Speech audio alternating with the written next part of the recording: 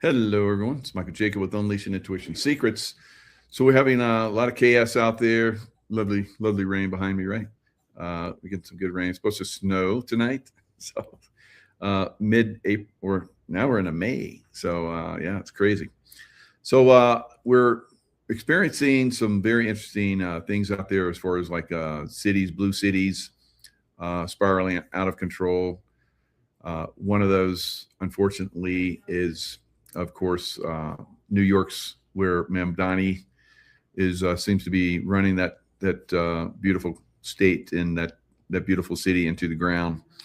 So very, very unfortunate, but we're going to continue to see that because there's a lot of people out there that are trying to destroy America, and unless we get to the point where we start to stop them from this process, we're going to continue to see that destruction. So here he is. He's basically saying that well, today we're taxing the rich, and well, today all the rich are leaving. Then, right? So a lot of us have been saying, get out of New York while you still can with your money. If I think this is really going to start a stampede, right? It's and the same thing is going to happen, I think, in a lot of other blue cities, and it's very unfortunate. Voters in Seattle also selected a far left activist, Katie Wilson, who famously claimed she was going to Trump-proof Seattle. She currently faces a budget crisis with a projected 250 million shortfall and tax revenues in decline. Wilson, as of early 2026, directed departments to prepare 5 to 10% budget cut plans for 2027. Like Mamdani, she is also calling for her own brand of wealth tax as a means to cover deficits. This will only cause more businesses to leave the area. Starbucks started in Seattle, and Starbucks is leaving Seattle, going to Nashville, Tennessee. So no tax in Tennessee. In the big blue states, taxes are going through the roof. Look at California. Taxes on gas are through the roof. The highest gas tax rate in the nation.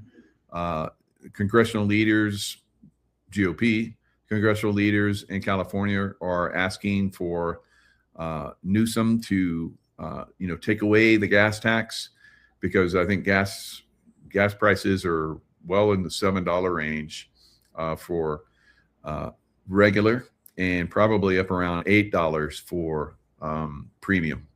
So really, really hurting. Of course, if you got a electric car, I guess it's maybe better. I don't know. Anybody in California that's driving an electric car, have the electricity rates gone up? Yes. So they're coming at us from all different kinds of angles. It's going to be a very great day when we get rid of the Democrats. And I'm not talking about the regular civilian Democrats, but I think most of the Democrats are leaving the Democrat Party because the Democrat Party has left us, right? That was my parents' party.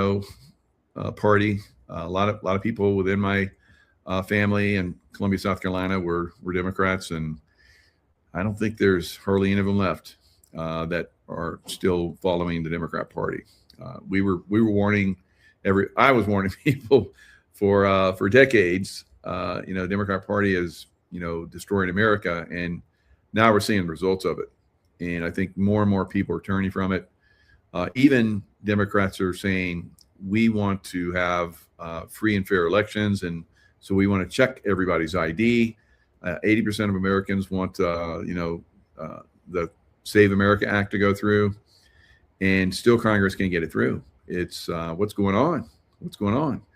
So we know what's going on. These people in the political realm are in power because they were selected to be in the power and to control us and to tax us into oblivion, right? So the property taxes are also a massive problem. There's a lot of people that are talking about doing away with property taxes.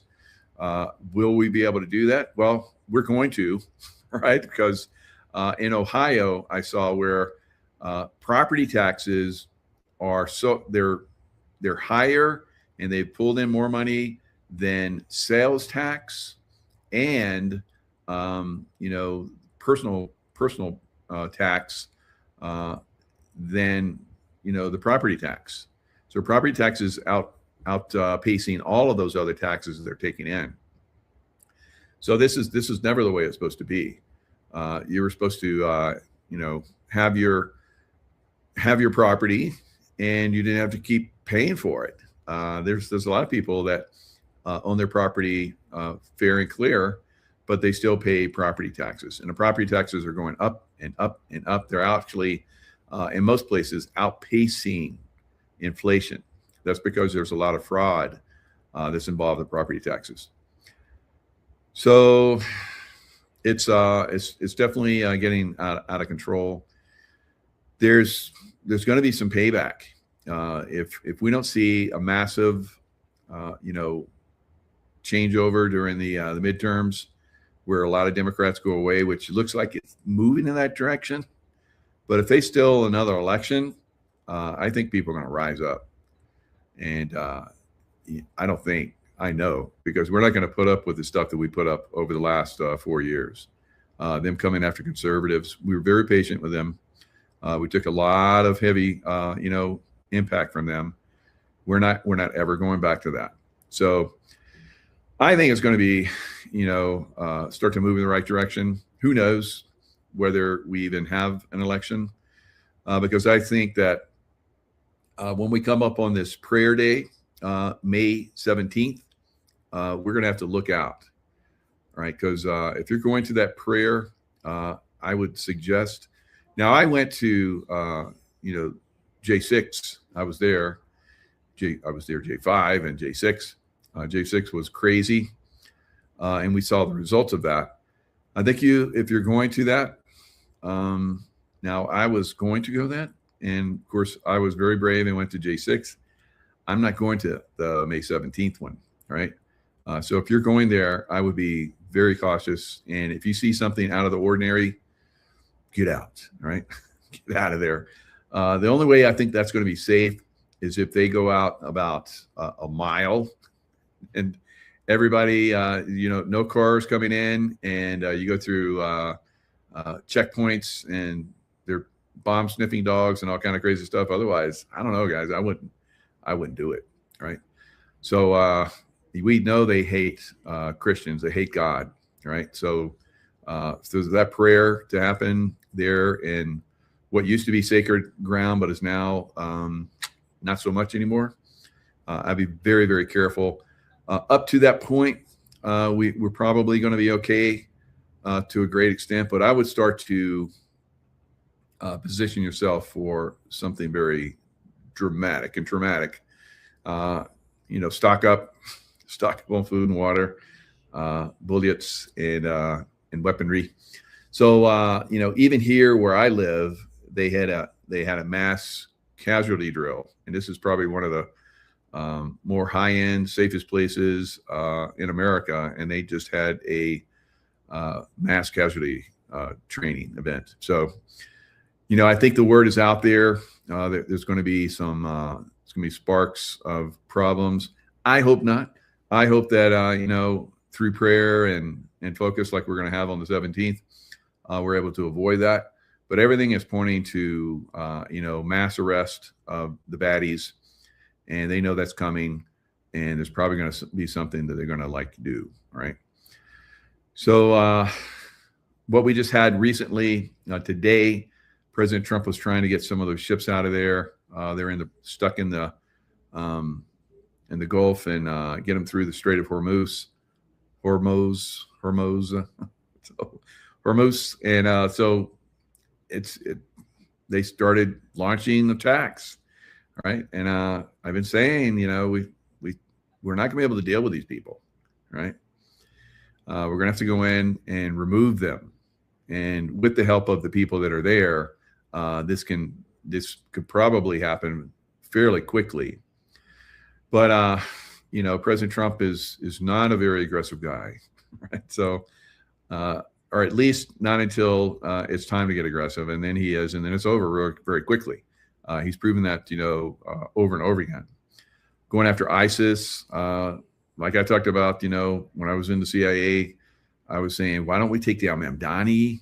Not Mamdani, yeah. Why don't we take down Mamdani? Why don't we take down al-Baghdadi? And maybe that guy too, but why don't we take down al-Baghdadi? And no one could give me the answer in the CIA. Even the analysts, they were like, I was like, wow, you guys are the ones that know everything. So, once Trump came in, within a few weeks, al-Baghdadi was gone. And that was a collapse of ISIS. So that's what we need to see, something like that happen in Iran. President Trump has been very, very slow, very methodical. I think some of that is because he's trying to strangle and point out the deep state throughout the world. And we're seeing it's definitely having an effect. So that's very, very possible that we'll see some type of event here in the United States where, I think that President Trump and team are doing everything that they can to overcome, the deep state activities. And I think they've been very successful in a lot of ways, keeping things. I would have thought at this point we've had all kind of crazy rioting and so forth, but he's been very good at taking away their money, taking away their money sources. And that's continuing. So as that squeeze is happening in Iran and around the world, because Iran was to be a massive puppet of the deep state, threatening everyone with nuclear retaliation if they didn't do what the deep state wanted them to do. And that's one of the things that is basically being destroyed right now. So again, we're having them, squeezed on a lot of different levels. Larry Ballard, told us that he had prophetic insights from God that this Iran conflict would lead to collapse of this beast, Luciferian financial system, right? So that's very. I think that's great. I think that I think he's onto something. If he gets to come through, we'll have him speak. We're trying to get him through. He's having some difficulties on his end, so we'll see. But anyway, the system is, everybody's been talking about it, is about to collapse. And when it collapses, you don't want to be in a position where it's going to, affect you. If it does, collapse and affects you, it's because you haven't been planning and you're not using your intuition, right? But who knows? Maybe it's going to, everybody's going to get affected. I think at some point, on some level, everybody will be affected. But those of us that have been preparing and planning over the last 6 years, so somebody in a chat is like, you need to talk about how everybody's like hurting and they're being affected. And I'm like, yeah, I think everybody is hurting and everybody has been affected in a negative way. Everybody, especially the deep state. And then the deep state puppets, they're feeling it very hard too.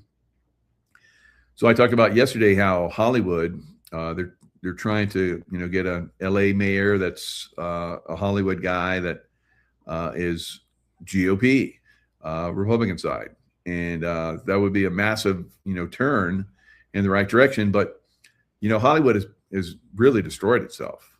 They have no one to blame but themselves. And if they do affect a turnaround, which they're so far down the hole, and so many people are disappointed and don't support Hollywood anymore, that they're going to have to do a massive, with all the Hollywood elite, if you want to call them that, Hollywood deep state, you're going to have to have a lot of those people turn around. And I've heard a lot of people say that, yeah, we're having a lot of people wake up. I think we're at that point where might be too late, right? Where this thing is about to flip and flip hard. If people aren't already waking up and preparing, the thing is going to get pretty bad, right? So I've talked to several people. on the backside. I don't like to put out a lot of negative stuff. I like to people, focus on the love vibration, trust in God, and He'll guide you and get you in the right direction, put you in out of harm's way. But for a lot of people, most people, that's not even part of their consciousness. I just saw recently that, remember how we used to, or that we were always taught that when you do a presentation to the public, you need to make it on a 7th grade level, right? And I guess that's because over half of the United States was at a 7th grade level. Well, guess what? Now 60% of America is at a 6th grade level. So they're dumbing us down. They're dumbing us down fast and hard. It's very frustrating. I keep hearing reports of where children are being told to hate President Trump, and that it would be a good thing if he was assassinated. This is what they're teaching in school. What the heck? Parents, get involved here. Get your kids out of the schools if they're doing that shit, right? So you're gonna have some cray kids unless you do. So, and dumb down. You can teach your kids. I've seen so many parents and talked to so many parents that say they can teach what the average academic, what they teach throughout the year, they can do it in a few months.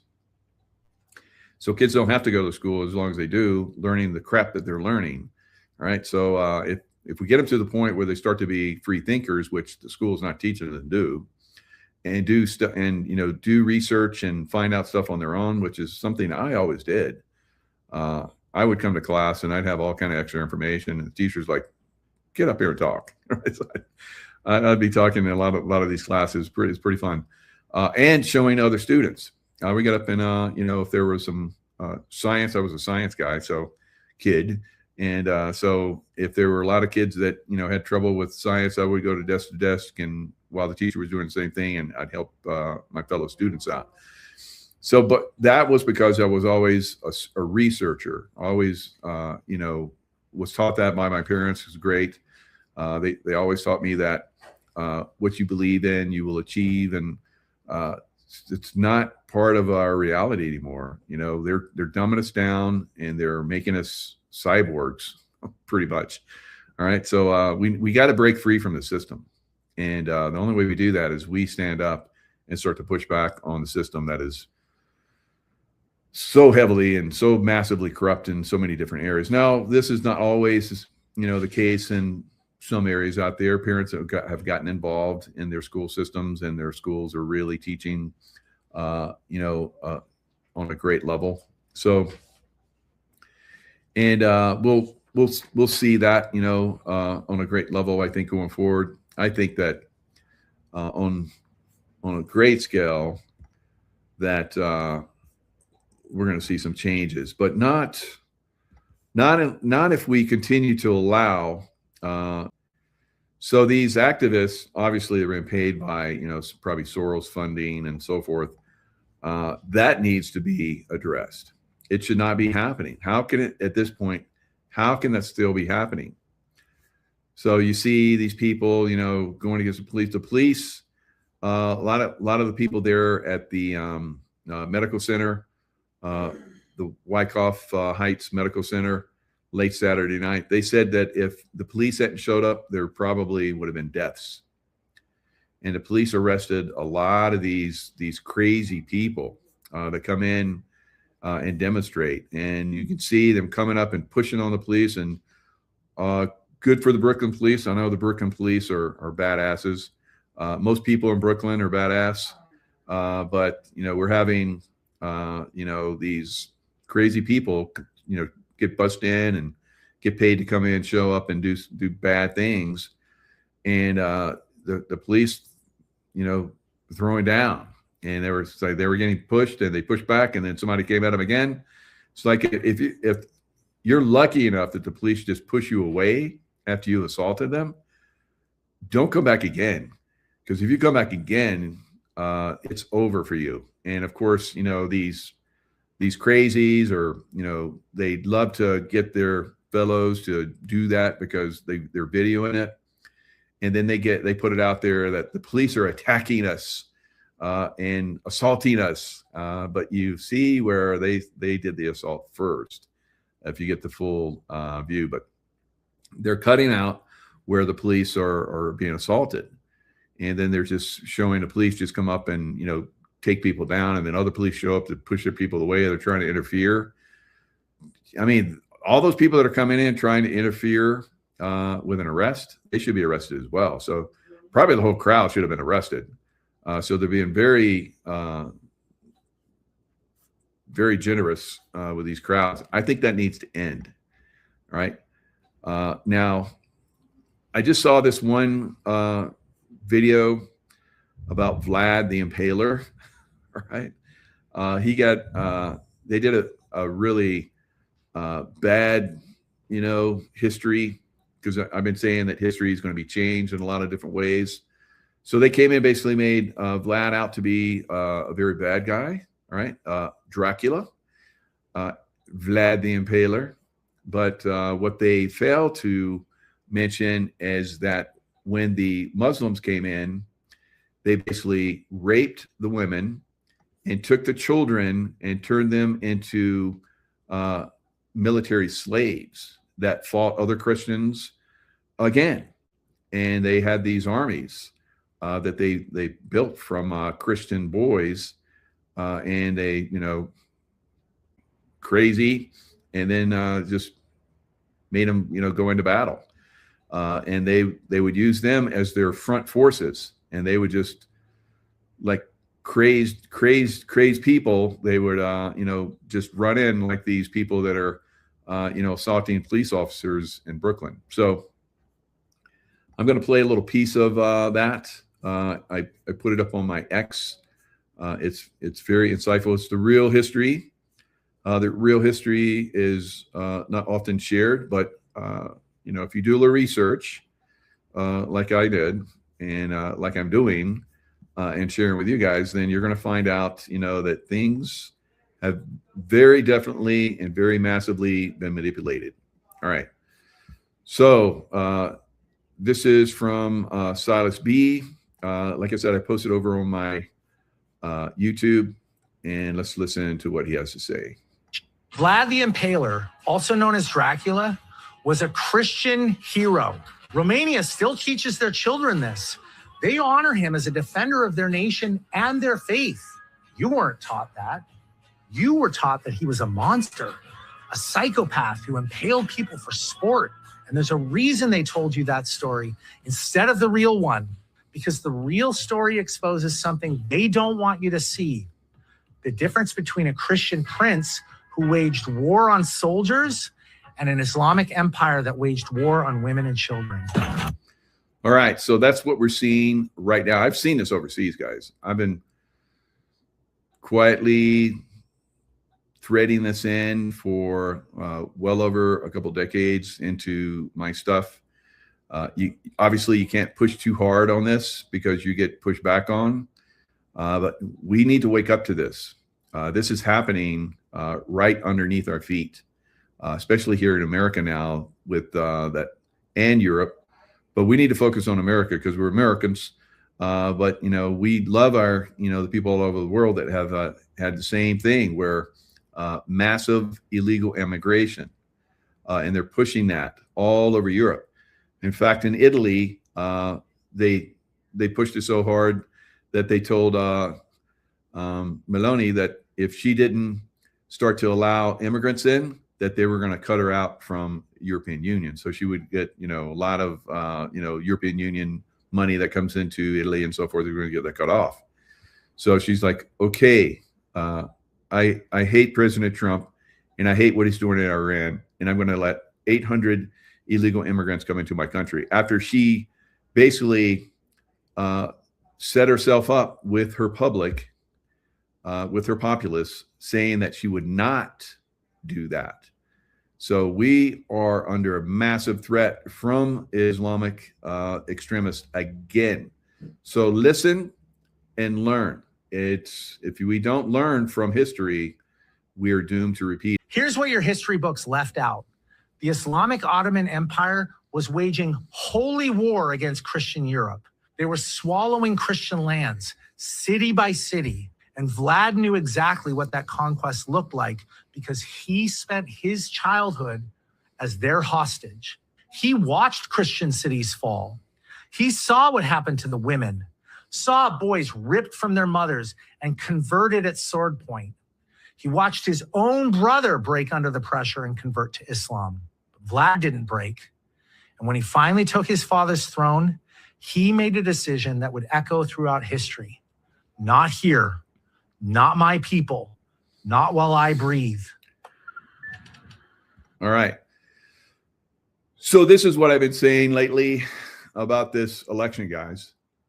If this election gets stolen again, it's going to turn into Vlad-like stuff, right?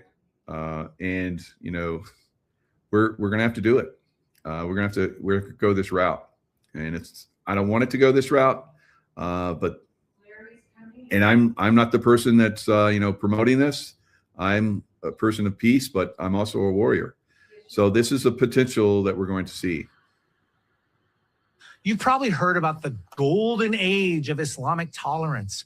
Muslims, Christians, and Jews living in harmony, a multicultural paradise that supposedly put those backwards Christian kingdoms to shame. Ask yourself one question. If it was so tolerant, why did Christian populations disappear? Because here's what tolerance actually looked like. Ottoman soldiers would arrive in Christian villages and demand the priest hand over a list of baptized boys. Boys as young as 6, kidnapped, forcibly circumcised, forcibly converted to Islam, and trained as soldiers used to conquer more Christian lands and steal more Christian children. Hundreds of thousands of boys over the centuries. Vlad watched this empire from the inside. He understood exactly what was coming for his people if he failed. So when the Ottomans sent envoys demanding tribute, gold, and boys for the Devshirme, Vlad didn't negotiate. He impaled the envoys.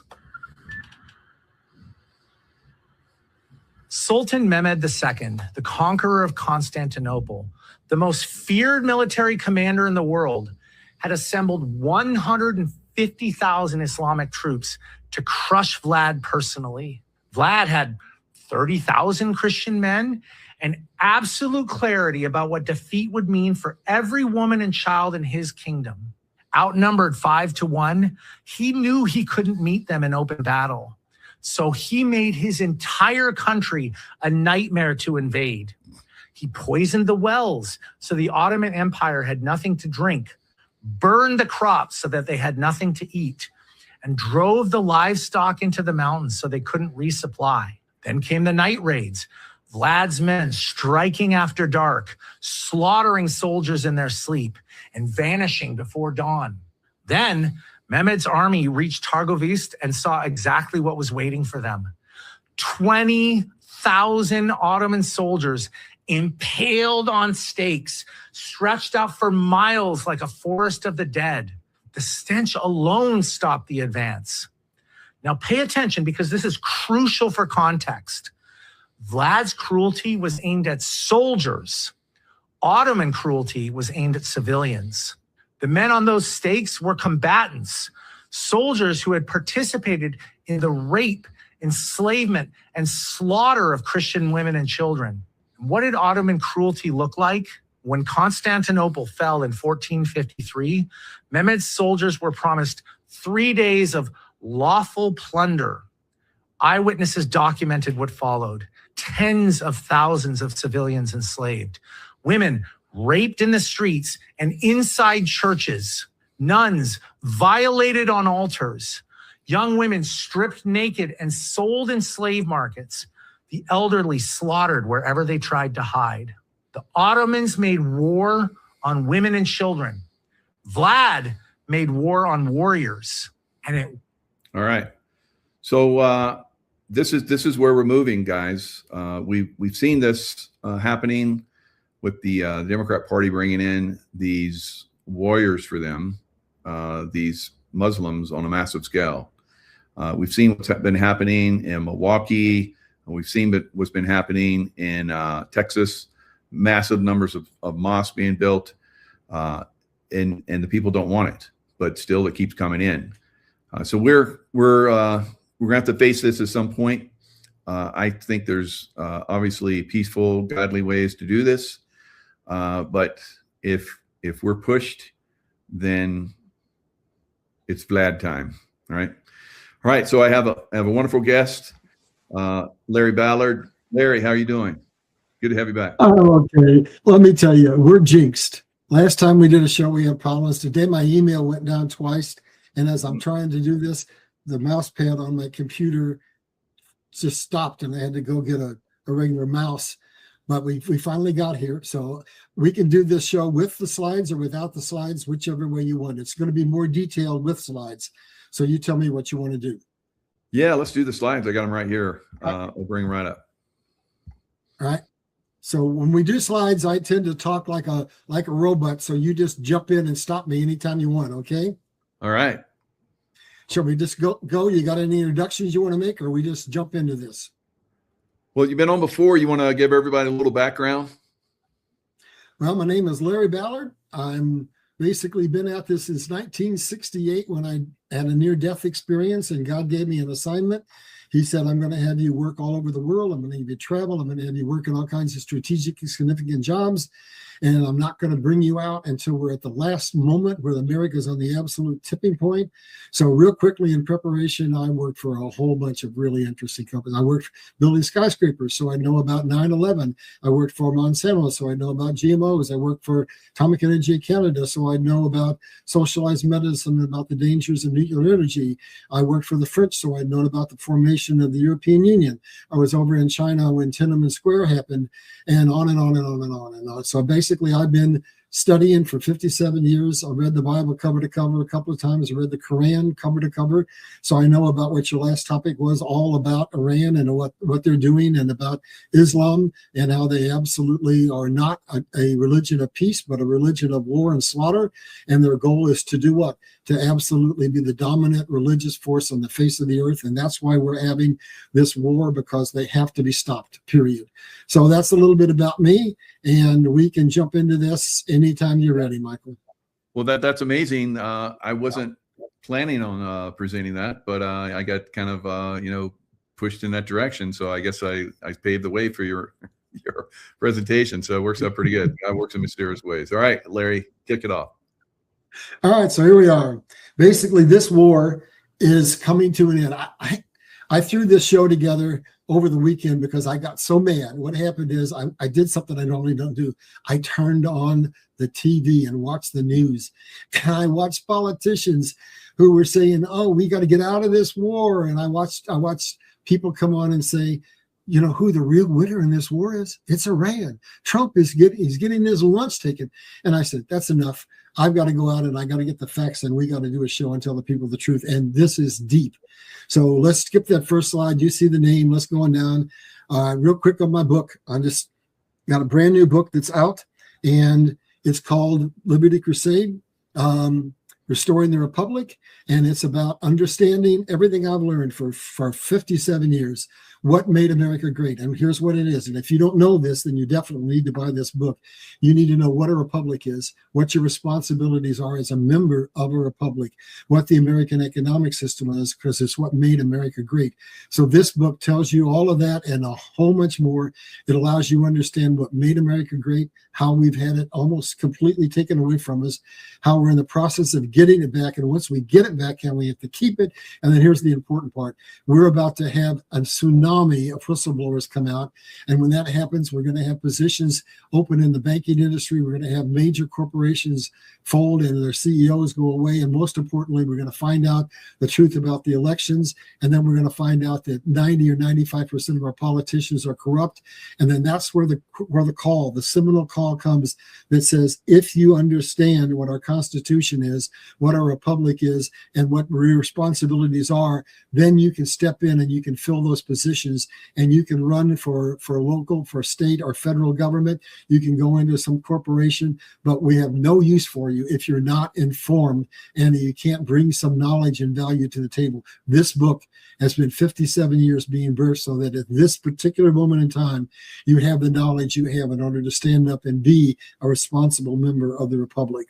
So let's go on down and I let's love actually that get title, in. Liberty Crusade, and we need to get back to that, unfortunately. But that's how we are going to maintain our freedoms. I agree with you, Larry.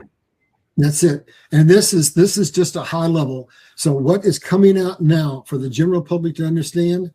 We came here to get away from the control of what? Of England and of the monarchies in Europe. We're still under their control. So I'm going to take you through a real quick history and understand. It's very important for the context of the show.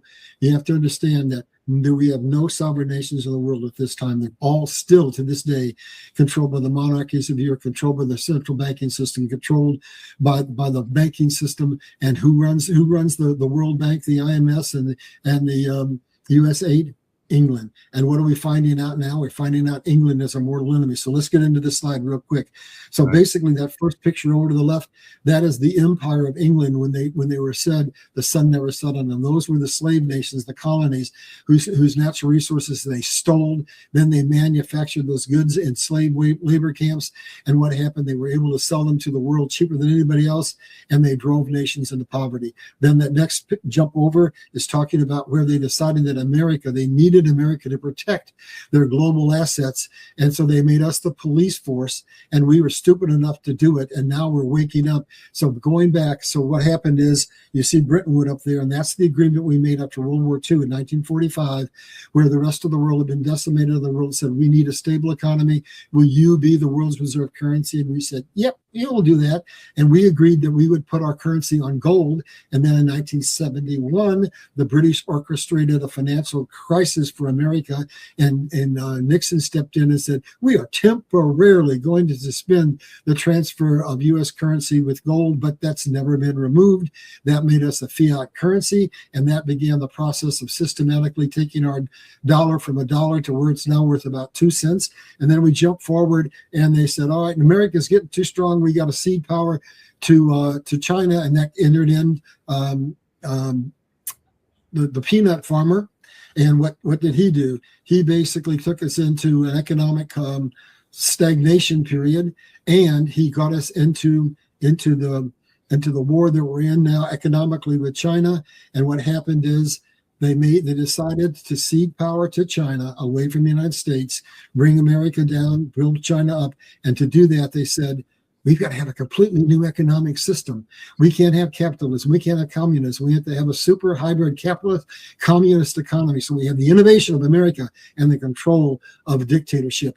And now, finally, we've gone full circle because that financial system that was nothing but a debt trap is collapsing. And so now they turned against China. And what they want to do is collapse the entire economic system. And when they do that, they want to take us into economic slavery. And as you will know, who they have no use for now that they have AI and emerging technologies that can do practically anything, quote unquote, better than us humans. So that sets the stage for what we're doing. Let's go on down, and I'm going to take you quickly into history. Do you want to chime in before I just keep rambling on? No, you're presenting the real history, so I appreciate it. Okay, so here's what we got. This is the truth about the American economic system. This is where, at the end of the Civil War, we had been collapsed because we went bankrupt during the war. And what did we do? Oh, think about this, folks. It's exactly the same thing Trump is doing now. So in a 34-year period, America became the wealthiest nation in the world. How did we do it? We put a 50% tariff on England, our mortal enemy. And that caused us, they say necessity is the mother of invention. That caused us to invent the transcontinental railroad system so we could get access to our natural resources. Then with that 50% tariff on England, our people couldn't afford to buy British goods. So we innovated the Industrial Revolution. We had basically the assembly line, the automobile, the telephone, the car, on it goes. And we basically, in 34 years, became the wealthiest nation in the world. So I'm going to read you these two quotes. two systems before the world. One is the English system. The other we would be proud to call the American system of economics, the only one ever devised, the tendency of which was that of what? Doing what? Of elevating while equalizing the condition of man throughout the world. So what we did is we shared our technology instead of hoarding it. And then Henry C. Carey had another quote to say. It says, in the words of Henry C. Carey, economic advisor to Abraham Lincoln, the British system, and now I put in Chinese because they transferred power to China, is the most gigantic system of slavery the world has yet seen, and therefore it is that freedom gradually disappears from every country over which England/China isn't able to obtain control. So that's the system we're in now, where China is still to this day the manufacturing power of the world, but Donald Trump is bringing that back very, very fast. And before the next year or two is over, when he gets these new factories done, we're going to regain our position as the #1 manufacturing power in the world. Let's go on down. We'll get through this history in a while, and we'll get to the really important stuff. So this is the American economic system, and we equalized and elevated the condition of mankind. And I'm going to jump down to that second quote. Rather than controlling wages, stifling ingenuity, and hoarding resources, which what the British system did, the American free trade system did this. The American system encouraged innovation, which it shared with the world. As the innovators of the technology, we benefited, and those who adopted it benefited, particularly Germany, because they went in full-fledged. And that leads us to the next two slides. So what happened is we shared that technology, and in 34 years, on our centennial anniversary, 1876, America invited people to come to America. 10 million people came. And we announced that in just 34 years, using tariffs and developing the Industrial Revolution, America was now the wealthiest nation in the world, supplanting England, who had a 300-year head start.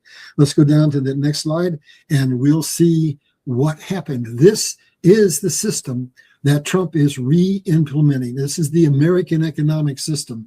So what we did is, those pictures say it all, in 31 years, I'm just going to read this so we can go through it fast. 31 years of protective tariff policy.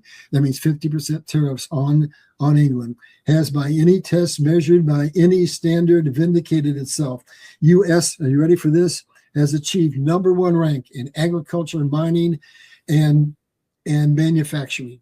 That's what we had before they started to tear us down. That's what Trump is re-implementing. That's what we're going to have. That's the journey that we're on. We're re-implementing the American economic system. It's no guess. It is exactly what made us the greatest nation in the world in the first place. Yeah. Let's go on down. And, Larry, there's an important point that you're bringing up about the economic system and Trump bringing it back. So in 2025, we reached a point where our debt was the interest we paid on our debt was higher than what we were paying for the military, creating the military budget. So whenever a country has reached that point, it's going to decline into a steep decline, and unless, like we're talking about right here, unless the economy starts to regenerate and create wealth, like you're talking about, we are doomed. So this is very, very important what you're bringing up. By the way, I've done some very, very detailed shows on the topic that you just talked about. This is on the high level in regards to that. But let's go to the next slide and we'll see what they did. They saw that we were going to wake the whole world up and we were going to allow the entire world to prosper. So it took 24 years, but England orchestrated through a series of treaties the situation where basically an assassination led us into World War I. Why did they want to do it? Because they had gained control over the world by controlling all the sea gates. Now, this is going to take us to what Trump is doing right now with this Iran war. And what they said is, well, they're building railroads, transcontinental railroads across Russia, going across the Bering Strait, going down from Alaska down into Mexico, Panama, into the Central America, into South America, across Gibraltar, into Africa. And if we allow this to happen and don't destroy it, we'll lose control of the world by trade. So they orchestrated World War I. They crushed Germany and they destroyed all those railroad systems, and they maintained control of all the sea gates and trade by sea and have dominated the world ever since. They turned us back, and we were willingly part of it because of our corrupt politicians. Here's what happened. We went into that war not on the side of Germany, but on the side of Britain. But if you knew the history, we were actually allies of Britain, of Germany. They were the biggest supporters of the American economic system. But the British came and said, we make you a deal. Here's the deal. If you come into this war on our side, we're going to be okay because we're sitting over on an island and our economy won't be crushed and yours won't be crushed because you're sitting halfway around the world, and we'll just make so much money it's not even funny because you'll be able to manufacture all the armaments that we need, and when the war's over you can come in and you can rebuild. And our stupid corrupt politicians took it and we went into a war we never should have been in, and it changed the trajectory of America from leading the world into peace and prosperity into the chaos that we've been in. But it's all going to change, and it's going to change. I'm an absolute supporter of Donald J. Trump. You're going to find out what he's doing. Let's go down to the next slide. Wow. This is something I put together because I think Good job, Larry. we need to understand the big picture. So what I'm going to tell you here is that Europe is falling apart. It's being exposed. Brexit happened several years ago. That was England leading, and now Spain has come in and found a loophole that is allowing Europe. If Spain's leading the way, and 8 other nations want to follow, it's allowed Spain to enter into a trade agreement with us outside of NATO, and a security agreement, and the other nations are saying we want it. Europe is going to fall apart. Russia's having severe economic problems. China has some severe economic problems. So that portion of the world is basically being fractionalized. The power is going to be regionalized. You're not going to see Europe or Russia or China be the sole superpower of the world. They're going to be relegated to being regional powers. And this is something that people, I think, are going to be surprised that we've always been a friend to Australia. So our sphere of influence is going to contain what I call the United Americas, which is Greenland, North America, Canada, Latin America, Mexico, South America, and probably Australia. And here's what's happening. When we get to the later part of this presentation, we're going to find out that Trump has done something that has changed the equation. England has negotiated and set up proxies using Iran and kept the world during my entire lifetime in absolute chaos with war after war after war and oil shortages one after another. And what do? That keeps the world in constant chaos. It drives up the price of oil, which is what controls what we can buy. So through that tactic, England has been able to suppress the populations of the world and keep us to where we can't buy food, we can't buy water, we can't pay for housing, and they control all the necessities of life. Trump just did something with the Emirates, with Saudi Arabia and the other nations that's going to blow your mind when we get to the right point. They are now our super best allies. And what's happening in Africa, while the other nations are fracturing, with what we're doing with Saudi Arabia, the Middle East is going to grow. And with what is happening in Africa, Africa is going to emerge, at least for our part. We're no longer going to have Western hegemony. If we do a deal with them, it's going to be fair, and they're going to come to us, and we're going to get some very interesting mineral deals there. So basically, Africa's going to rise, America's going to rise, and the rest of the world is fracturing. That's the globe. Now, look at those things in red. That takes us back to the strategy that was executed by England all those years ago. Now, back then, Greenland wasn't a significant trade route because the poles were all frozen. But for now, for trade from the United States over to Europe and Asia, we may need to go in the very near future through Greenland. And he secured that. And the naysayers were really after him. And then he pulled a coup and got back control of the Panama Canal on both sides. So we now have free egress over into the Atlantic Ocean and off to the rest of the world. Beautiful. We've got what we need. Now let's look at what's happening in Asia. There's a little bit of a problem there, especially when it comes to China, because they've got to go around Cambodia and Vietnam and all of that and go through the Straits of Malacca, rather. And then they've got 2 more gauntlets to run after that. They've got to go through the Suez Canal, and they got to go through the Strait of Hormuz, and they may control rare earth, and they may control a lot of the elements that we use to make our medicines, but they've got some Achilles heel. They import 70% of their oil. So basically, they've got to shoot that gauntlet. And with what we just did in Iran, we just put in a security net that I'm sure you'll know more about than I do because of your background. Yep. but is able to discern frequencies. So they can tell a high-speed powerboat, they can tell a pleasure boat, they can tell a submarine, they can tell a tanker, they can know where every ship in the strait is, and then they got the ability to scramble their radar, they can make ghost. So not only do we know where everything is at, but they can't target us. And so 72 hours after deploying that, bingo, a limited opening of the strait occurred, and now China knows we can do that to them over in Taiwan. The equation of the world is changing. Let's go on down to the next slide, unless you want to add something. Can we go on? I just heard that Russia is also going to get involved in the Strait of Hormuz to get their ships out. So that's kind of interesting. Well, what's happening is Ukraine's coming. They're bringing four minesweepers, and now England is getting involved and another other nations, because here's what Trump did. Said, hey, I asked you nicely to come and you didn't come, and then I asked you and you didn't come, and now I've done all the heavy lifting. You want the strait open? You come down and open it. So now there's a coalition, including Russia and Ukraine and several other nations, that understand they need the oil. I mean, Trump says, we don't need the oil. We got more oil than anybody in the world. You want that strait open? Now you come in and do it. And that's exactly what's happened, Michael. You just hit the nail on the head. And like Ukraine has been hitting a lot of Russian oil terminals and so forth, and Europe is telling them to stop it. So it's interesting. So we might be seeing this war wind down. That'd be great. I think we are. And when we get to the end of this and we get out of Iran, then we're going to talk specifically about what's going to happen in Russia, what's going to happen with China, and basically the state of the world as far as, is it going to be peace? Is it going to be war? Are we going to get the reset, or the bad guy's going to get it? So this is taking us back to what Trump did. And I just want to point out, we got Greenland, we got Panama, we're going to get Cuba, we got Venezuela, and we're now treating these people fairly. We're getting the cartels out, which means the legitimate governments will now have control. And we're negotiating agreements with them for natural resources. They're now our enemies, but they're going to become our friends. If you think Canada is a friend, understand they're a crown corporation. If you think England's our friend, Mexico's our friend, understand they're the ones who let all those caravans in. And then you go down to South America, and all those cartels are the ones that are running those countries. So the first nation to step forward is Canada, not the nation, but Alberta, and saying, you held us handicapped. Ottawa takes all the money and we have all the resources.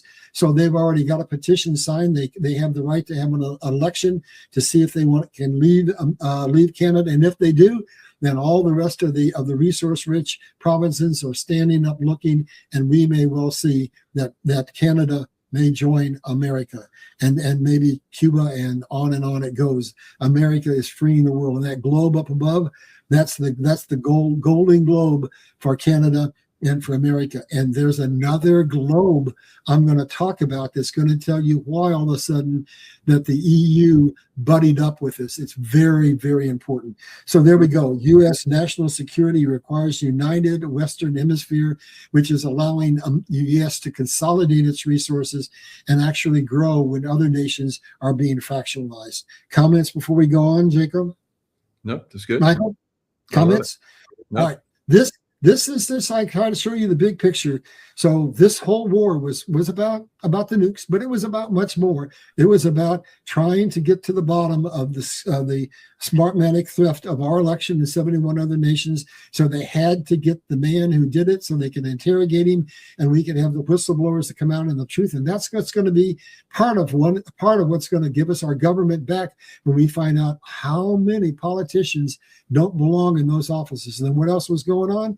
It's a cartel. He's basically said, we're taking the cartels out and giving it the legitimate governments the chance to run it. And so in Venezuela, that was the cartel of the sun. And then we go down and we understand.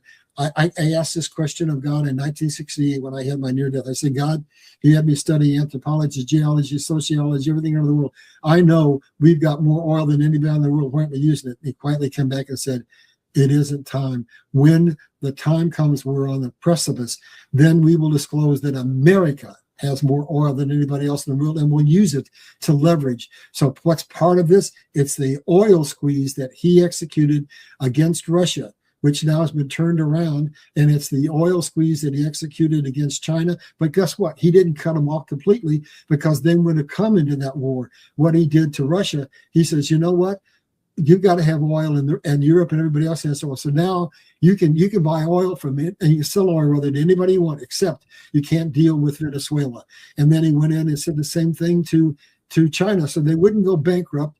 They just have to pay a little more for oil until this whole thing was done. So he created a strategic oil squeeze that kept Russia and Iran from being forced into this, so that we could come in and we could fix the number one geopolitical piece of geography in the world, that is the Suez Canal and the Strait of Hormuz, and we're doing it. He's taking care of business. It's a combination of the kinetic strikes, and more importantly, this is an old-fashioned military siege, and boy, is it working. It's working with spades. So this is kind of in your wheelhouse. Do you want to comment on that before we go on down? No, I saw, I spent a lot of time in that close to 30 years working there as a Navy SEAL and then CIA. That's the number one problem in that whole area was Iran. So by taking down Iran, we take out all the problems in that area, and it's going to be peace and prosperity going forward. Iran was the puppet of now who controls the banking system? England.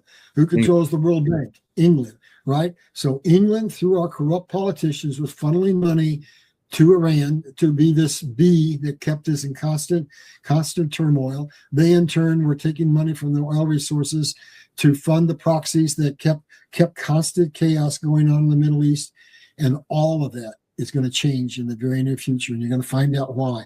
Let's go down to the next slide, and I got a couple of really good graphics to show you. I want you to take a really good look. London that put that took out the czars and put the Soviets, the corrupt Soviets in there, that took advantage of the people. Same thing.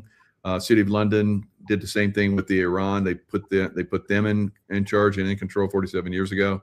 So yeah, the real enemy, like you've been saying, and I've been saying as well, is the City of London. Yeah, what happened in Iran was the Shah of Iran was removed, because what happened is that they got an elected official who came in to run Iran, and he basically, what he did is he nationalized the oil fields, because England was screwing them. They weren't giving them hardly any money at all.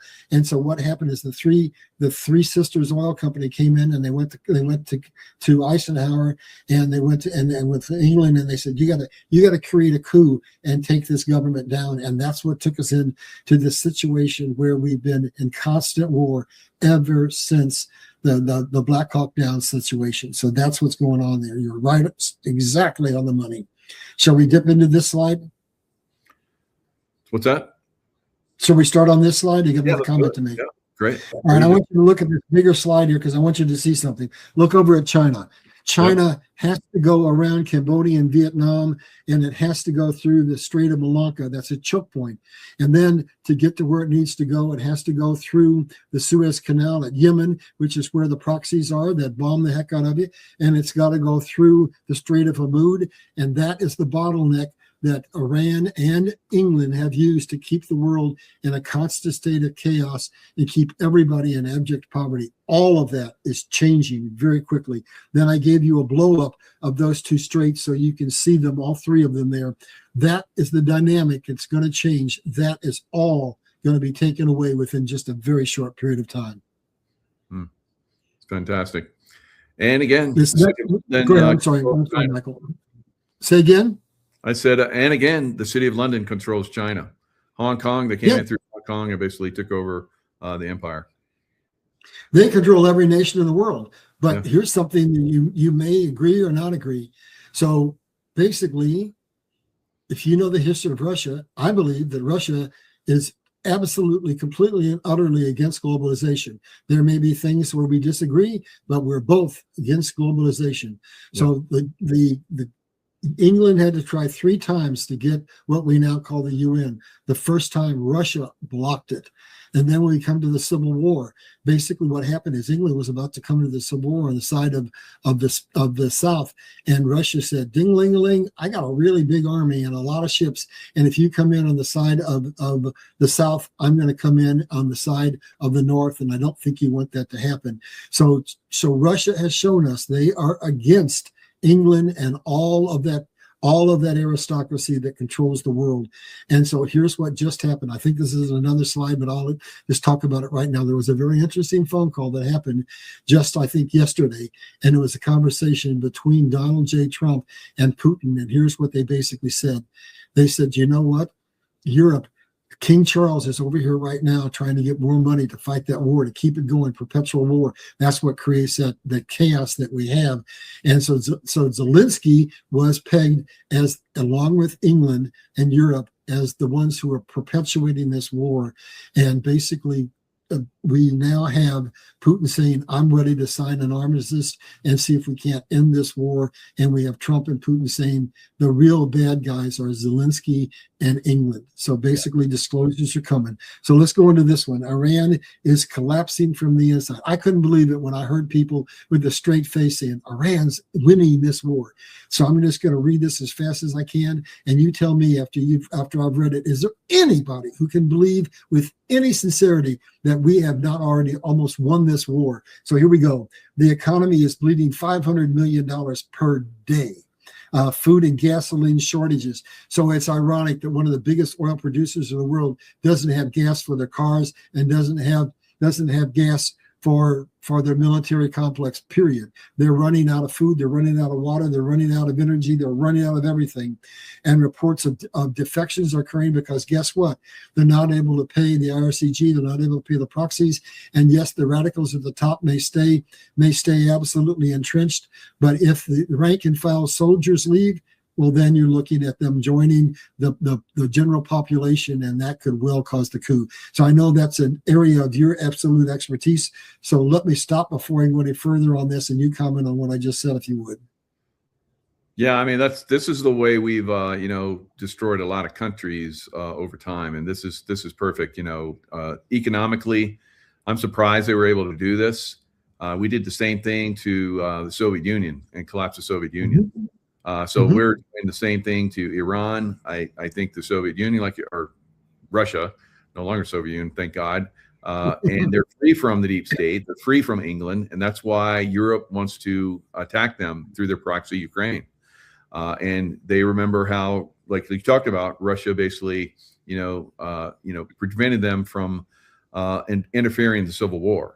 So it wasn't long after that they really started going after Russia. They saw them as a real threat, and unfortunately they had a very good inroad for a long time.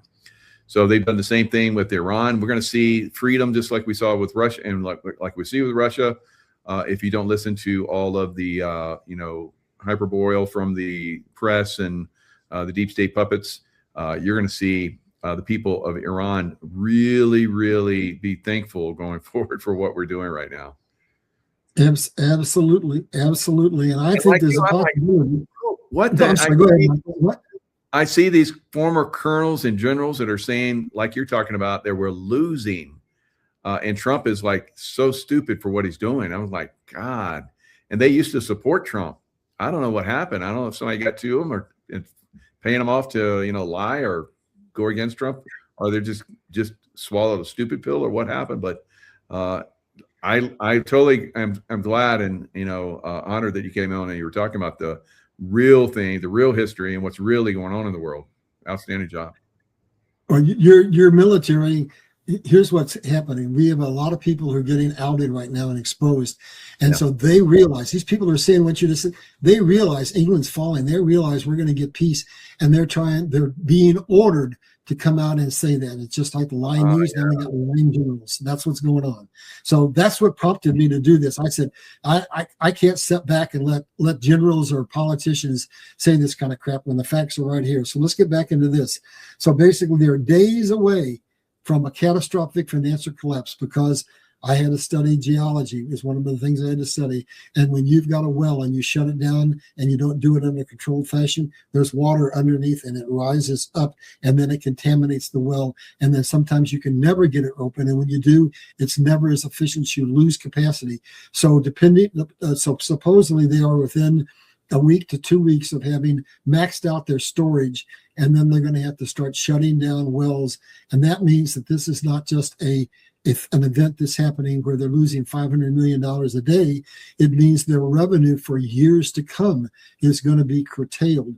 So I can't imagine any situation where this government can hold out. This is absolutely a siege, and it's causing absolutely every kind of economic problem you can have. And at some point, when the people get desperate enough and when the army isn't getting paid, I think they're going to come in and finish this job for us. And I think the radicals are going to be removed. Comments on that before we go on, Michael? No, this is a good point that you're bringing up. It happens over there, so we can focus on what we have here. So the clean out will come here. It's being done on a smaller scale, but it'll open up on a larger scale very soon, I think. Well, this next 2 points I already talked about, and that's the security grid that we deployed. And 72 hours after we deployed it, now the straits aren't demined yet, but we had enough response. We knew we had enough control over the strait that we allowed a limited number of ships to go through, and that message went clearly over to China. So let's go on to the next slide. And this is something that's happening, and there's more of this coming. Basically, wherever they can, the nations that are held hostage by the Suez Canal and the Strait of Hormuz are doing bypasses. And so in this instance, why would they bomb other Muslim nations, other oil-producing nations that are in OPEC along with them?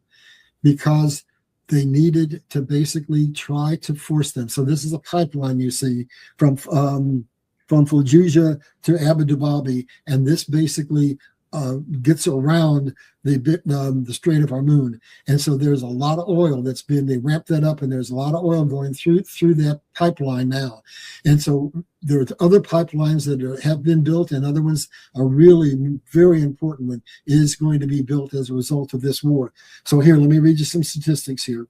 So basically it backfired. What happened is the Arab nations came back and said, no, we're not going to tell Trump to stop because we're not going to live under this kind of intimidation. So Trump, go for it. Take him out. Absolutely. Do whatever you got to do. Take him out. So now here's some facts. Since March of 2026, Fallujah, that's this pipeline you see here, has increased its pumping by 57%. The EAU exits OPEC. Now that is very important, because what was OPEC? OPEC was orchestrated by England again. It was orchestrated, the 73 oil embargo, creating a crisis. And what happened is we then went into the agreement with OPEC and the petrodollar, who controls the money of the world. England, they control the banking system. So when we think that money was flowing through the banking system, we think it was affecting America and making us prosper. It was really making England continue to be able to control the finances of the world. All of that is changing. So now with what's happening in Iran, with the oil that's now not being shipped out, they said this is the perfect time. With now the new friendship they have with us, we're going to leave OPEC. And this is also going to affect Iran. And it's going to make them basically follow the path to peace, because now Saudi Arabia is able to increase their oil production by 1 million barrels a day, plus all the other OPEC nations are going to be leaving. And so we're going to see what? Now everybody's bitching because oil prices went up, right? But now with them leaving OPEC and all being able to get out from under the limits that they had for production, in the next few months, we're going to see oil prices go down. And that's going to help our economy completely. And now let's see, UAE action permanently reduces demand for Iran's oil and will lead to lower energy prices for the entire world. That's what's going on over the Middle East. So we go on down. So on that note, today I was wondering, why did Iran, of all places, attack UAE today? And now it makes sense, because they're basically, going to surpass Iran. And today there were like 7 Iranian boats that were in the strait, attacking, and they sank 7 boats a day. Wow, you're right on the money, Larry. Good job. Well, let's go now. We're going to shift gears a little bit. And remember, I said some nations were rising and other nations were falling, right? So China has got some leverage. It controls the rare earth market. It controls most of our medical components for our medicines, but they have an Achilles heel. They have a couple of them. They import 70% of the oil, and they got to go through those 3 gauntlets to get over there. And now they know. Now China now knows we can shut them down anytime we want with the technology that we've demonstrated to the world we have. And they're got to be reevaluating their calculus for invading Taiwan, because now they know they can't come at us asymmetrically with hordes of drones, because now we've got our own drone that flies into the swarm, emits an EMP, and all the little drones just drop to the ground or into the ocean. And they've seen that we have aircraft that are basically invisible. They can bomb the hell out of things and take out the real sites. And now we've got this surveillance net that can scramble the opposition. So China is looking at us with very different eyes. But what's happening is they're going bankrupt, and all of that Belt and Road initiative they initiated to get to the Middle East and to Africa to get the resources they needed, because they have shortages of very, very significant minerals, and then on to Europe to sell their goods. That's all falling apart. Those projects are falling apart. They don't have the money to fund them. And then in addition, the nations of Africa has found out it was nothing but a debt trap. They build a bridge, they build a highway, they build a seaport, and then they drive those nations into financial default and say, thank you, we're taking over the seaport. Thank you very much. So now if America will come in and actually not commit Western hegemony, but help these nations, we're going to get a chance to go down and get resources, or up and get resources from Canada, from Mexico, from Latin America, from South America, from Australia, from Africa, from all over the world. America rising is the theme right now. We are going to be restored. We will not come out of this as the sole superpower of the world. We're not going there anymore. It's going to be a monolithic, and it's going to be America at the top, but then seats at the table will be provided for Russia, for India, for China, and for some other nations. But we're still going to come out of this as the big dog, and we're still probably going to control 50 to 60% of the world's trade with US dollars. That's just what's coming. So basically, China is in a situation where it is being weakened by the day. And what built China, that money that flowed in, is now flowing to the United States with a promise for $18 trillion. And now we're going to find out some things in the next couple of slides. We're not going to be handicapped where we can't build those factories. We're going to get some amazing things. This next slide is really, really important. This is, when I came across this and understood this, you want to talk about playing checkers versus playing chess. This is absolutely master chess. So I'm going to put some pieces together that I don't think most people have put. Remember, it was October 7th when Gaza got blown up, right? You know what that was? That was another 9/11. That was an excuse for a war. That was an excuse for a reclamation project. And what happened is Trump stepped in and said, hey, I raised my hand. We can't let this happen. We need to give a home for the Palestinians. We need to rebuild Gaza.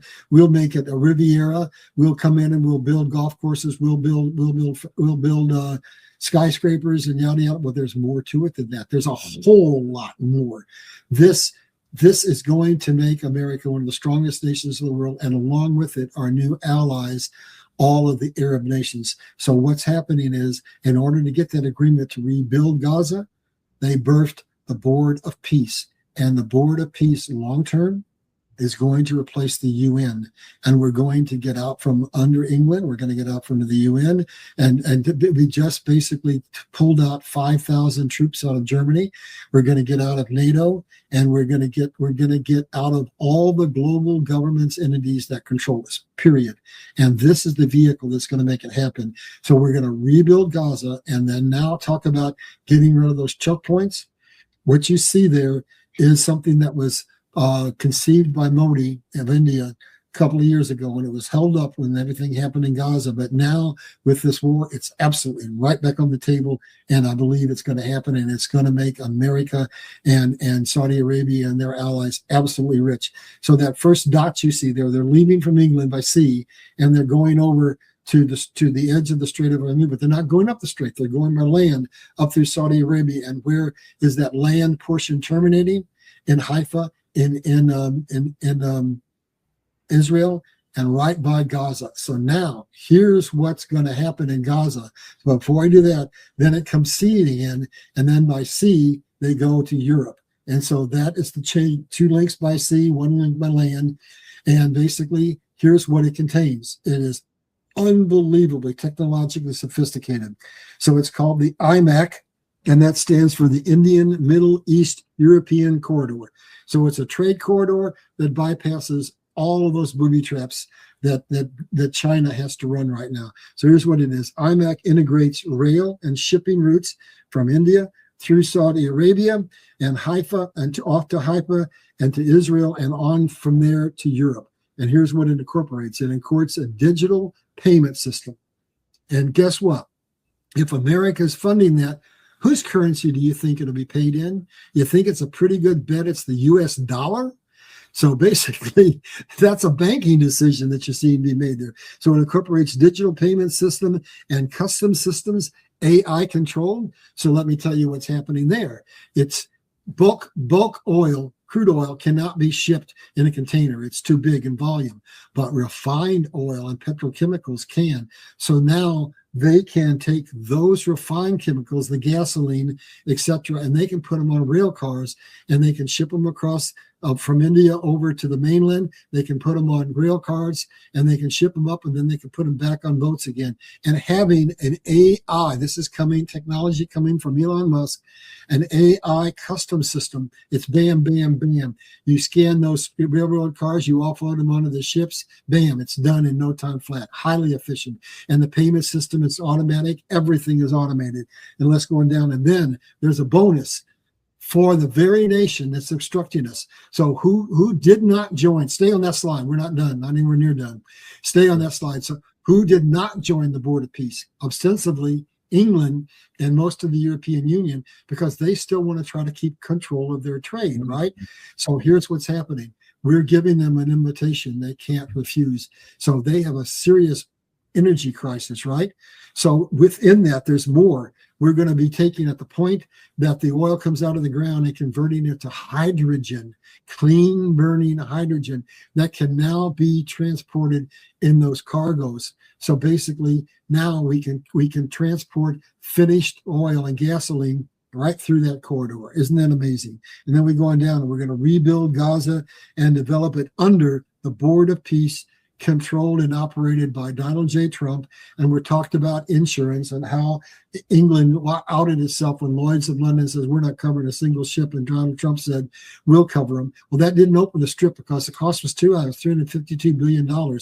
But he did get enough commitment to go forward with this project. And under the Board of Peace, you'll appreciate this as a military guy, he's going to have a private security force of 20,000 men to safeguard that corridor so that basically the risk can be done so that they can benefit from it. And they expect that under those circumstances, it'll be 40% faster than shipping to the straits and 30% cheaper. And then the operations costs, guess what? If Congress gets up and says, no, it costs too much money, the answer is Trump is a businessman and you got to pay $1 billion to be in that corridor, and then you pay a tariff fee, which is basically a toll, and enough money is going to be realized to pay for that 20,000 man army and to completely pay for the project. So it'll be self-funding. So we're going to shut the mouths up of our obstructionist politicians, and we're going to basically make a deal to China they can't refuse. Because here's the last part of this: when it leaves the mainland and goes to Europe,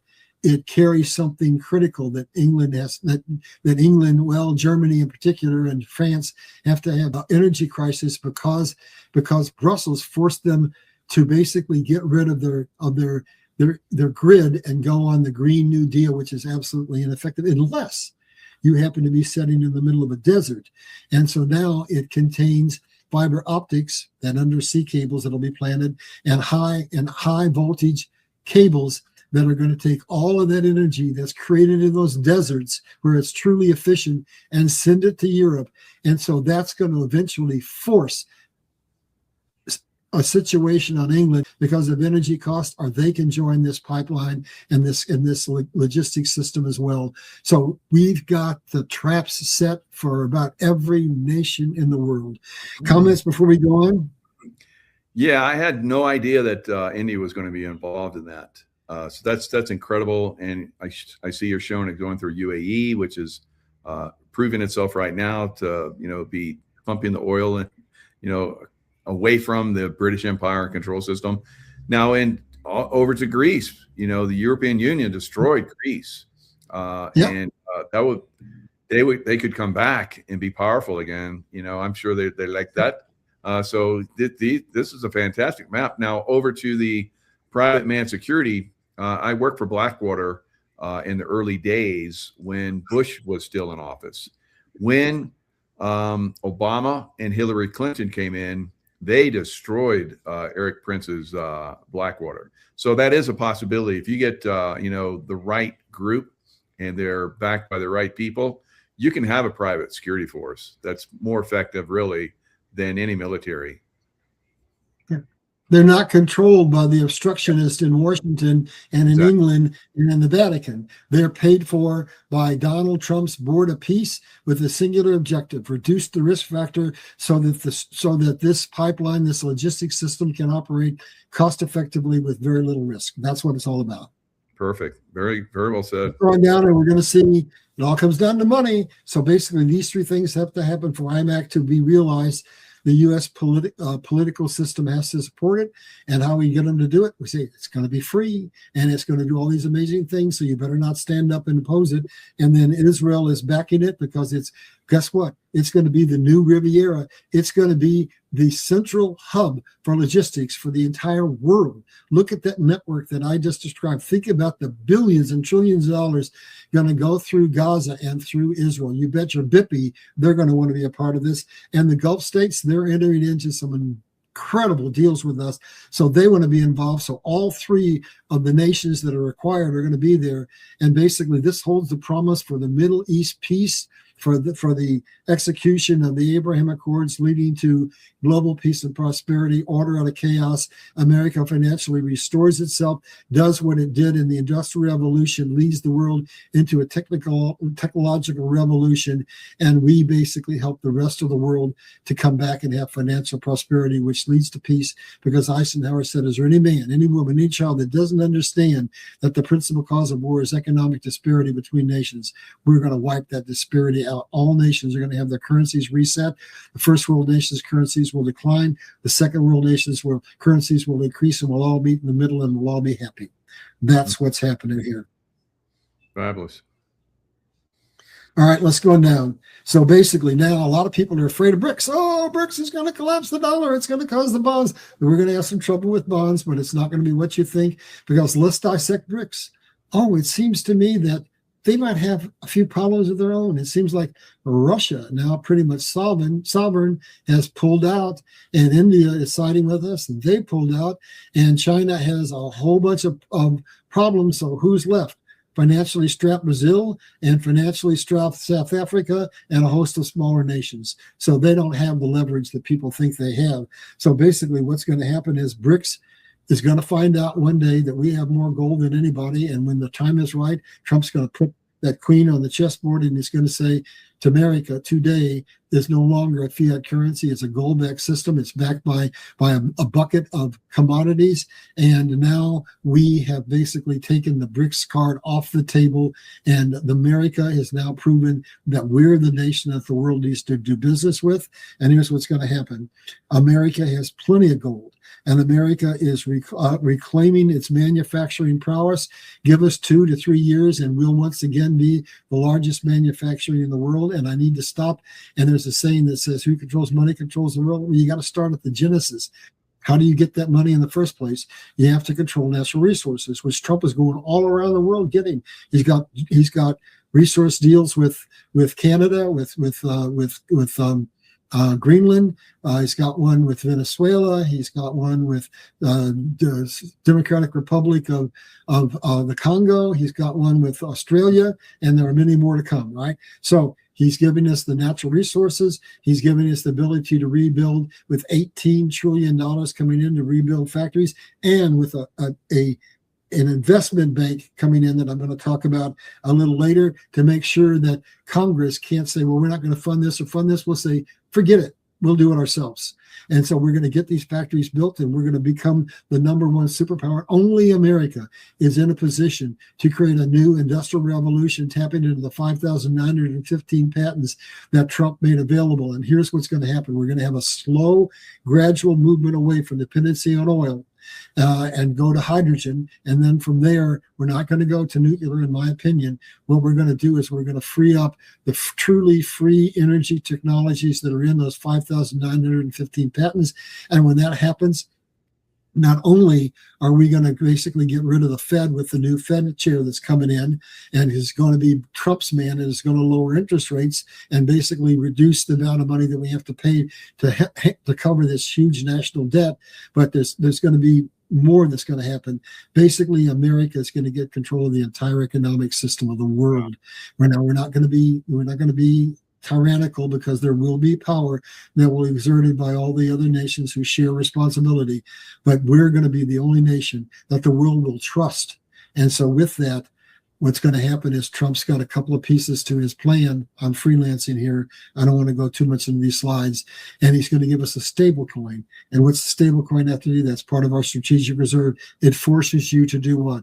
To buy treasuries, which are bonds, which is going to help us. We'll have a financial bond collapse, but it's going to help mitigate it, right? And so basically he's got that in his coffer. And then think about what's going to happen when we have all the revenue coming in from IMAC.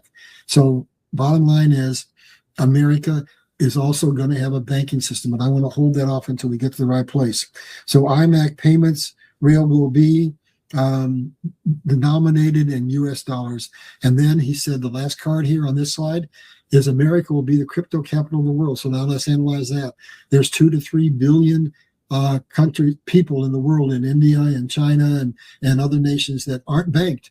And if America is now on a gold system, America is the most trusted nation in the world, those people are going to come and transact business for pure convenience and safety and security in US dollars. So do you see what's happening? BRICS card has already been negated. Bye-bye, Comments Rick. before we go on, Michael? No, that's just fantastic. I until Biden was gone, I felt that the BRICS was probably going to take over. But when Trump came back in, I was like, okay, we're BRICS is done, and we're seeing that collapse happen, like you're talking about. It's fantastic. He leveraged India, and he leveraged Russia.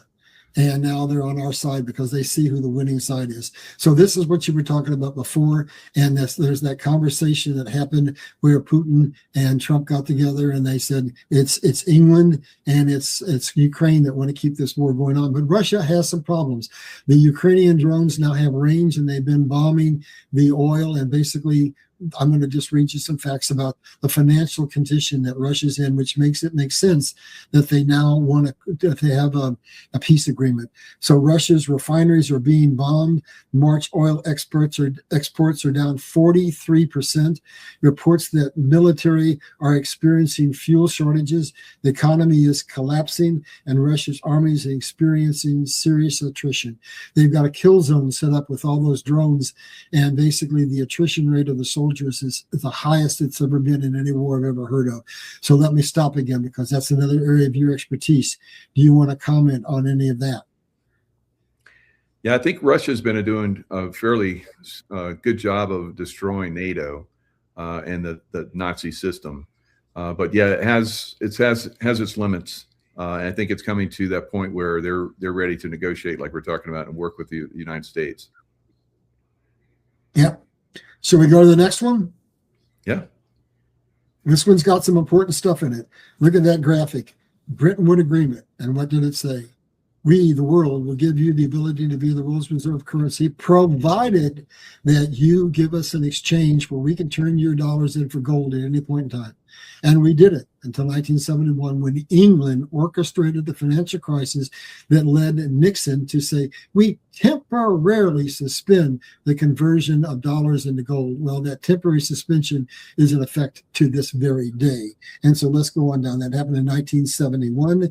And then Britain orchestrated creation of a super capitalist communist economy led by China. And that led to the birth not of the British free trade system, but now relabeled as the Chinese free trade system. And the U.S. is decoupling from Europe, and Trump announces withdrawal of 5,000 troops from Germany, which has got NATO scrambling, because Trump has basically said, we're going to eventually get out of the UN. We're going to get out of NATO. We're not going to support you. You're going to have to take care of your own self. We've carried the burden as long as we can. We're no longer going to be the police force. We're going to do what's in our best interest, not what's in your best interest. And let's go down. So for 76 years, Britain and Europe has used America at extraordinary cost as a puppet to control and safeguard their interest. Post-war order is over. Basically, we're changing, and what are we going back to? The American economic system that made us great in the first place.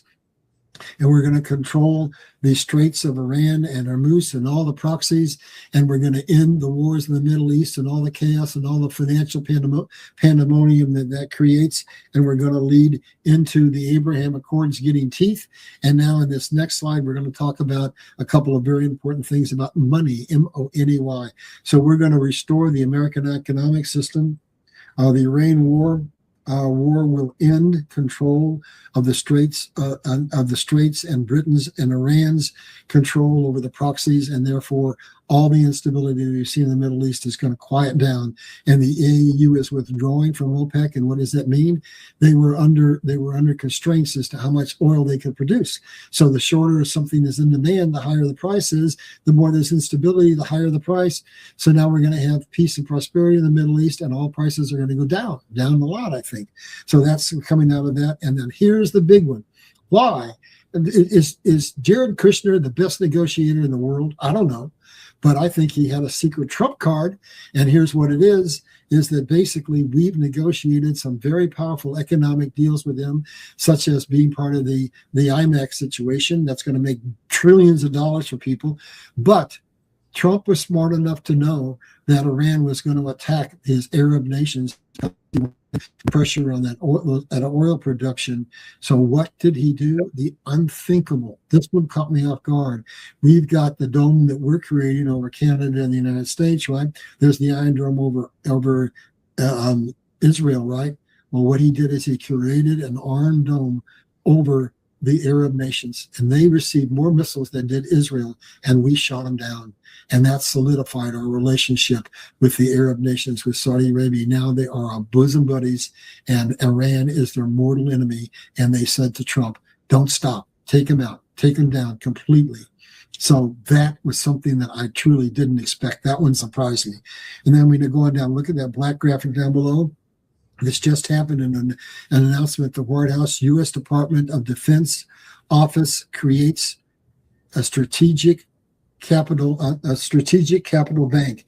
So what that means is we got $210 billion that are in that bank that say we don't have to go to Congress. If we've got some kind of really significant technology that we need to get out, we'll get the ball rolling and we'll bring in private capital, and we will not hold up the deployment of this $18 trillion worth of factories. We won't have to go around the regulations.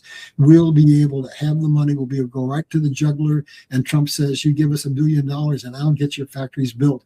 Now we have the money to circumvent Congress and to get it done. So that $18 trillion is no longer a promise. It's actually happening, because the other thing that happened is that money was coming from the tariffs, and basically he got the Supreme Court to say you can levy a 15% tariff on every nation in the world as long as it's the same.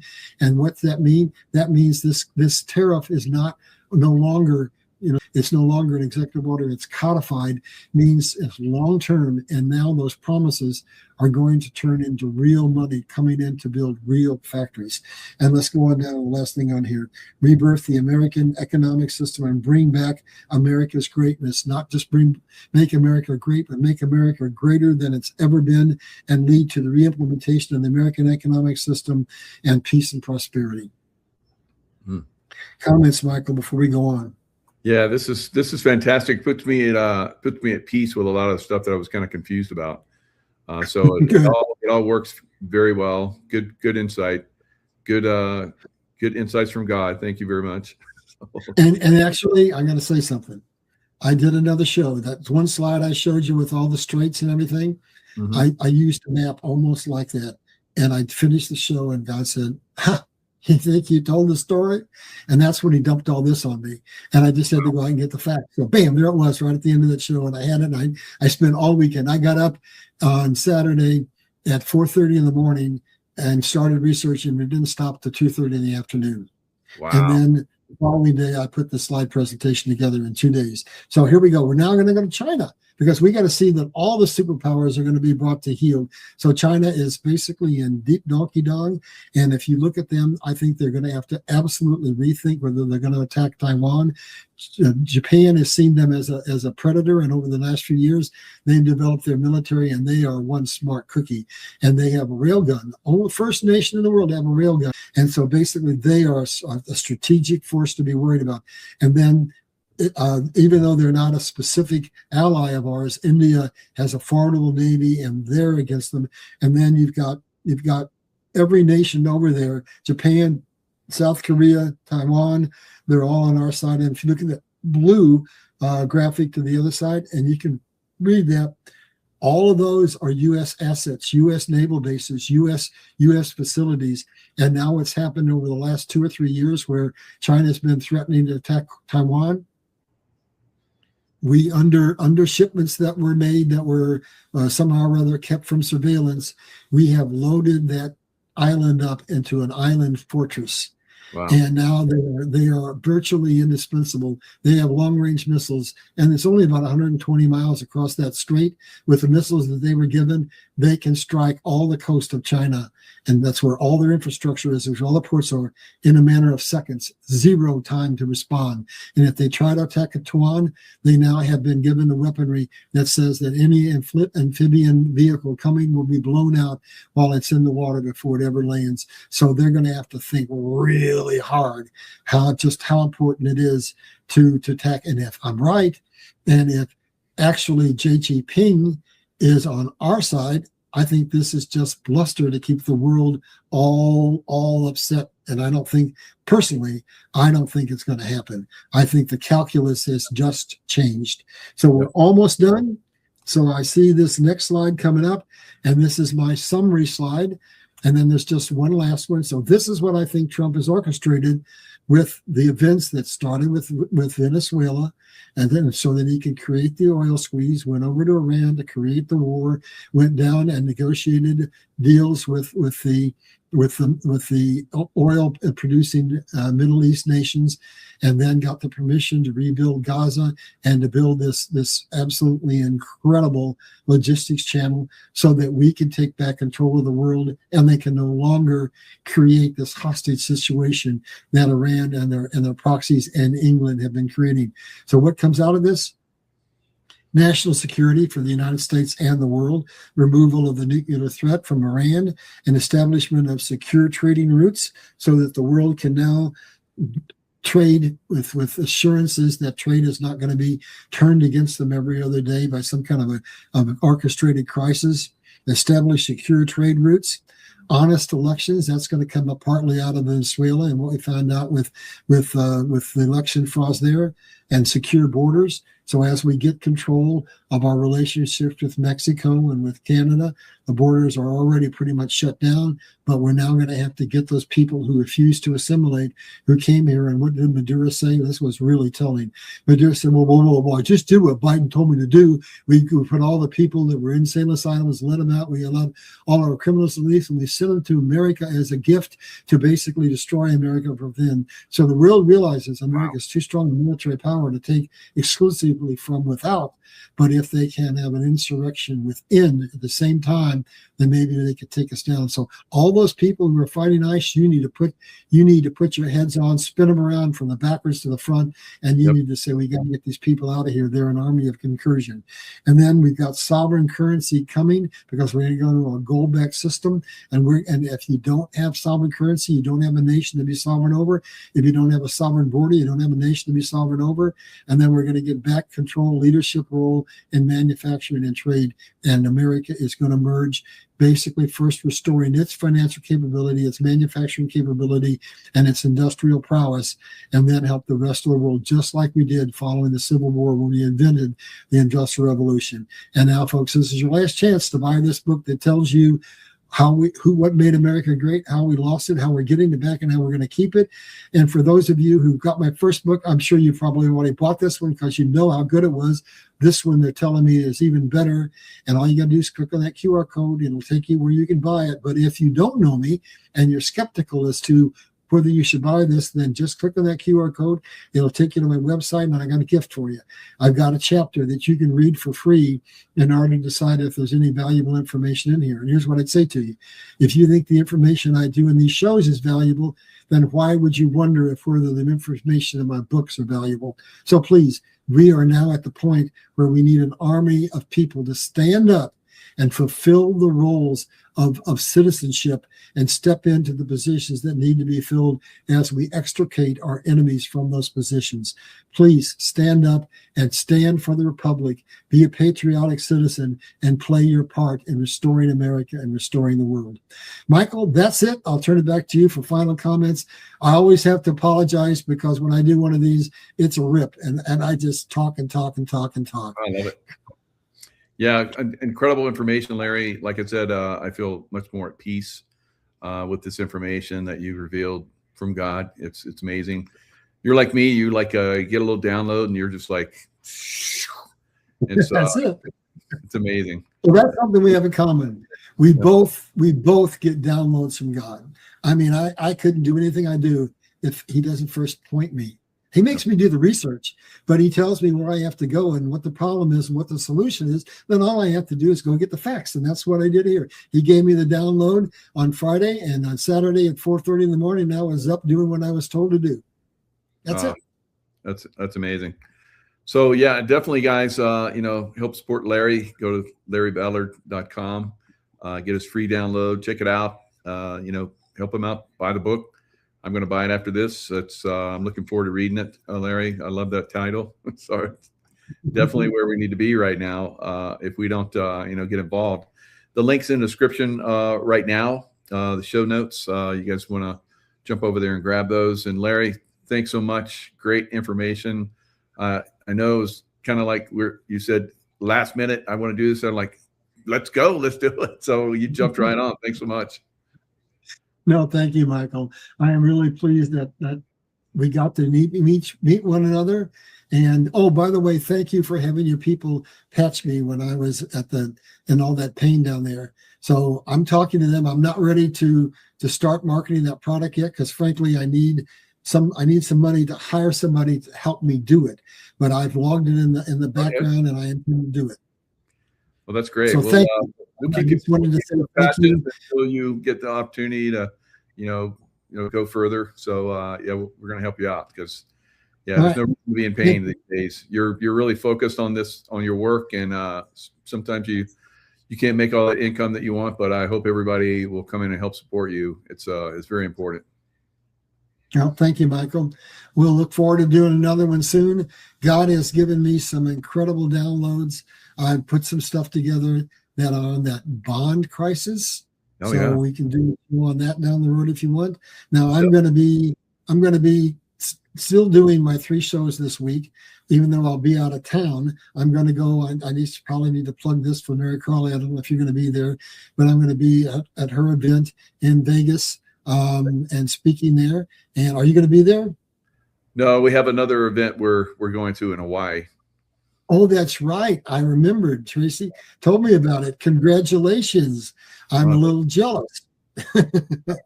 Don't get a sunburn. Wear a hat. I'll do my best. I got some good, very good, high quality, natural sunscreen. So there you go.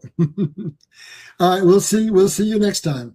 All right, Larry. Thanks so much. Thank you so much. Bye-bye. Be blessed. Next time. All right. Appreciate it. Restored Republic via GCR update. Judy note. September 30, 2025 President Trump, as Commander-in-Chief and under Article 2 of the U.S. Constitution, declared the restoration of the American Republic, common law sovereignty, and martial law, while he dissolved the privately owned by deep state Satan-worshipping treasonous cabal Bankers Corporation, U.S. Incorporated. Now a code red has sounded, the emergency broadcast system, activated, 8-hour Starlink test, completed, Nizar and Jazara freedom from debt laws, active, quantum financial system payments, live, redemption centers, open. It's the beginning of a new golden age, end of poverty, end of debt. It all goes back to September 30, 2025 in Virginia.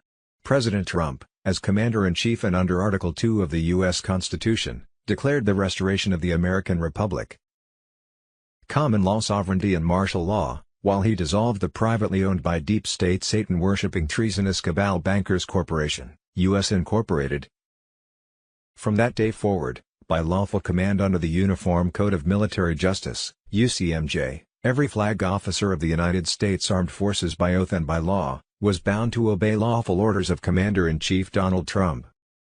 All military outposts and operations abroad that were established under British Commonwealth or foreign dominion would be lawfully closed or transferred, securing America's independence in full. The U.S. was now a sovereign constitutional republic, no more foreign rule. The era of foreign manipulation, unconstitutional governance, and globalist occupation was over. This declaration of authority and summons, issued and signed directly by Trump, marked the end of Admiralty law rule and the rebirth of the constitutional republic. Trump invoked common law sovereignty, which predated modern legal systems, rooted in natural law and God-given rights. This placed him in legal alignment with the founding principles of America, not corporate statutes. Trump ended foreign control over U.S. military assets, bases, operations, and agreements made under British/Commonwealth rule, such as those from post-World War II arrangements were revoked. The fraudulent structure of U.S. Incorporated, created to enslave America under foreign debt, admiralty courts, and endless war, was officially declared defunct. Common law was re-established. The deep state was now legally overthrown.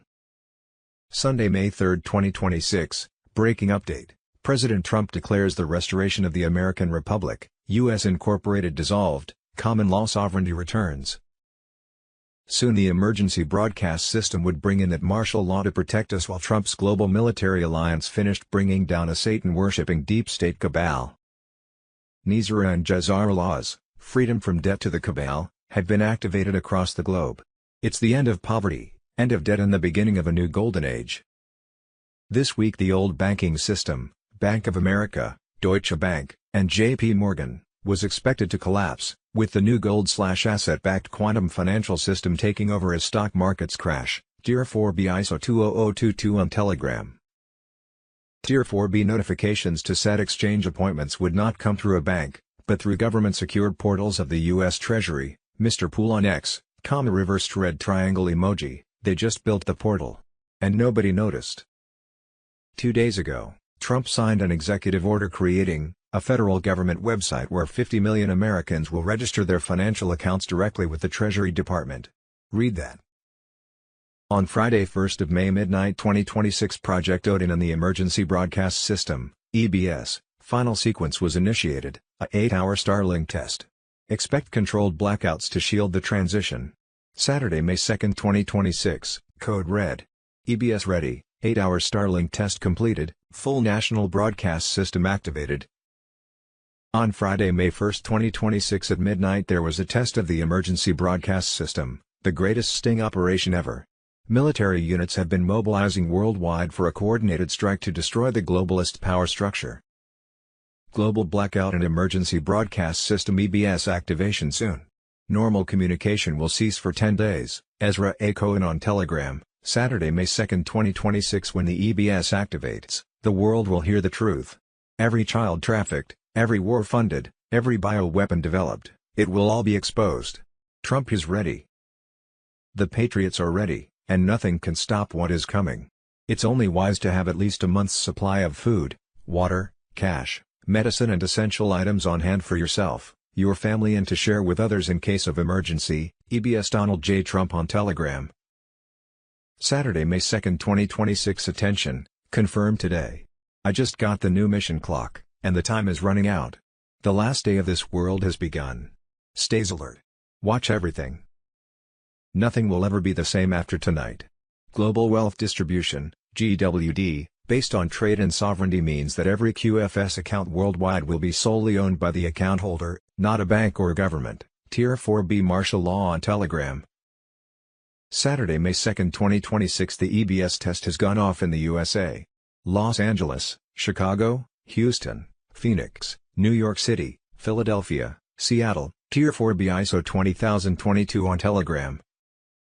Saturday, May 2, 2026. EBS activation. Paul White, White House Emergency Broadcast System, EBS, activation scheduled for May 1, 2026. Washington, D.C., April 28, 2026. The White House and the Department of Homeland Security announced today that a nationwide test and activation of the emergency broadcast system. Sunday, May 3, 2026. Midnight window opening, all systems go. The Global Military Alliance sources in charge of the new gold/asset-backed global quantum financial system said QFS accounts were in full sync, with prosperity packages primed for Tier 4B humanitarians. Tier 4B redemption centers were on standby. IQD, VND, ZIM rates were rapidly aligning. Saturday, May 2, 2026, official. White Hat Military takes control of global money system, NISRA active, QFS payments live, redemption centers open, trillions released. Pray. Have patience. Trust the plan. Judy note, so many have been victimized. A prime example were the victims of man-made fires of Maui, Hawaii, who after 3 years of homelessness were now undergoing even more abuse. Friday, April 24, 2026. Maui, Hawaii's former chief of staff has filed a new lawsuit against Mayor Richard Bisson in the county of Maui alleging grant fraud, retaliation, and wrongful termination, and the tormented native Hawaiians who are still homeless and jobless from August 2023 fires, were being made to pay for thousands in legal fees. It wasn't enough that apparently the deep state sent 2 bombs that disseminated Lahaina and other native villages on the island of Maui, Hawaii on August 8, 2023. It was highly suspected that the culprits wanted to use the very valuable land, that was the capital of the natives' Kingdom of Hawaii, to build a smart city where the cabal could control the population. It wasn't enough that many native Hawaiian children and adults were burned alive during the man-made fires, while over 1,200 children and teens went missing and were still unaccounted for. It wasn't enough that the fires destroyed 2,207 homes and displaced over 5,000 victims, 4,500 of whom were still homeless, with over 2,500 victims still living on the beaches 3 years later. It wasn't enough that donated money was used to build a handful of temporary homes, that the Democratic government charged high fees for victims to rent out. It wasn't enough that the Democratic government funding to feed homeless victims ran out years ago. It wasn't enough that the Democratic government has only allowed 169 homes to be rebuilt, with 2,038 not rebuilt, while only 310 have been allowed to go through the permit process and 1,728 unaccounted for. It wasn't enough that the homeless natives were being refused permits to build on their own land handed down to them from their forefathers because the Democratic government wouldn't recognize their deeds to the land. No, that wasn't enough for the Democratic government. Now Maui's Mayor Richard Bisson has been brought into court charged with grant fraud. Back in March of 2024, Bisson was tied to a grant for more than $45,000 for a company that didn't exist and another grant of almost the same amount that went to his personal family. And, now homeless Maui residents were paying thousands for lawsuits against Bisson. Maui's mayor accused of fraud cover-up, new lawsuit filed. What we thought we knew, but didn't really know and now am supposed to know but don't have a clue.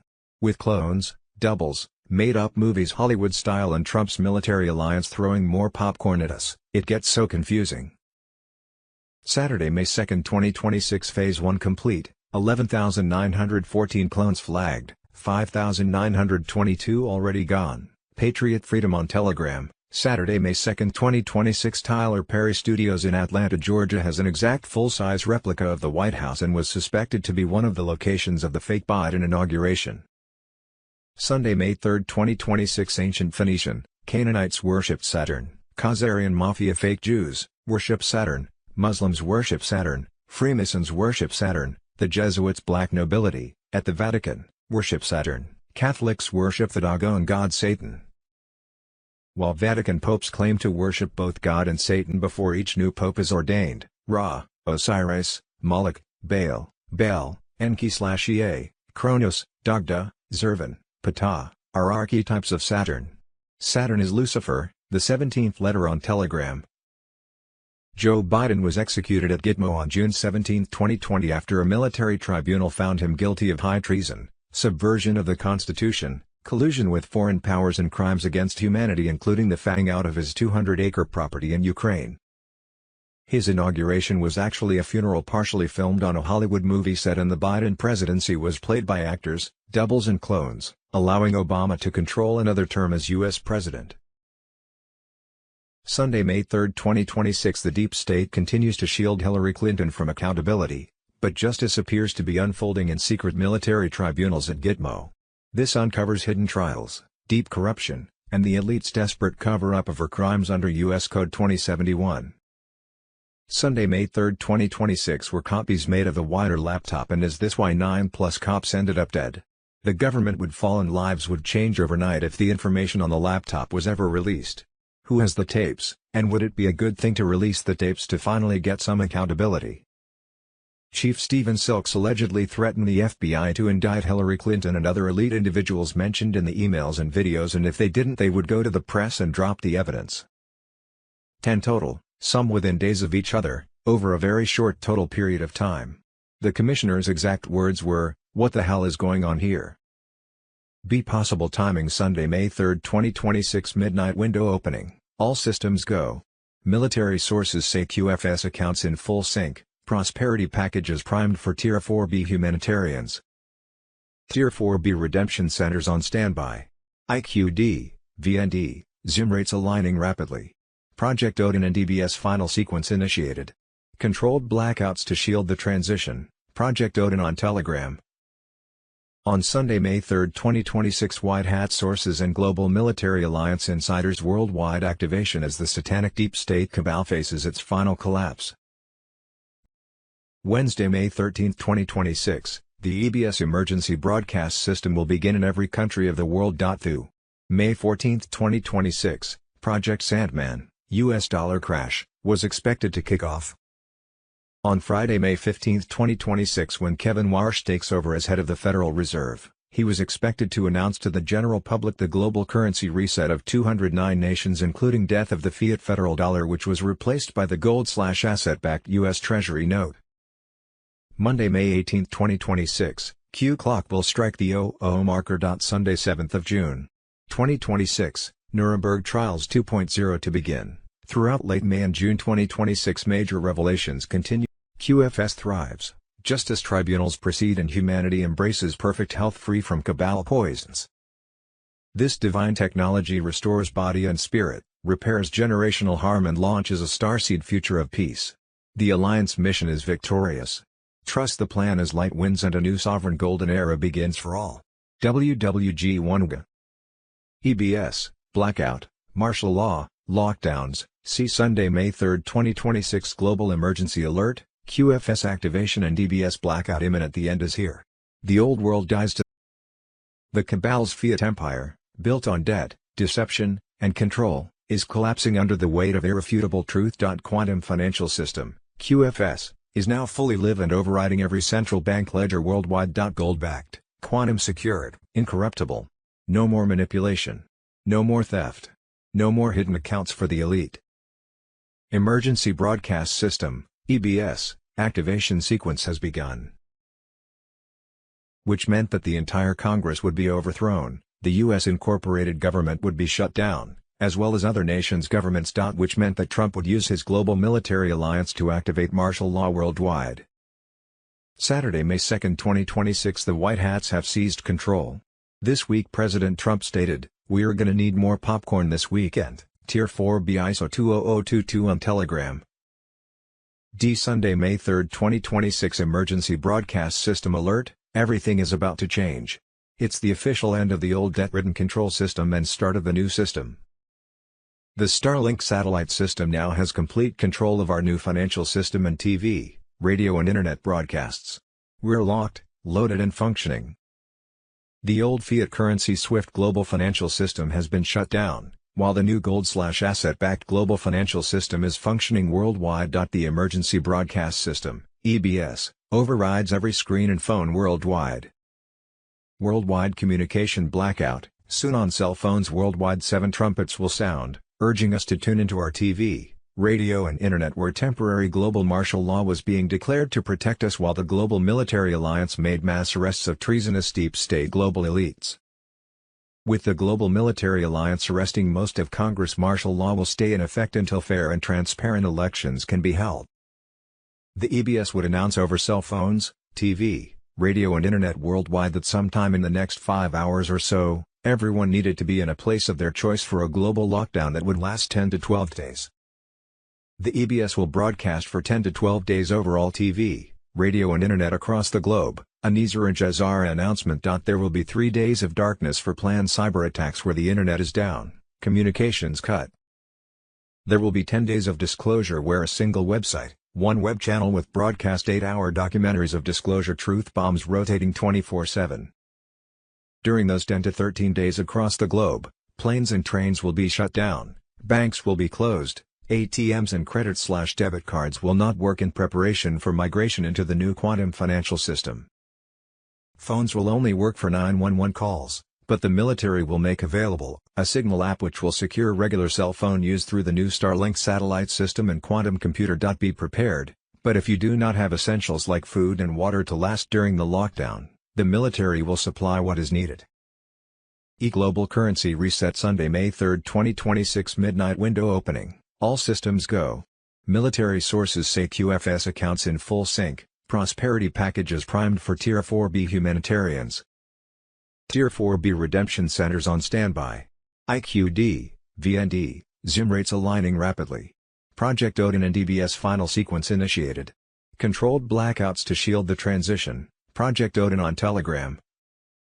Monday, May 4, 2026, designated celebration day for Iraq and the day they will pay their contractors in the new dinar rate. Tuesday, May 5, 2026, Quantum Financial System announcement. Wednesday, May 13, 2026, the EBS emergency broadcast system will begin in every country of the world. Thursday, May 14, 2026, Project Sandman, US dollar crash, was expected to kick off.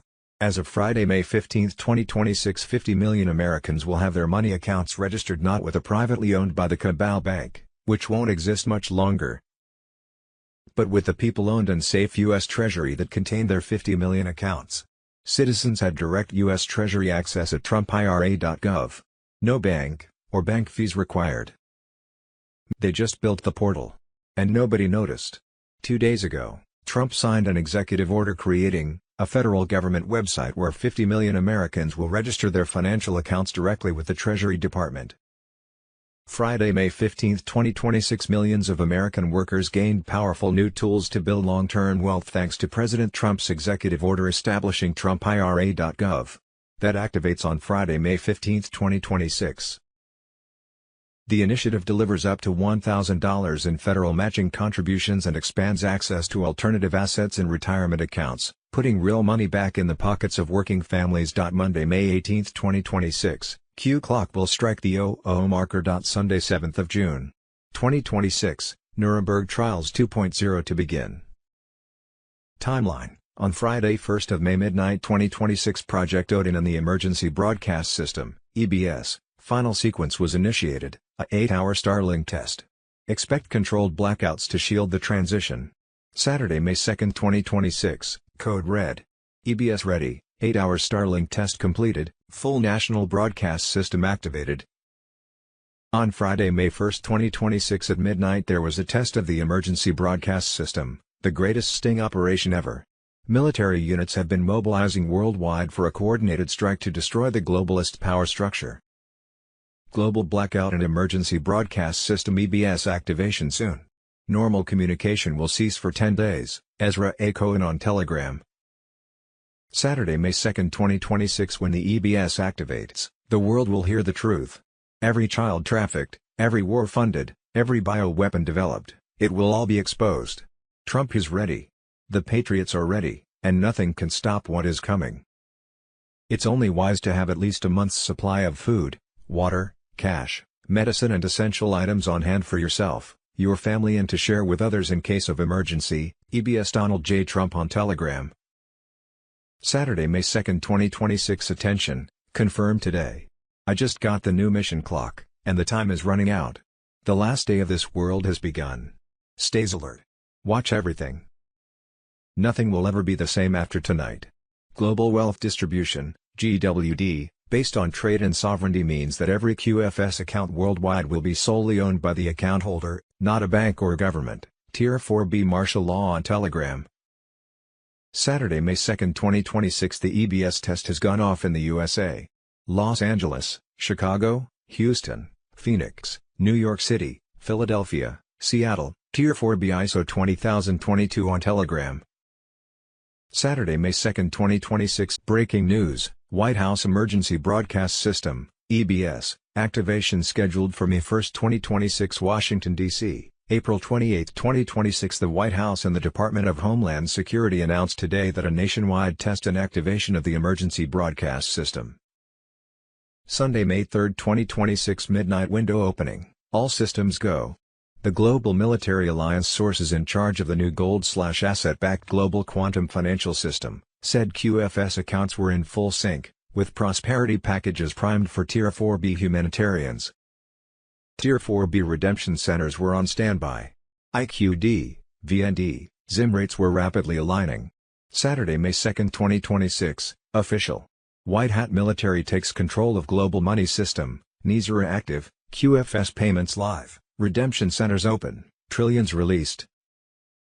Sunday, May 3, 2026. Global Alert QFS Escalation Phase Level 4B Live, Wolverine, secure live transmission from the trading floor at the Master Control Center in Reno/Zurich/Hong Kong. The global rollout of the ISO 20022 Rainbow currency has now reached 97.8% synchronization across 209 sovereign treasuries. The final nodes are currently being activated. The simultaneous launch of the GCR/RV became mathematically irreversible on January 19, 2026, at 3:17 UTC, an irreversible trajectory with no possibility of return, which continues to accelerate exponentially. In the last 14 hours, more than 41,000 Level 4B private exchange pools received encrypted notification packets via secure quantum channels. Military SKR transfers were completed in the main liquidity reserves in Baghdad and Dubai. The first wave of 800 hash release sequence tests was executed in 7 protected zones, with a 300% peak in biometric wallet activation overnight. Hidden information: decode this. Sovereign interest screens are now again displaying asset-based 1-to-1 parity spreads, exposing outdated street rates as mere shadows. Off-ledger mirror accounts were moved to the ledger in synchronized waves, leading to confirmation of the Dragon family's gold and silver-linked asset swap in Hong Kong vaults. Liquidity reserves in Zimbabwe, Hong Kong, and Moscow were flooded with new gold-backed digital certificates, with quantum entanglement security locks fully activated to prevent any form of interference. Military-protected exchange hubs report that humanitarian and infrastructure project portfolios are being activated in order of priority. The verified Tier 4A settlements are complete, and the NISRA debt jubilee packages are being loaded and distributed. This is not anticipation. This is execution. The secure floor confirms, the greater transfer of wealth is accelerating, while fiduciary illusions vanish under the reality of the gold standard. Sunday, May 3, 2026. Hidden deep within America's vaults, for half a century, a sealed reserve of American gold has remained untouched, preserved for a ritual known only to a select few. Every 50 years, the U.S. Mint opens this guarded chamber to release a small portion of gold meant to mark a national turning point. Now, as the United States approaches its 250-year milestone, the tradition returns. What is created from this gold is not merely currency, it is a fragment of heritage, a symbol of a nation shaped by resilience, hope, and unbroken spirit. A quiet echo of America's journey born once every half-century, we the people on Telegram. This week the old banking system, Bank of America, Deutsche Bank, and J.P. Morgan, was expected to collapse, with the QFS taking over as stock markets crash. Tier 4B ISO 20022 on Telegram. Tier 4B notifications to set exchange appointments will not come through a bank, but through government-secured portals of the U.S. Treasury that go live for the general public. Sunday, May 3, 2026, boom. Scott Bessent, Trump is waging economic war on British-controlled central banks, it's happening behind the missiles. Sunday, May 3, 2026, U.S. debt clock detonates, Dividend dollar equals freedom in your wallet. America's sovereign wealth reserve rises, while globalist banks collapse under their own greed. Sunday, May 3, 2026, boom. Shocking Senate expose, $1 trillion in taxpayer money stolen annually, funding terrorism, child trafficking, and luxury goods. G-Restored Republic, Sunday, May 3, 2026, breaking update. President Trump declares the restoration of the American Republic, U.S. Incorporated dissolved, common law sovereignty returns. The EBS will bring in temporary martial law to protect us while Trump's global military alliance brought down a Satan-worshipping deep state cabal. Saturday, May 2, 2026 breaking intel, scare necessary event, White Hats unleashed, military operations, New World Order, Deep State, CIA, NATO, Russia, Wagner Group, Epstein, global collapse, military coup, QTN on Telegram. As nations teeter on the precipice of political and military maneuvers, the world watches closely.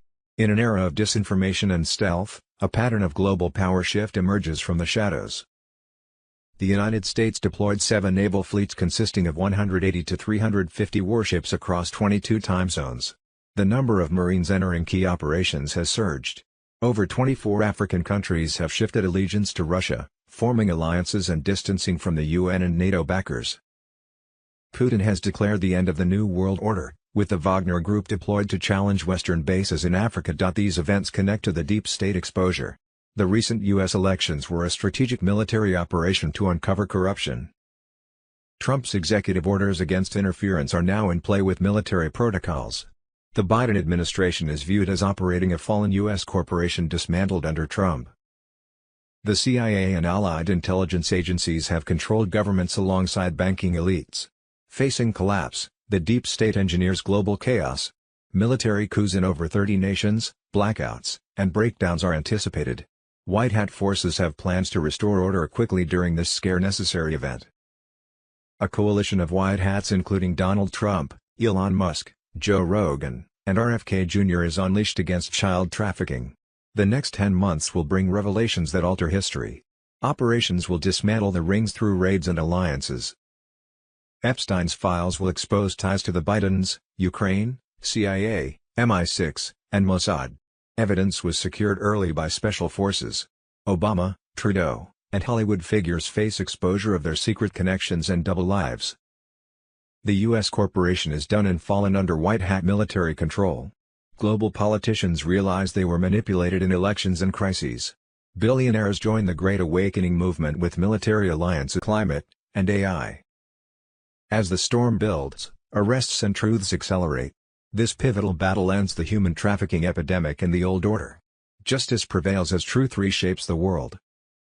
Saturday, May 2, 2026 public advised to evacuate from these cities: 1. New York City 2, Los Angeles 3, Chicago 4, Philadelphia 5, Washington, D.C. 6, Houston 7, Nashville 8, New Orleans 9, Charlotte 10, San Francisco 11, Detroit 12, Seattle 13, Atlanta 14, Las Vegas 15, Baltimore 16, Boston 17, Miami.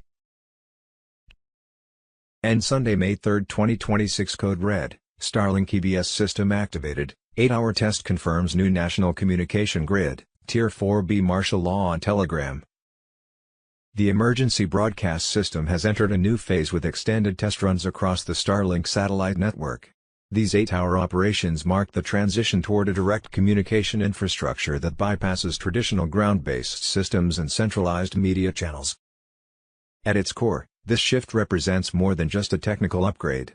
It signals the move toward a decentralized, high-speed communication network capable of delivering alerts and information directly to devices without reliance on legacy infrastructure. In economic terms, this reduces systemic vulnerability tied to outdated networks and opens the door for a more resilient national communication backbone. The previous system depended heavily on terrestrial networks, corporate media pipelines, and centralized control points. These layers created inefficiencies, delays, and exposure to both internal mismanagement and external interference. The integration of Starlink changes that structure completely. With satellite-based transmission, communication becomes faster, more secure, and significantly harder to disrupt. Low-latency connectivity ensures real-time data flow, while distributed infrastructure minimizes the risk of total system failure. This is critical not only for emergency messaging but also for financial stability, logistics coordination, and national operations. The A-Tower test cycles are designed to simulate full-scale activation scenarios. These runs validate signal strength, device compatibility, and nationwide coverage across urban and rural regions. From an operational standpoint, this ensures continuity in critical situations, including disruptions to traditional infrastructure or high-demand crisis events. The economic implications are substantial. A stable and secure communication network directly supports supply chains, transportation systems, energy coordination, and financial transactions. Any disruption in these sectors carries massive economic cost, which is why infrastructure resilience has become a top priority. Another key impact is equal access. Satellite distribution removes geographic limitations, giving rural and previously underserved areas the same level of connectivity as major urban centers. This creates a more balanced economic environment, where information flow is no longer concentrated in specific regions. For industries such as agriculture, logistics, and energy, this means faster response times, better coordination, and improved efficiency. In a broader sense, it strengthens national productivity by ensuring that all sectors operate on the same communication level. The rollout also reflects a wider strategic shift toward independent infrastructure. By reducing reliance on external systems and outdated networks, the country moves toward greater operational control and long-term stability. Americans have been hoodwinked by this hypocrisy and cover-up. The situation calls out the failure to maintain integrity in the political system. The private server was a deliberate move to evade oversight. Classified national security details flowed through it, risking enemy access. Labeled careless by investigators, the actions violated 18 U.S. Code Section 2071 and should have ended her career.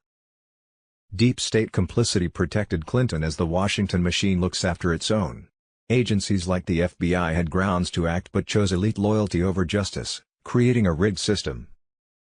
Theories indicate that Clinton and other elites face military tribunals at Guantanamo Bay for treason and crimes against humanity. These secret proceedings delivered justice away from public eyes and compromised courts. Many believe the military works quietly to avoid unrest while dismantling threats to the republic one by one. This silent operation targets those who betrayed the nation. There is no room for traitors in America. Guilty parties deserve the full consequences to restore the rule of law and deter future betrayals. Hillary Clinton's legacy is corruption and deceit toward the American people. The U.S. Code demands her disqualification, but protection from the elite persists. Citizens demand an end to the double standards. It is time to root out government corruption and restore integrity. Without accountability, the rule of law will fail, threatening the republic. Trump's answer: we are going to look at it. He already knows. On April 29, sitting with the Artemis II astronauts, Trump said, "Pilots saw things you wouldn't believe. We will release a lot of things that we haven't." His February executive order forced the Pentagon, CIA, FBI, and NSA to declassify unidentified aerial phenomenon records. Sunday, May 3, 2026. The new order let me explain what just happened in 72 hours, Mr. Poole. Final chapter. Trump blockaded Iran's oil ports on April 13. As of today, $4.8 billion in Iranian oil revenue, gone. Over 40 tankers seized or turned away. The Strait of Hormuz is now American water. Iran begged for a deal. Trump said no. Not satisfied. Iran sent a second proposal through Pakistan. Trump said no again. We might be better off without a deal. That's not negotiation. That's a man who already won and is deciding how much to take. Then he turned to Europe. Germany criticized the Iran war. Trump's response: 5,000 troops pulled out. Effective immediately. Italy criticized him. Spain criticized him. His answer: why shouldn't I leave? They criticized us. The United States just withdrew military protection from 3 NATO allies in 1 week. Nobody stopped him. Nobody could. The Senate blocked the War Powers Resolution 6 times. Congress won't challenge him. NATO won't challenge him. Iran can't challenge him. Do you understand what you're watching? This isn't a president managing a crisis. This is a man restructuring the global power hierarchy in real time. The old order, NATO, the UN, the EU, they're watching their relevance disappear by the hour. $4.8 billion seized. 3 allies punished. 1 enemy on its knees. And it's only made. The world they built after 1945 is being dismantled. Not in secret. Not slowly. In broad daylight. With a smile. They told you he was dangerous. They were right. Just not for the people they claimed. Hormuz locked / NATO dead. Saturday, May 2, 2026. Woman who lives only 1.6 miles from the Meta data center in Wisconsin speaks out. She says their water system has been completely destroyed, the 17th letter on Telegram. She says there is discharge that turns the entire river white like milk. She paid for testing and found extremely high heavy metal levels. I live on a horse farm and I am an educator. For almost 450 years, a natural creek has flowed through my property. It's 20 feet wide, up to 4 feet deep. It has persisted through drought, flood, seasonal change. It's part of a connected system. Groundwater, tributaries, watersheds, aquifers ultimately flowing into Beaver Dam Lake. Until construction began upstream on the data center, its behavior was stable and predictable. After construction started, all of that changed. Here in Beaver Dam, the creek began to stop flowing entirely without rainfall. It would abruptly return often cloudy and opaque like milk. With enough force to cause drastic erosion and damage, water testing on my property shows elevated strontium, a very dangerous metal, and other indicators consistent with deep groundwater influence. Saturday, May 2, 2026, it's happening now. Here is the full list of Epstein pedophiles going to Gitmo. They will all be executed by the military on Trump's direct orders. Trump Truth Revolution on Telegram. The Epstein Files Transparency Act signed by President Trump on November 19, 2025, forced the release of millions of pages of records in early 2026. These documents expose the trafficking networks. Lists of participants come from the unredacted files. Manifests show repeated trips with minors. Logs place them at the island during abuse. Records track exploitation payments. These pedophiles compromised U.S. sovereignty with favors for open borders, wars, and harmful policies. Tribunals see their actions as treason against the Republic and its children. Trump banned Epstein from Mar-a-Lago and the files confirm his non-involvement. Gitmo expanded in 2026 for the effort. Tribunals proceed continuously with no delays or appeals. This purge ends long-standing deep state immunity. New names emerge weekly. Each execution removes a node from the globalist network. The pedophiles destroyed lives while weakening America. The military removes them permanently with no mercy.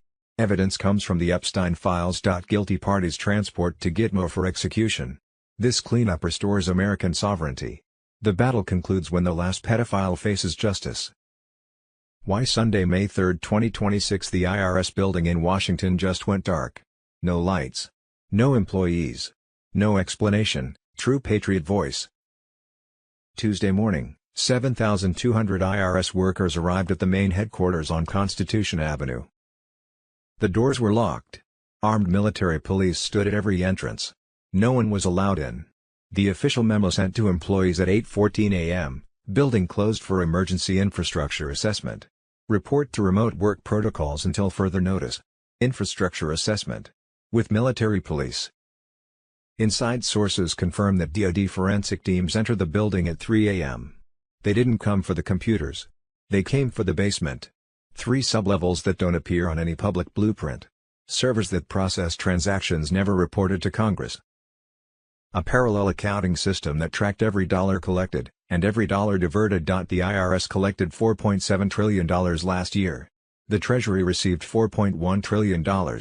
The missing $600 million went somewhere. Every year. For decades. Now they know where. The IRS isn't being audited. It's being dismantled. The building didn't go dark because of a pipe leak. It went dark because the receipts are being extracted before they can be destroyed.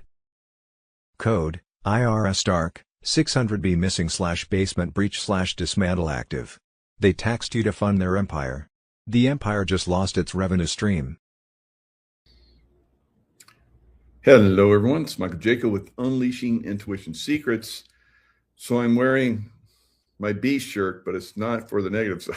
All right, it's for our Spartan race that I did in 2019 in the mountains here in Lake Tahoe. It was super cold.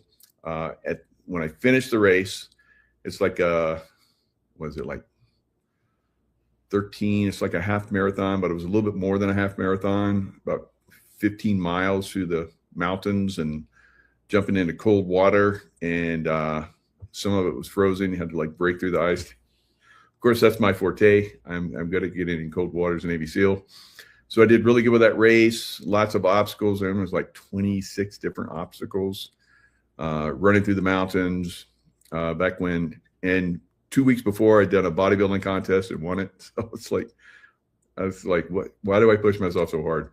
Because that's what I do, right? So you guys, I see you guys are hot in the chat there.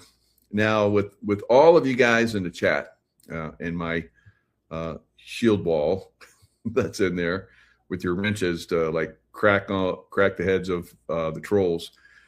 Have you guys been noticing a little bit extra more than usual? Let me know in the chat for my shield walls, people. Hit that like. That's right. Hit the like and subscribe and get into LifeWave. That's right. So yes. So you guys have been noticing more than usual, huh? Georgia girl, thank you. So I can tell you that I have been noticing it as well, because occasionally I go into the chat, not all the time, but I have been going into the chat a little bit more than usual and making comments, and I see a lot of baddies in there, a lot of baddies, more than usual. Now, on top of that, there's been obviously a lot of suppression that's going on. My views are way down from what they normally are. Not as much on Rumble, but here on YouTube, absolutely. They've been doing a lot of very mysterious like suppression on my channel, saying you can't say that, you can't use that, lot more than usual. All right, so I've had to overcome a little bit of that. So now, you know that Candace Owens and Tucker Carlson and Alex Jones they really came out hard, and some other top people, they really came out hard against President Trump, all of them, right?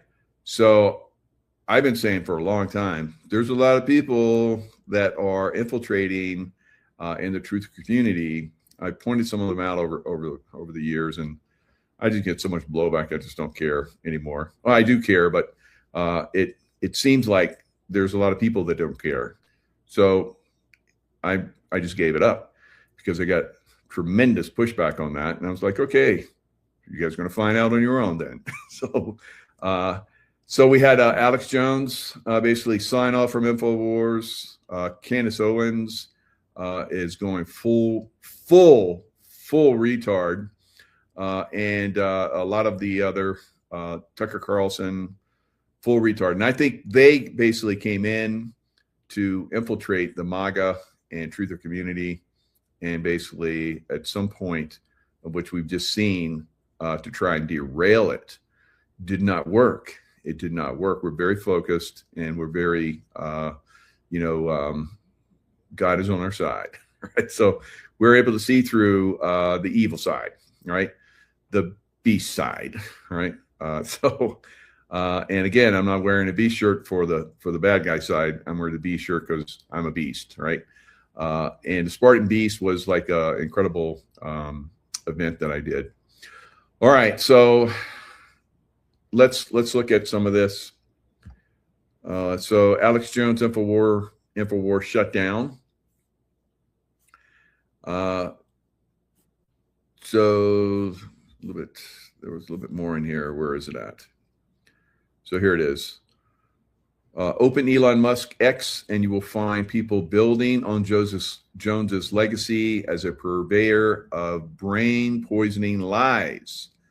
Tucker Carlson, Candace Owens, Nick Fuentes, and countless smaller figures as they apply InfoWars conspiratorial lens to everything from the real assassination of Charlie Kirk, Benjamin Netanyahu, paranoid, open, explicitly anti-Semitic, conspiracy theories, blah, blah, blah. So some of that, I need to make a shirt.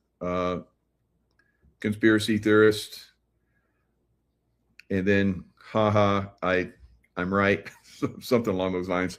So, conspiracy theory proven right.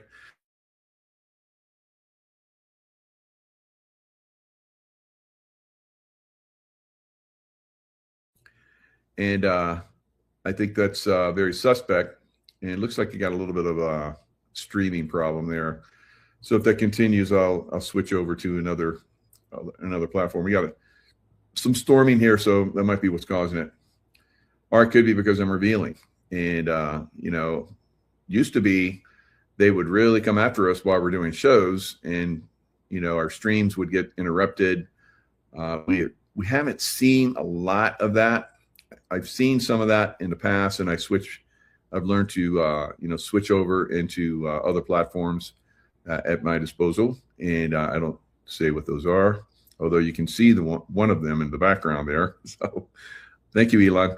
So there's a lot of pushback going on right now. So we have talked about how in the past we would see emergency broadcasts, system, activated. We could be moving in that direction because these guys went, they were activated to go full retard mode because I think the deep state is in desperation mode. So they were their puppets for a long time, hiding under, the truther community and the MAGA community. And basically deep state said, go full retard. We control you, we puppet you, and we know you're going to be destroyed, but do it anyway, right? So you're at the disposal of, Satan, Lucifer, which is the highest realm, I guess. As we've had, Silicon Satan, Craig Lund on, and he's basically informed us that the Satanists are just little puppets of Luciferians. Luciferians are the top of the food chain. All right, so we'll go with that because he seems to be well informed on that. So Luciferians, deep state Luciferians are in desperation mode. We could see, like I said, the EBS activated at some point in the near future. People have talked about that for a long time. Our former friend, wherever he's at, in heaven or on, where's that one place where people go to escape, right? New Zealand. So we'll see in the future if he did or if he's, really, unfortunately, took himself out, right? So, the more I see about that, the more I'm like kind of leaning towards, because I don't feel him because I can usually feel when someone's here still or if they're gone, and I don't feel him out there. And that could be because there's a block, right? So I don't see him either here or not here, right? So sometimes when people have crossed the other side, I can communicate and feel them over there. So I don't feel him there.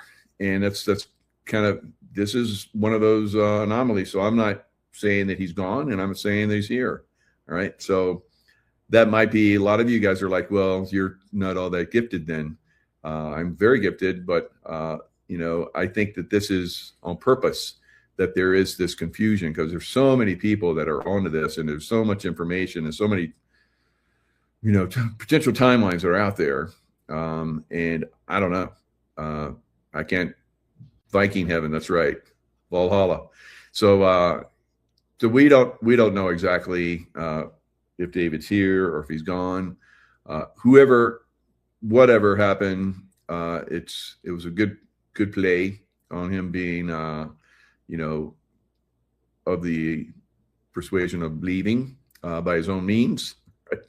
Which just does not make sense to me, or to Kerry Cassidy or people, that have been involved in this realm for quite some time. But, there's been stranger things that happen. So he basically, David Wilcock, for God, going back, he was talking about this 15, 20 years ago, it seems like, where he was talking about the EBS being activated. It never happened, obviously. Will it happen? I'm of the opinion that I think no. but it could. There's lots of different potentialities out there, lots of different timelines and so forth. Now, I see people that are talking about we're living in this kind of bubble of where things are being created and we don't really have that much control. I don't agree with that. I think we're living in something where we can create our reality. So some people think that it's not real. Then that's ridiculous to me, right? So of course we can create our own reality here. And I think the deeper and more spiritual connection that you have to the Creator God, the better you are at creating your reality and attracting people that are the same creator reality creationist. That I think that as you rise in consciousness, and there are people that have been in higher consciousness and have come down to this level, the angelic realm, that we have the ability to create on this level. And I feel that I've been on those levels and have come down into this reality and have done a lot of good things. And as you awaken to those potentialities, then you become even a greater creator. All right. So let's look at, some of these things out there that are kind of dark and create different realities. We can look at, for instance, the Paramount Pictures introduction, their 100th anniversary logo. Let's look at this. These are like fallen stars. Falling stars. How about that? Fallen angels. Fallen stars. Hollywood. City of Angels. Los Angeles. All right. So start to think a little bit bigger here.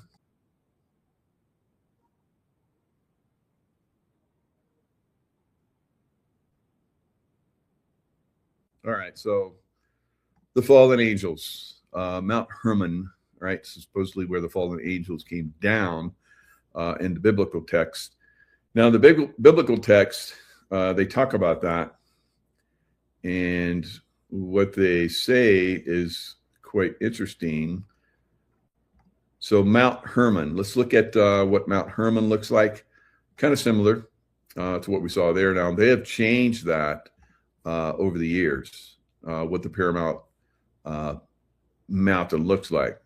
Maybe at one time it was Mount Hermon, right? So now why would I want to focus on Mount Hermon of all places, that place where Syria, Lebanon, and Israel come together, all right, where there's been lots of biblical things over the years. Now, here's information. Mount Hermon is significant in religious texts as it is believed to be the location where the Watcher class of fallen angels, kind of like that Paramount, logo where all the stars fall down, right? Of fallen angels descend to earth, like Los Angeles, Hollywood, Holly being the witches. When they make their wands, they use it from Hollywood, right? As described in the apocryphal book of Enoch, the fallen angel descend to earth. They swore an oath on this mountain to take human wives, which led to their corruption of humanity. So cultural impact. The narrative has influenced various religious and mythological interpretations. They always throw mythology on stuff that they're trying to hide. It's just mythology. So interpretations regarding the nature of evil and divine judgment. The mountain is also associated with various ancient temples and inscriptions, indicating its importance in religious practices, right? So it is noted for an inscription that connects to the oaths taken by these angels located on its summit. There's a temple, Kasar Antar temple, that where there's these inscriptions. Now, I saw from different people over time that have given lectures, and they showed on Mount Hermon where there was what looked like a spacecraft that had crashed, right?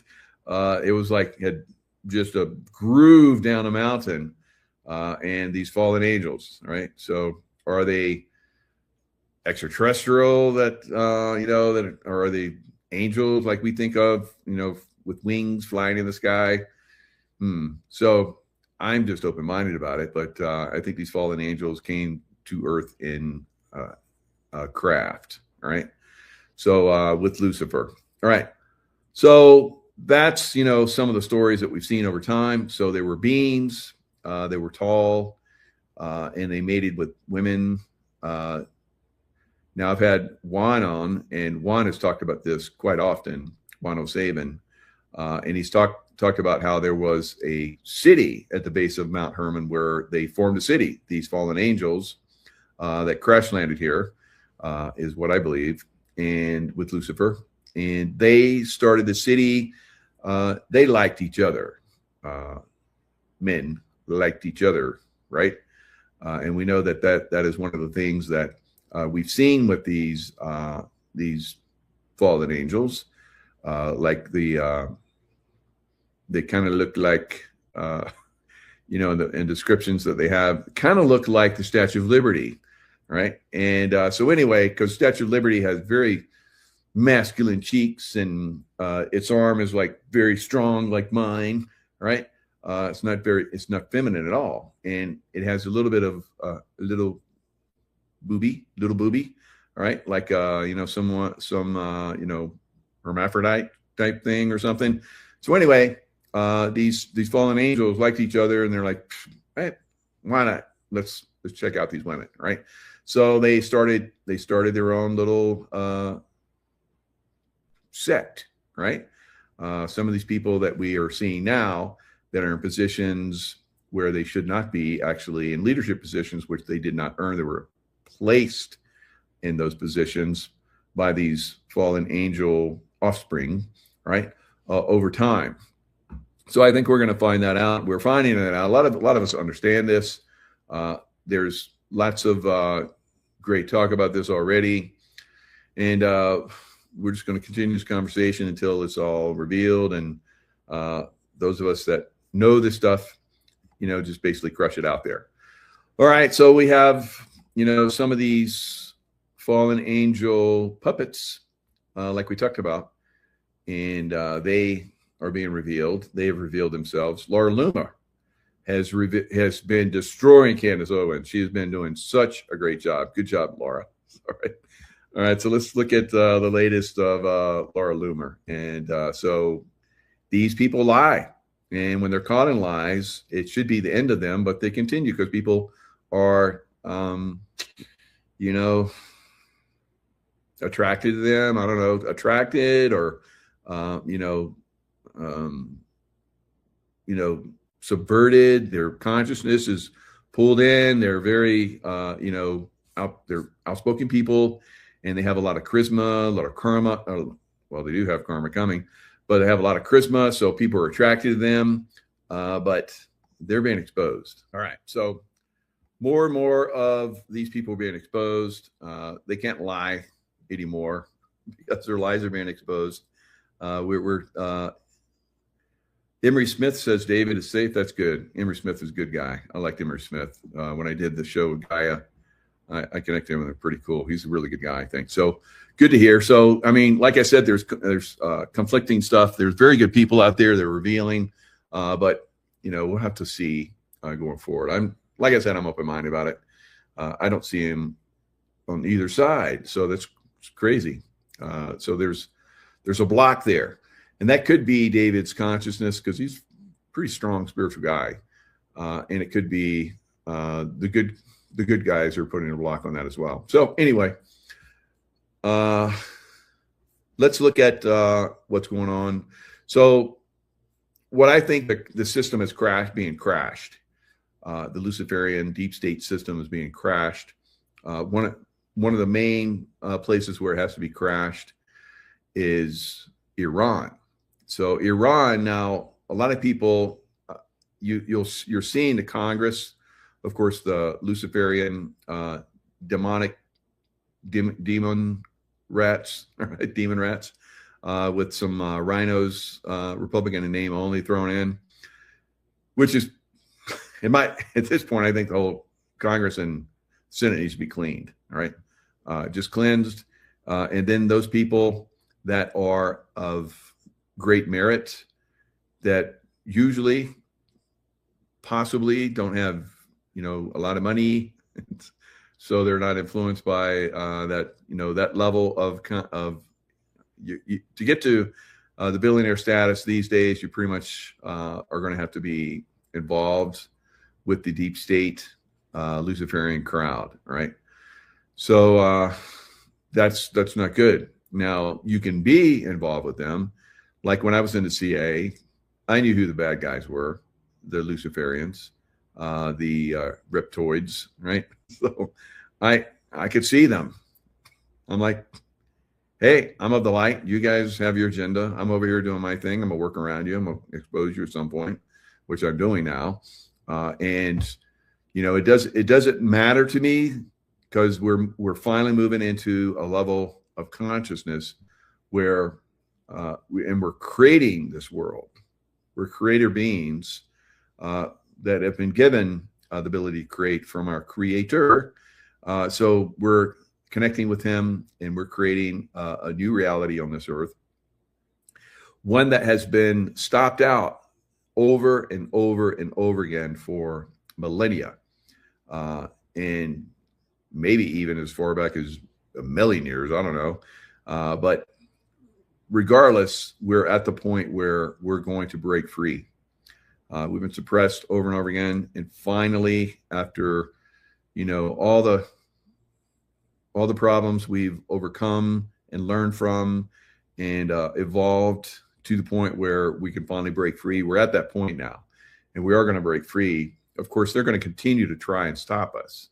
And if it's successful, like I said, over and over again throughout time here on Earth and in other solar systems, other galaxies, right? So this one, for the best part, is where we're going to break free.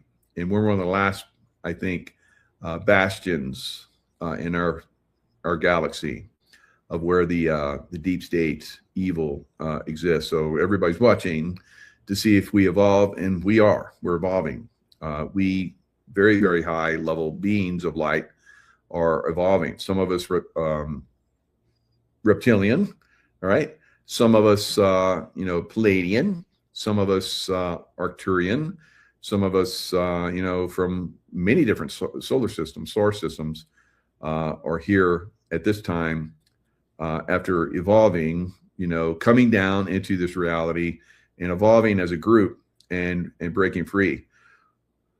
One of the only places in our galaxy, in many galaxies, where this has happened, where multiple, forms, like I just mentioned, Palladians, Arcturians, and so forth, have come and have learned to work together. Usually, it's that the Palladians have broken free, the Arcturians have broken free, and so forth. But here it is where all of these different star beings have come, and we're all breaking free together. This is monumental. Everybody's watching. So, with the advancement in consciousness, we're starting to see very easily through the lies and manipulations like the Candace Owens and Tucker Carlson's and Alex Jones's and all that stuff. So that's why they're breaking down, and we're breaking free from their manipulations. So occasionally, most of the time they would give us really good information, and then they would come in and couch in some negative, which they really started going full retard mode against President Trump, because he and our military is breaking free, has broken free for the most part from the reptoids, right? Draco reptilians, who are a race of beings that, for the most part are negative, but they have a few positives in there. But that's the way it is in humanity too, because here on Earth we have, some negatives. That's for the most part, unfortunately, that's the Islamists, right? So we're breaking free. We're helping them break free, and those that don't want to willingly break free, they're going to be broken free, right, from us. Right? We're going to break them out away from us, and kinetic form, right? So the kinetic form, or, Trump is, of God, and he's giving them the option. Now, you guys that know that, my Archangel Michael experience, I'm the same way. I send love. I send a bubble of energy of love surround certain individuals. They have the option at that point to turn to, the good, the light, not the darkness, not the Luciferian side. And even though Lucifer is the angel of light, just like that statue that sits in the harbor of New York, Statue of Liberty, right? So we have, learned to see through their BS, and we're breaking free from that on every single level, and exposing those that are part of that system, which is the people that are in control in Iran right now, the people that are in control in France, the people who are in control in Great Britain, the people that are in control in Germany, and on and on and on. So all of these people are being exposed. All of these people will be removed in one form or another.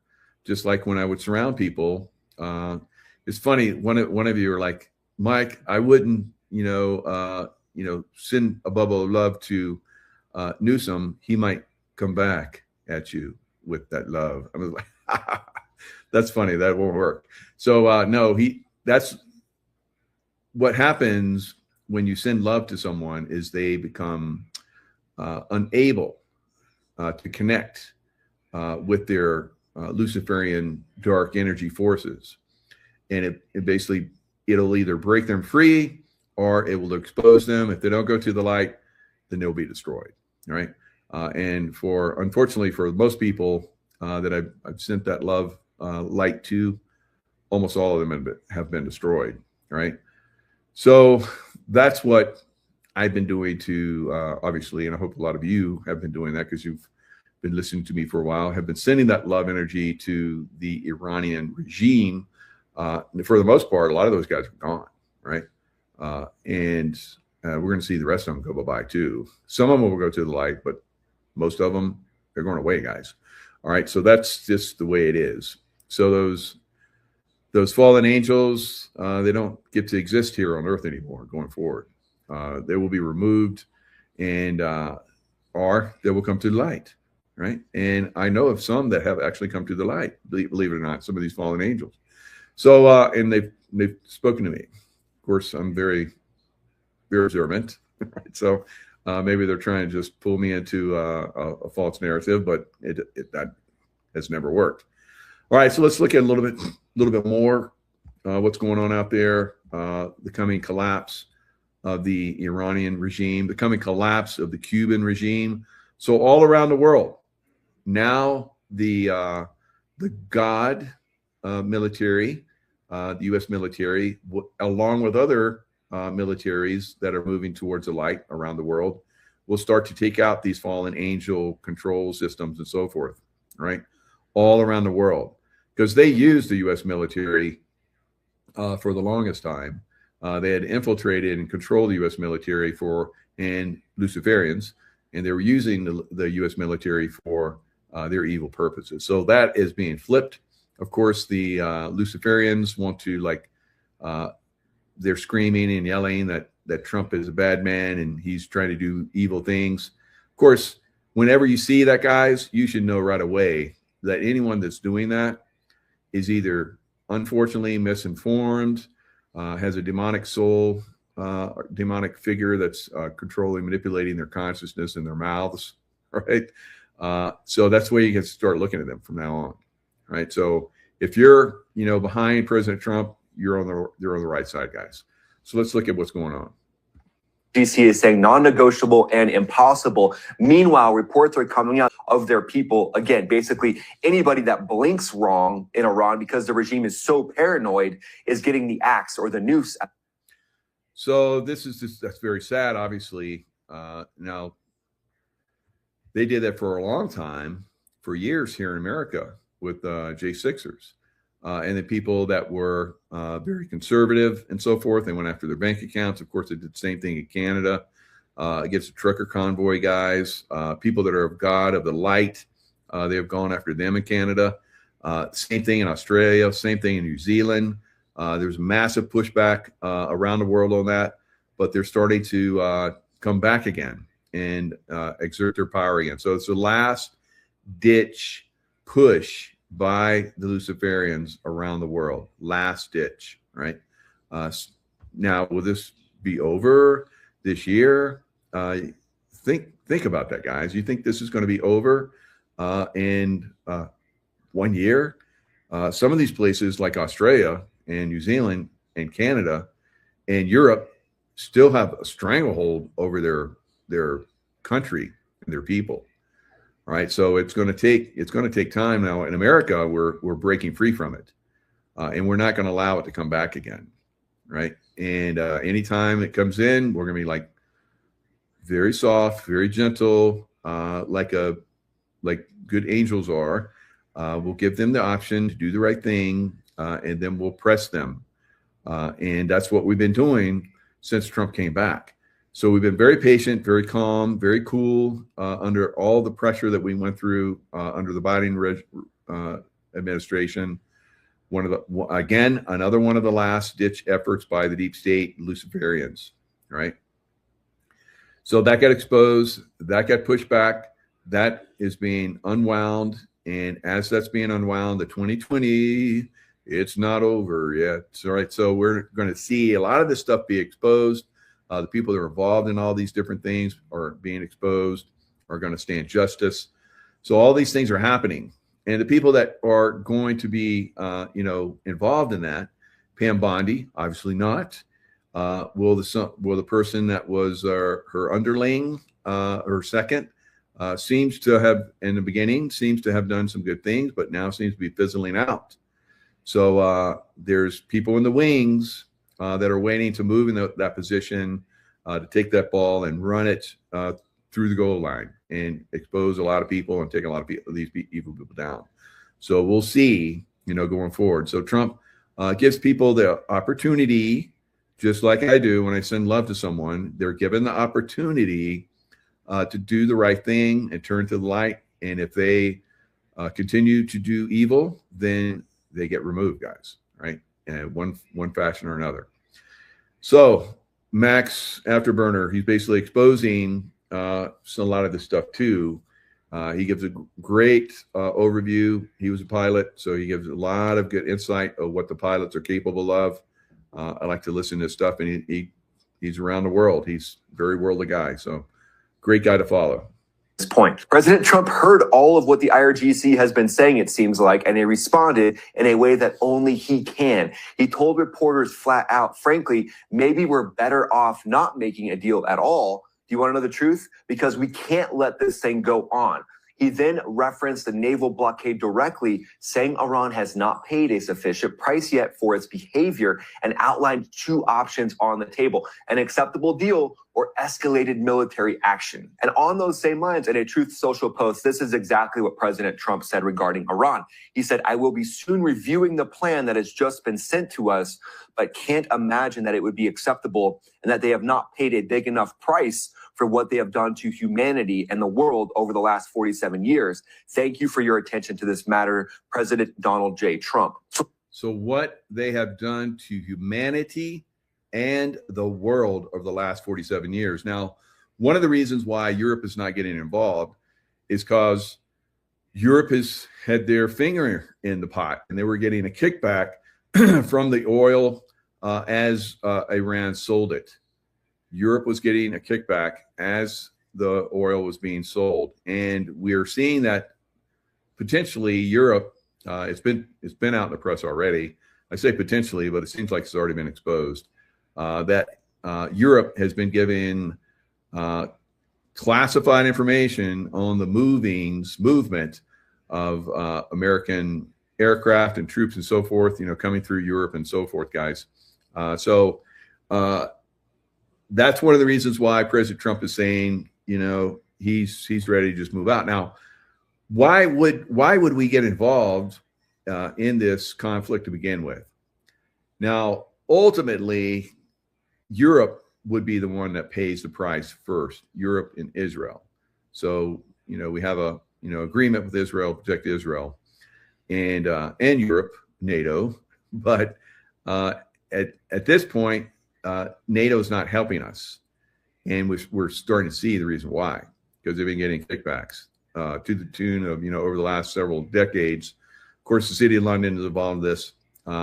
City of London put them in power, and the City of London has been getting a kickback for that for almost 50 years. Billions, trillions of dollars probably at this point. So we're and same thing with America. America, we never broke free from the British Empire guys. They have been manipulating us ever since. Property taxes, all that stuff, goes to Federal Reserve, goes to governor, just like, the British Empire, governor. And so we've constantly been seeing, our money, our blood, sweat, and tears basically going to the British Empire and doing the work of the British Empire with our military, right? Protecting Europe with our military.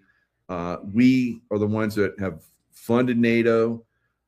Europeans give, if they give anything, they've 5% of their wealth goes into helping, and we're given the lion's share and have been given the lion's share to NATO all these years. Now, Trump has said that we're no longer going to fund.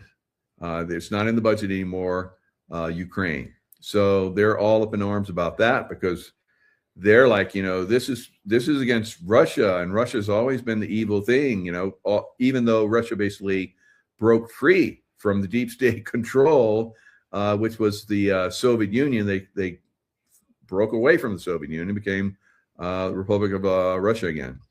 So it is a continuing, war against evil, war against Luciferians. Like I said, they're, the fallen angels that mated with the women that, are now in positions of, unfortunately, power around the world. And we're breaking free from that. They're doing evil with this money that Iran was making. The same thing in Cuba, same thing in Venezuela, same thing in China. So they do evil just like we were doing in the United States, and now we're starting to break free. Trump is doing tariffs, has started reducing taxes. His first term, he reduced taxes. Those taxes stuck.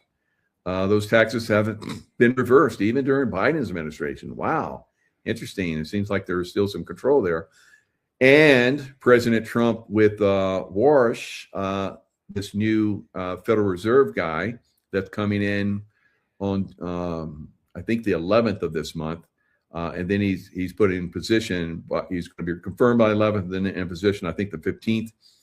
And then the acting the Fed chair is going to move over into one of the governors, which is one of the few times in history that the top dog of the Fed has stayed on to influence things, because he's going to vote against Warsh, because Warsh is going to start reducing rates. And Jerome Powell had his marching orders from the City of London and the Federal Reserve bastardos, a fake bank system that we have here in the United States, which is going away. And we'll have a jubilee, which basically is going to, bring money back to the people.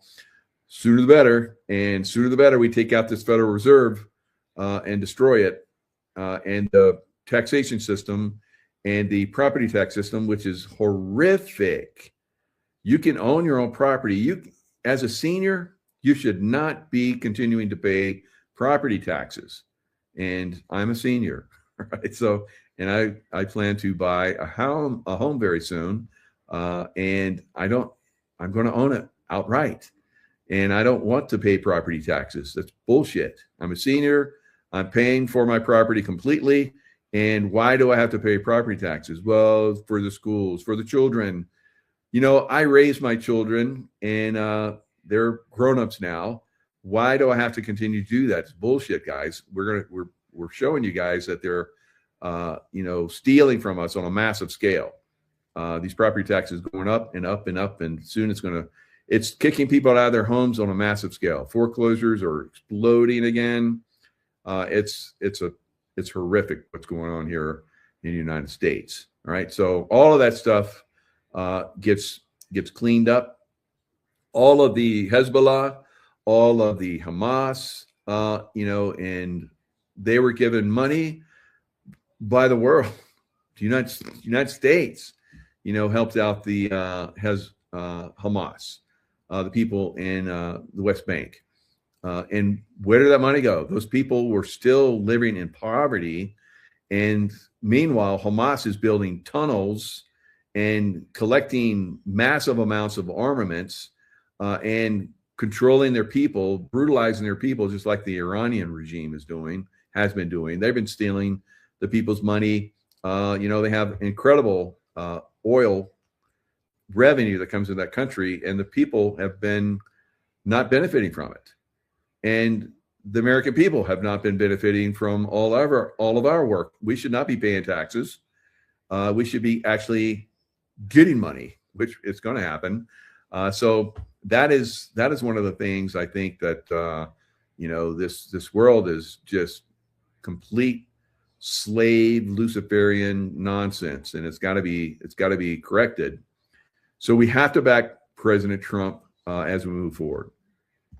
Let's lay out exactly what's happened over the last 24 hours, because there's been a lot of moving pieces here, and I want to make sure we all have the full picture. First, the IRGC and regime leadership, who's ever actually in charge, which likely there's multiple factions basically arguing and fighting each other, and that would be the Ayatollah class, the mullahs, the IRGC that has the hard-line General Salami, I think is his name at this point. One of the leaders of the IRGC is basically trying to consolidate power, where multiple of them are fighting with factions that want control. And obviously, the IRGC members that are near the Strait of Hormuz, or that's their area of responsibility.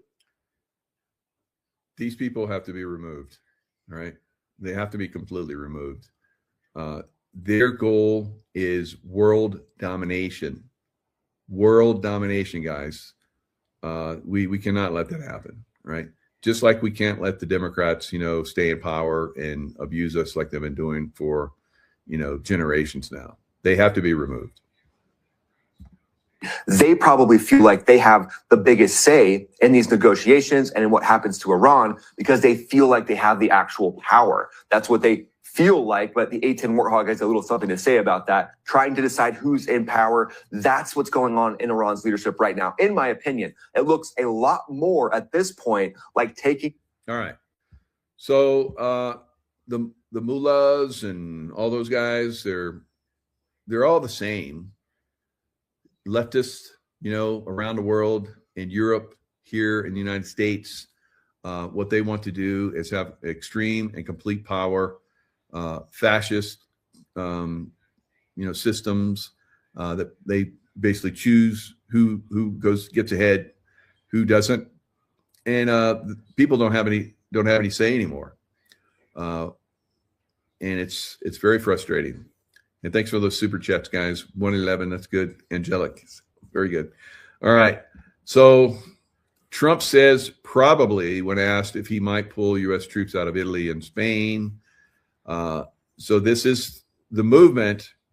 He's going to. The military has already said they're going to pull 5,000 troops out of Germany. All right, that's a process going to start.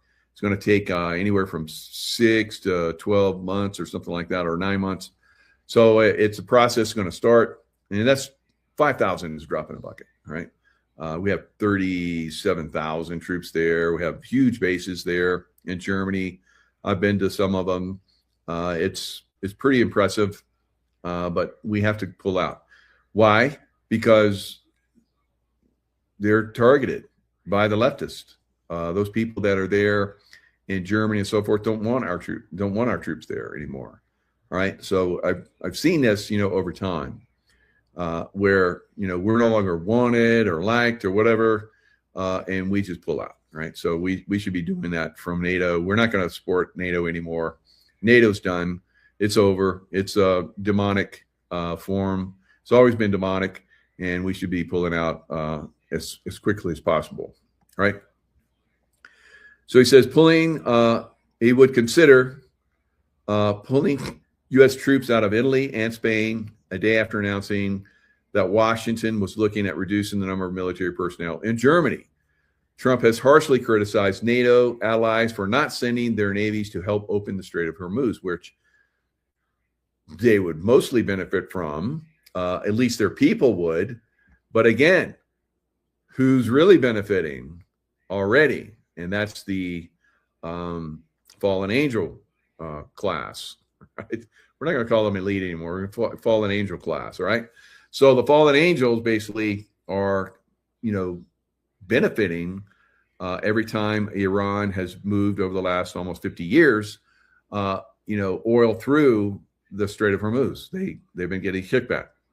So that's why they are not going to help out. And some places refuse to even let the U.S. military use their bases in those countries.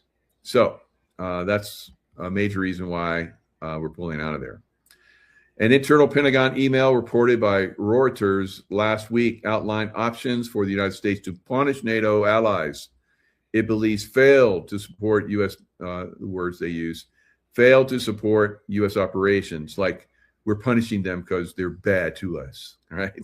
No, we're punishing them because they're freaking fallen angels, and we need to break free from that system, right? All right. U.S. to pull 5,000 troops from Germany, Pentagon says. And I'll share the screen on this one so you guys can see. The other one's got all kind of like weird Korean girl stuff. Like there's older woman with whatever. All right. U.S. will withdraw as many as 5,000 service members. All right. The reduction of troops comes after diplomatic tensions between the United States and Germany. And it's not clear what units will be impacted. So as of December 2025, approximately 36,000, so 5,000 is just a drop in a bucket, active duty troops were based there. Now, we're not going to help Ukraine anymore. And that's good for Russia. Now, Russia, got pushed out of Syria. So they were backing Assad, and that fell apart. So Russia basically is out of Syria, and Syria is now linked with the United States. How about that? And in Mali, there was a huge, they tried to overthrow the government, and there's Russian troops down there.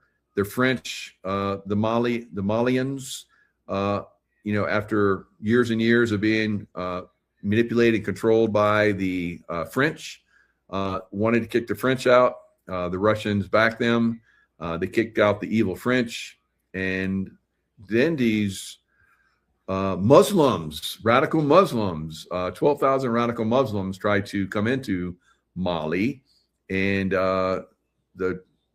they got their asses kicked. They made huge inroads at first, and then the Russians struck, right? And the Russians basically kicked some serious ass. Good job. So we're seeing around the world this pushback against the evil side guys. So the Russians are making some nice money now for selling their oil, and they're able to, now fund some of these other groups that pushed out the evil side. And of course, the evil side tried to come back again, and the Russians kicked their ass. Good job, Russians. All right. The people of the government and the people of Mali are very happy about that, because when the Islamists come in, they're evil, just like we're seeing in Iran, just like we're seeing in Hamas and Hezbollah in Lebanon and Hamas in the West Bank. These people are absolutely evil guys in Africa right now. So it needs to be really be pushed back. There's a lot of work, but it can be done very, very quickly, very easily. I really believe that we're gonna link with Russia, because it is free from the deep state, and the deep state hates them for that. Crush them and all that stuff. And Trump has kind of played along. Trump has played along. Says if I'd been in office, there never would have been a war. Okay, all right. So, but there is a war, and they're crushing the deep state guys. The deep state is bleeding in the deep state. I'll go into more detail and a further, because there's been a lot of stuff that has come up over the last several years. I predicted that the Russians would go in when everybody was like, the Russians always go to the border. They're never going to go in. And I was like, no, they will go in after the Olympics. And sure enough, the day after the Olympics, they went in. So, and I've been predicting that Russia would, all the fighting that's happened, I said which way it would go. And I said that Russia would come back and they would like just start to steamroll over the Ukrainian troops. And that's what they're doing. They're almost at the point where they're going to seize major cities. Sumy is a major city up near Kyiv, and which they've been using in that area to launch missiles into Russia at the capital, Moscow, and so forth. So they're basically coming in. They're steamrolling into Ukraine now because we're not funding it anymore. Now, are sending military equipment there. So Europe is still doing it. Europe is still funding it. And Europe is literally sending troops and have been sending troops, mercenaries, into Ukraine for years and years now. And Russia has been pointing it out, and no one seems to do anything about it. So we'll see what happens. Germany I think, might get spanked hard by Russia. Russia, we know that Russia basically came in and seized half of Germany. Maybe this time they'll come in and seize the whole country, right? Germany's bad guy land. And if they continue to be bad guy land, they're going to get taken down, right? And all of Europe will be. All right, Germany, also home to Ramstein Air Base, the headquarters of the Air Force in Europe. Ramstein is a major hub for U.S. military, serving as the central point for American cargo and troops heading to the Middle East. Meanwhile, Landstuhl is a medical center. So all the troops that were, hurt, severely maimed and so forth in the Iraq War and Afghanistan, they would go to Landstuhl and get worked on. And once they get patched up enough, then they would, send them back to the United States. But there's there's probably a lot of people that were saved in Landstuhl. So that's, there's still some good there in Europe. We'll still probably use some of those bases for a little bit, but for the most part, we need to get the hell out of there, right? Stop funding these fallen angels. All right. Now, this is what it looks like. Hegseth is basically calling it out. With Iran. I would note $30 billion for bureaucrats in Ukraine is more than the bill that we've talked about today for a existential and critically important war to ensure that Iran doesn't get a nuclear weapon. So if Iran eventually did get a nuclear weapon, any European country that got out of line of the deep state, they would get nuked, right? Now, eventually we could be like, well, we're not going to get involved in that. Eventually they would have made a rocket that would reach the United States, right? So we have to go in there. We have to take this down. And like I said, the U.S. military now is the God angels, right? That are taking down the Luciferians around the world. Now, what he's saying is, a lot of this money got laundered. It went to these bureaucrats in Ukraine. And we've talked about it over the years that a lot of that money was actually coming back to the Democrat Party as well. And we already know that. He's not mentioning it there, but we've talked about that in the past. We've proven that in the past, and that's been stocked out too. Worth noting. Hegseth triggered controversy by claiming the U.S. has spent $30 billion for bureaucrats in Ukraine, arguing that even greater stakes now lie in what he called an existential confrontation to stop Iran from acquiring a nuclear weapon. Under sharp questioning from Senator Angus King, who accused Washington of abandoning Ukraine, Hegseth doubled down, demanding Europe step up, fund the war, and shoulder the burden, insisting the conflict is Europe's responsibility. Senator, if you would hold that chart back up, I think that's a beautiful chart. I think that's exactly what we want. We want Europe stepping up and funding and shouldering the burden. They are rich countries worth 20 trillion versus economy of 2 trillion. Europe can step up, Europe can fund it, and they have through our Pearl Initiative and through our European Command. That's exactly what the American people want to see, is other countries stepping up and funding that. If it's that important to Europe, which I understand why it is, and the incursion of Russia and the bravery of the Ukrainians, then European countries should pay for it. And that's exactly what that chart says, and that's the administration policy. The hearing escalated further when Senator Elizabeth Warren raised allegations of potential financial conflicts of interest tied to defense-linked investments. Hegseth dismissed the claims outright, calling them fabricated and politically motivated. The exchange. Elizabeth Warren, fallen angel.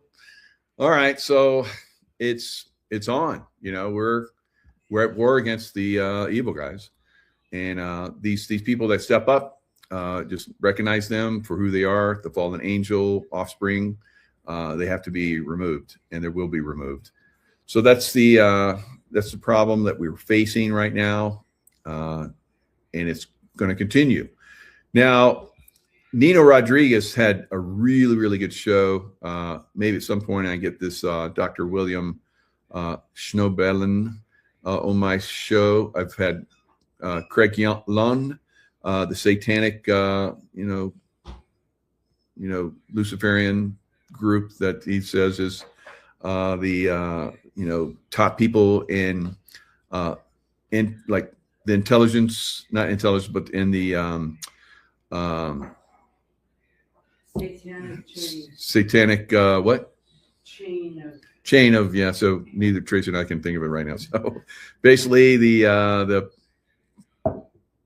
people that are running like Illuminati. Anyway, he talked about them. And what is it?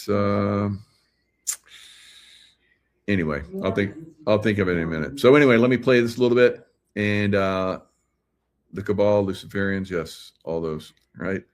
But Oracle and Facebook, the Jesuits, Jesuits, of course. So anyway, let's Silicon Satan. That's right, Donald. So that's the book that he wrote. So Silicon Valley, the people that are running Silicon Valley have become very, very, up in the ladder, if you will, of the Luciferians. The political class are kind of like below them now. At one point, that Silicon Valley was just, Washington, Seattle, and San Francisco, but now it's moved around the world. And the tech bros, that's right, the tech bros, right? Absolutely. All right, so let's look at this one video.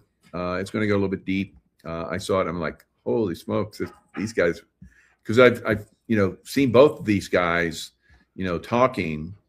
Now, I followed Dr. William for quite some time, and his information, he just really came out here. So I think we need to bring him out and have him go a little bit deeper. It only got 80,000 views. I think Nino can get some pretty good views because he got a huge subscriber base. Almost got 1 million people now. So a little over 500,000. So let's listen to a little bit of this, and I'll comment a little bit here and there. But we're going to talk about so Dr. William, he started out as I think he was I think it was Jewish or Christian. I think it was started out Jewish, and then he went like total satanic. And then he went into the Mormon church, which he's going to talk about, which is even more satanic, as he's going to describe. I was like, what? So Nino was the same way. He's like, what? So I was like, but I've heard some of his talks before, so it didn't really blow me away. I've heard this for quite some time. So hidden within a lot of these religions, as we know, is pure evil, right? And he's going to talk about some of that. But he's also going to talk about vampires. Now we can see some of these vampires. I think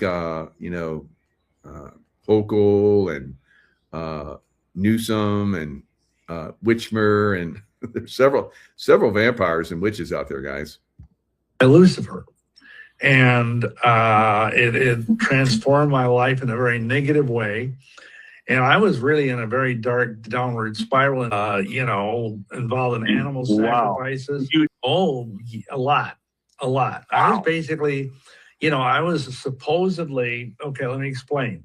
I got to a certain point climbing up, or if you will, down the ladder of Satanism.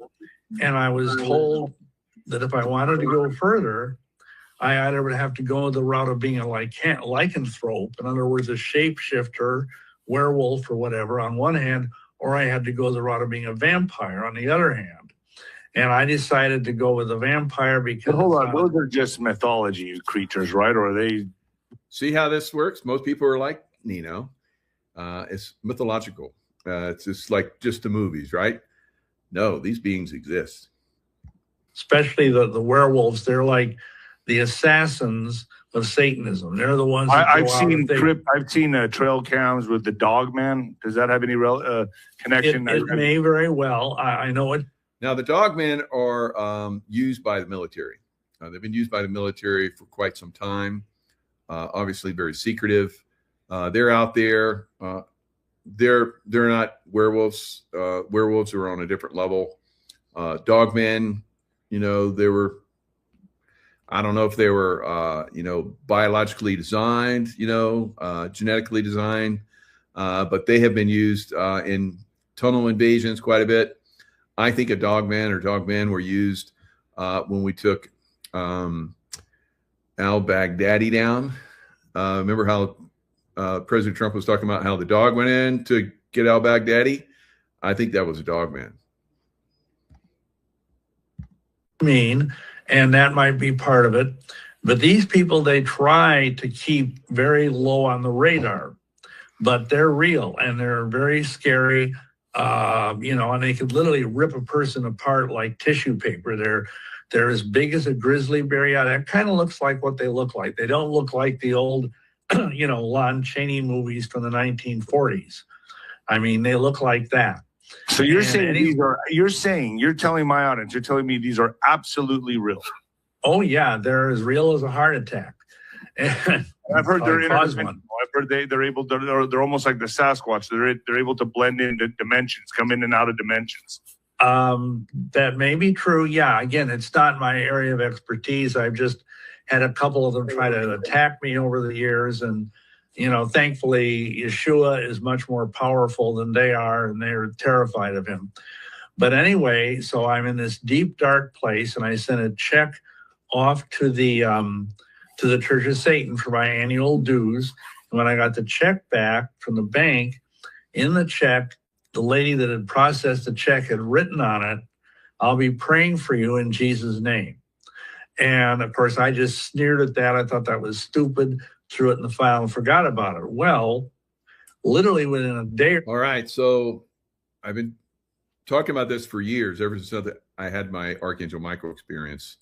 I think it was like a couple of decades ago. Yeah, it's over a couple of decades ago now. When I was in Iraq, I think it was like 2003, 2004, around 2000, late 2003 is when I had that experience. So almost quarter century now. So from that point, eventually, as you guys know, I got to the point where, after having the Archangel Michael experience, where he, brought me back to this reality and sent me back and infused me with the love vibrational frequencies. And from that, I started sending love to these evil beings, whether they're fallen angel types like Hillary Clinton or lots of others. We never saw the real Biden in office as president because I worked him, and Kamala. So, and it's not me. I just send love, the love of, Archangel Michael and the love of God. So that's what that person did. And that made him weak, as you're going to see. So that's what I do. I come in and completely destroy their demons now. I armor up with the armor of God, and I go in and completely destroy demons, send them back to departiculate them, and send them back into the light. So this is what some of us can do. This is not for the average person. It takes time, takes training, takes focus, and you have to have a connection to the angelic realm, the good guy side. All right.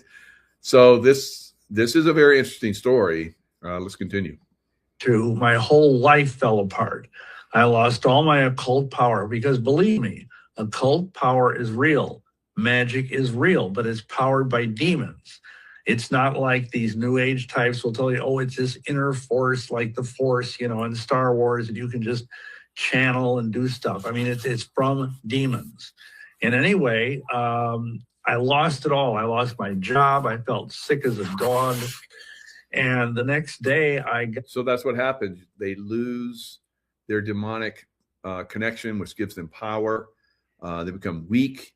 They become vulnerable. And at some point, they can go to the light, which he eventually does. I got a phone call from these two girls, teenage Satanist chicks down in Chicago, which is like about 90 miles from where I lived in Milwaukee.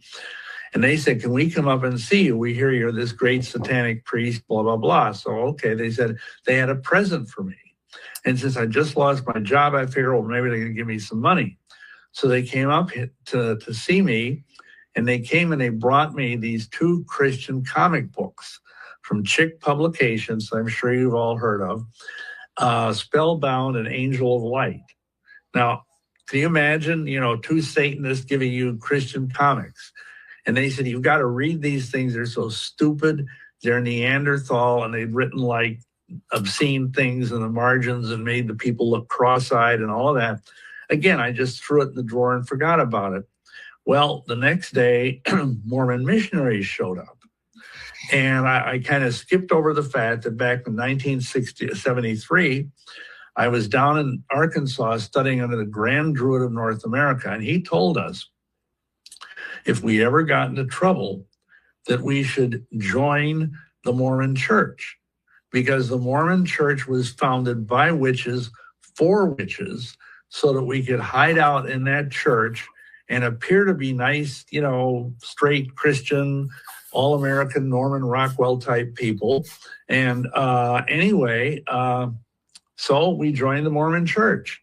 And I became an elder. I really got into it. I mean, I gave up the dope. I gave up the cocaine. But because I had been told that the leadership of the Mormon Church were all white witches, I kept doing the white witchcraft thing. And I went to the temple in Salt Lake City, which is kind of like, the Cadillac of Mormon temples. And the thing is like a satanic Disneyland. So you're telling me right now that Mormons, a lot of them, I guess it's like the Masons, the lower level, mid-level don't know what's going on at the highest level. But you're telling me at the highest level, Mormons are Satanists? Oh, yeah, absolutely. What? And yeah, and I know it's hard to believe, but in the course of this, this Druid guy gave us some secret words to feed into the Mormon temple at Salt Lake. And we did that. And as a result of that, the whole temple was shut down except for us. We were allowed to go through, the endowment, they call it, the ritual. We were married for time and all eternity in the secret rooms with all of them weird mirrors and everything. And then they had me go and meet with the president of the temple, who's this big shot, and he in turn arranged us to have a meeting with one of the 12 apostles. Now, this is at the very top hierarchy of the Mormon Church, right under the prophet. And I'll tell you the name of the guy. It was Elder James Faust. Believe it or not, his name was Faust. And if you know anything about occult history, you know that Faust is the name of a famous fictional sorcerer who sold his soul to the devil. But it just happened to be this guy's name by coincidence. In any event, we told him that we had had dreams and visions where there was like satanic type stuff going on in the temple, where there was like this naked young girl on an altar and people were chanting and all around her and all of this stuff. And you know what this guy said?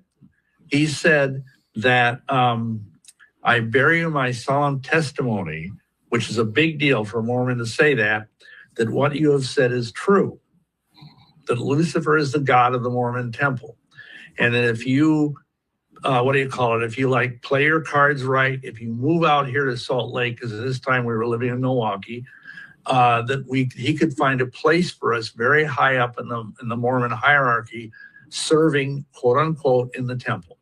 Wow. So, fortunately, before that happened, a few things happened where we ended up having to leave Milwaukee, go to Dubuque, which is where I'm living now.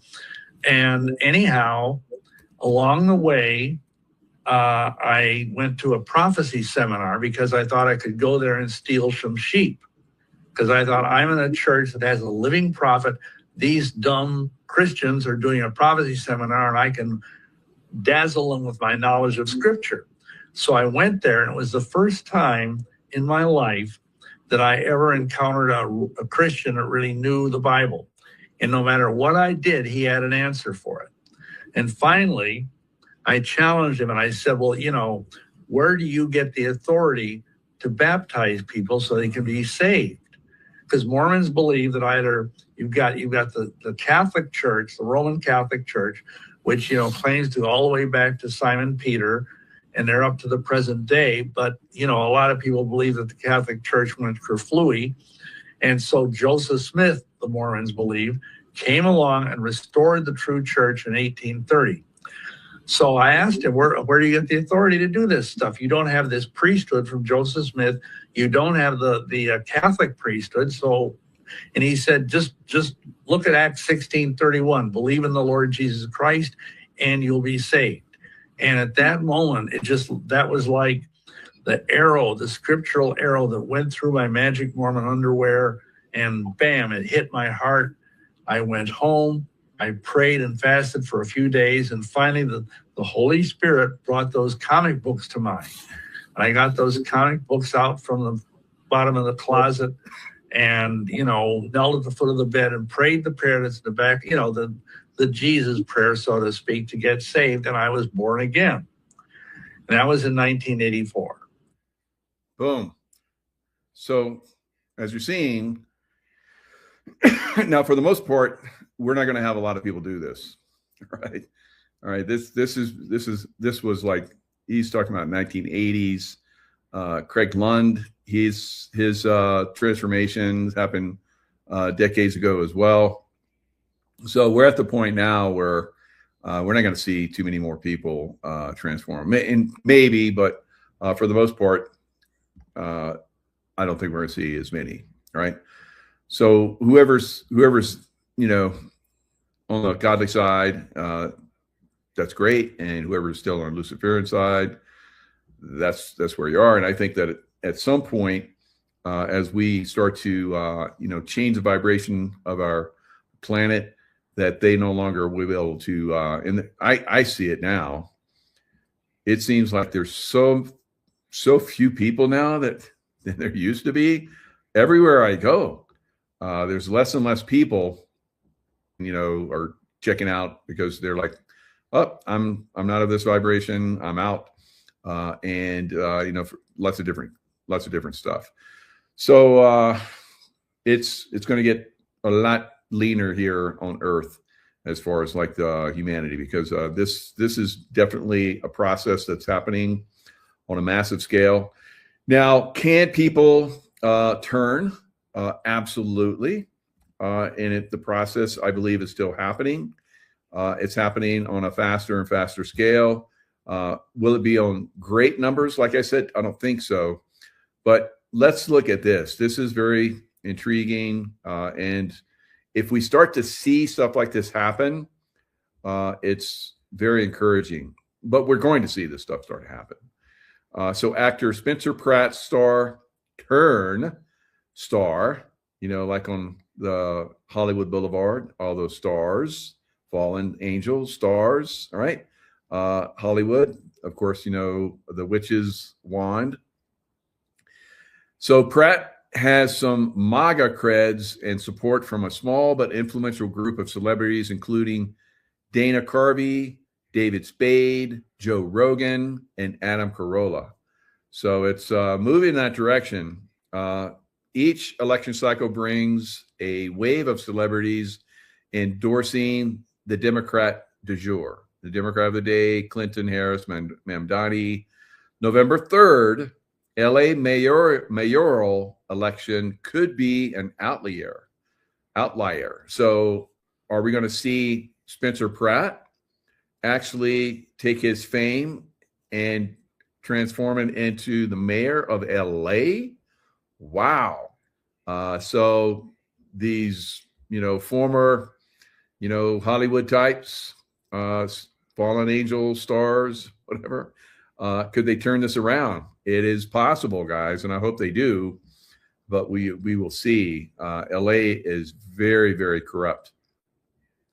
All right, to be sure, many liberal-minded voters have already rallied behind incumbent Democrat Mayor Karen Bass, despite all around low marks for handling of the 2025 Los Angeles wildfires, or her progressive challenger, City Council member Nithian Raman.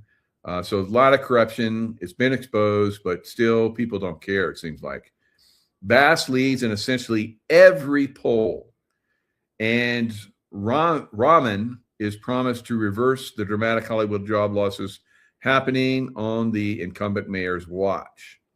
So Hollywood is really getting hammered by this corrupt government in not only Los Angeles, but all throughout California. Everybody's suffering in California. So says still, Pratt is in second place in 2 of 3 recent polls, including one a few weeks ago. So ideally, you don't want to be in the front all the way through. You want to come from behind. That's ideal. So if Pratt can come behind strong, he could win this thing. And that would turn around the evil of LA potentially, unless he's another infiltrator. Just more of the same, but just with a different face, right? Including one a few weeks ago by UCLA Luskin School of Public Affairs, with Bass ahead by 14 points, and an Emerson College poll in early March in which Pratt trailed by just 8 points. So a nonpartisan primary will be held on June 2nd, and any of the candidates could win the mayoral race outright by receiving more than 50% of the vote. So who knows? Maybe he'll win it if he gets more than 50% of the vote on June 2nd. Could happen. All right. The sour news that continues to flow from the City of Angels could make Pratt's candidacy more than a reality show lark. So it says he's got a lot of people from the Hills alum that think he would be a good fit. So it says Apolitical Comics, David Spade and Dana Carvey bash modern LA in March from the comfort of their Fly on the Wall podcast. The Saturday Night Live alums boast decades of Hollywood experience, and they couldn't keep their concerns to themselves, Spade said. And that old Hollywood needs to die, all right, needs to be replaced by the good angels, reflecting on the production lots he once worked on that are now filing for bankruptcy. Thanks, Karen Bass. Thanks, Newsom, he said, referring respectively to Los Angeles Mayor Karen Bass and Governor Gavin Newsom, Vampire Boy, also a Democrat. The amount of productions is dying. And so they have to do something so more production comes back. And that starts with negotiating with the union and also subsidizing industry tax breaks, all right, to compete with Romania. So they can take a whole crew and film in Romania and save money. That money should be staying in California, but because of the California taxes and all of the stuff that they, make life miserable for everybody who wants to do something good, then people are just, the industry is just fleeing LA. It's cheaper to bring 100 American people to Ireland than to walk across the lot at Fox, past the sound stages, and do it there. So Rob Lowe said, referring to his game show, The Floor, It's just tax, economics of it all. So it's criminal that California and LA have let it happen. It's criminal. Everybody should be fired. Yes, taxes got to go bye-bye, right? Khloe Kardashian, hardly a partisan voice in the culture. She recoiled after learning citywide budget cuts hurt the fire department's resources at the worst possible time. Timing, yes, they did it on purpose. Mayor Bass, you are a joke, Kardashian said via her Instagram feed. So it seems like the celebrities are ganging up on them. Fellow podcast giant Joe Rogan, who called LA home for several years and left for Texas, also endorsed Pratt. Listen, man, I'm voting for you. Well, I can't vote for you, but I'm rooting for you. I mean, if I lived in LA still, no question whatsoever, I would vote for you. Fellow reality stars, Kristen Cavallari, Brody Jenner, The Hills, and Jesse Draper, The Secret Lives of Mormon Wives, Secret Lives. Are you really telling us secret lives of those Mormon wives? Also have Pratt's back in a demonic secret lives. Comic Nikki Glaser, a fixture on the Hollywood circuit, isn't weighing in on the mayor's race because she left the City of Angels for a less splashy destination and turned California around. So that would be perfect. So here's a guy, Pratt, who no background. I don't know, maybe has a little bit of money from all that his acting career. And looks like he's getting backed by, all the people that normally back the Democrats no matter what. So now they're turning against them, and he's running as a Republican too. So very interesting. We'll see if that transforms. We'll see if Lewis Herms, who's coming from the bottom, no backing, never been in a political office, and not a rich man by any stretch of the imagination. If he gets to that position, that would be phenomenal. So we need people like that to start taking these political positions, guys. All right. So that's the way we went against the Luciferian fallen angels. All right. All right, guys. Lots of love and stay in the love vibration, because that's how we defeat them. Say great prayers and send them to these baddies. All right. Make sure you protect yourself. All right. Lots of love. I'll see you guys next time. Yeah. And so if that was the case, they weren't using, they didn't create that then. And then the earth is a lot bigger than what's been reported. Yeah, they put that one out too. So, if you, like me, have sailed the world not sailed, well, we call it sail, but, in a submarine, we have a sail, but it's not. You're traversing the world. Yes. I've, been way, way, way down to the Antarctic and way up to the Arctic. 1 degree of latitude or longitude in any direction is 1 nautical mile, which is 6,000 feet. And if you're going at a certain speed, you can record knowing how much, current you have with you or against you, you can calculate how far you've gone. That's really obvious. So, but as far as going to Antarctica, there's 1,000+ people that go there a year as tourists. You can rent cruises, buy a sailboat if you want, sail around Antarctica, and they'll take you off on a little dinghy boat and go up on the place where there's no glaciers coming down, and you can literally hike up onto Antarctica. You could even hike if you want. People have backpacked, way in, and they're even having big planes that go to the pole in the Antarctic as well. And there are no fly zones there, but those are because of what's there, such as the entrance to the earth, inside the earth, and other bases and things and artifacts that they don't want people to know about yet. But pyramids, but if you do the basic, what Ptolemy did, I did it with some kids in a science class I was in with walkie-talkies, because there was no cell phones in the 70s and 60s. We, with a ruler yardstick, a protractor, so you can get your angles perfect 90 to the earth and go it, across the city as far as you can get, and then time it out and mark and get it perpendicular to the earth and measure the shadow. It's different. And you can calculate the size and the circumference of the earth. And so it's really, really obvious that, it is pretty much what they've been saying all this time along. And, there are many cruises people can take and go around the Arctic. So now, as far as going to the moon, of course, we went there, but not like, as I said, the way they showed. That was Stanley Kubrick's movie. But they're not going to Why did they do that? Because I know, and we talked about it. I want you to tell and we'll discuss it, because that's what people need to know, because that's how it gets, that's how it becomes a conspiracy theory, right? Yes. Well, the reason is several-fold.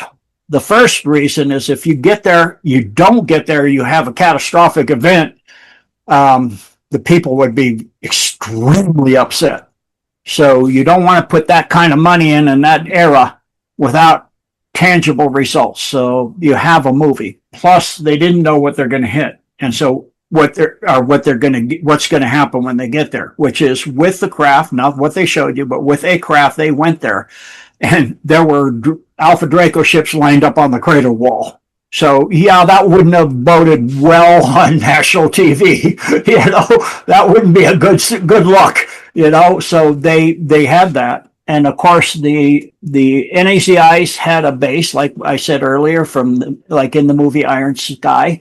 And now that's lunar base A, B. There's A, B, C, and then there's base on the back of the moon. There's a detention facility that's right on the edge of the back of the moon. During a 18-year transit of the moon back and forth, it shows 54% of its surface. So it periodically gets a view of the Earth. That's for the very high-profile people they want to keep alive in the deep state for information.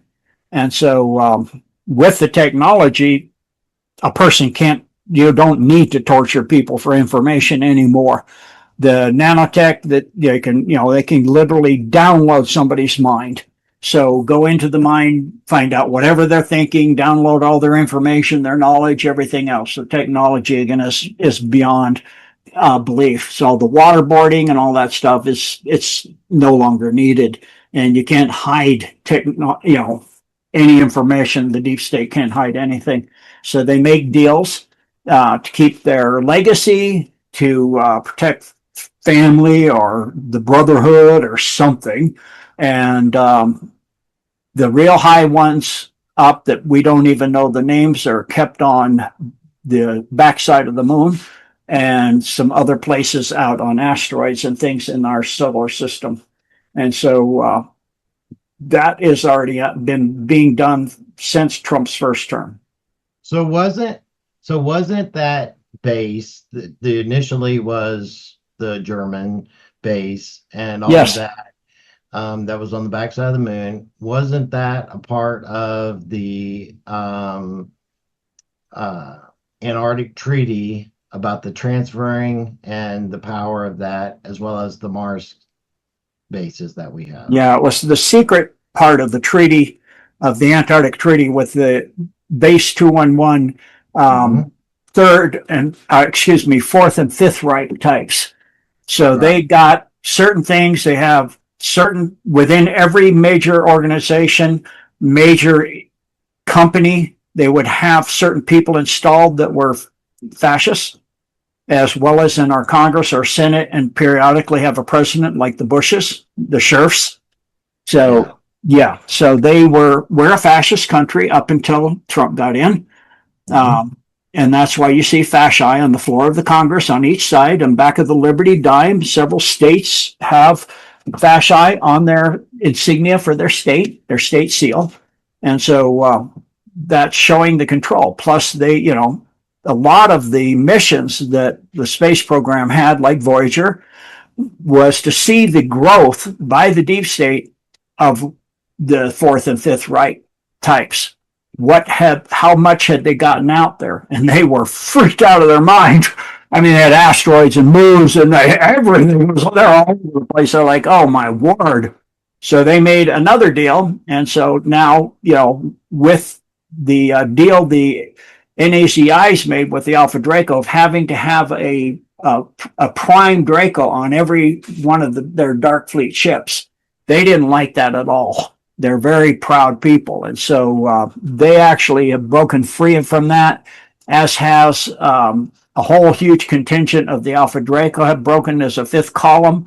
And so the Alliance of Free Worlds that is helping mankind on Earth and the build out on the backside of the moon is now beyond belief.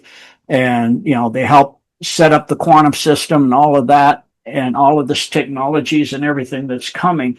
It's going to be mind boggling as we go up that bell curve, that, geometric curve into disclosure, and big pharma and all this gets destroyed by the technology that comes out. That's why they didn't want that out, because you're talking about technology. The more you can sell stuff to it, you keep it sick, you poison it, you do everything, you just keep it alive barely.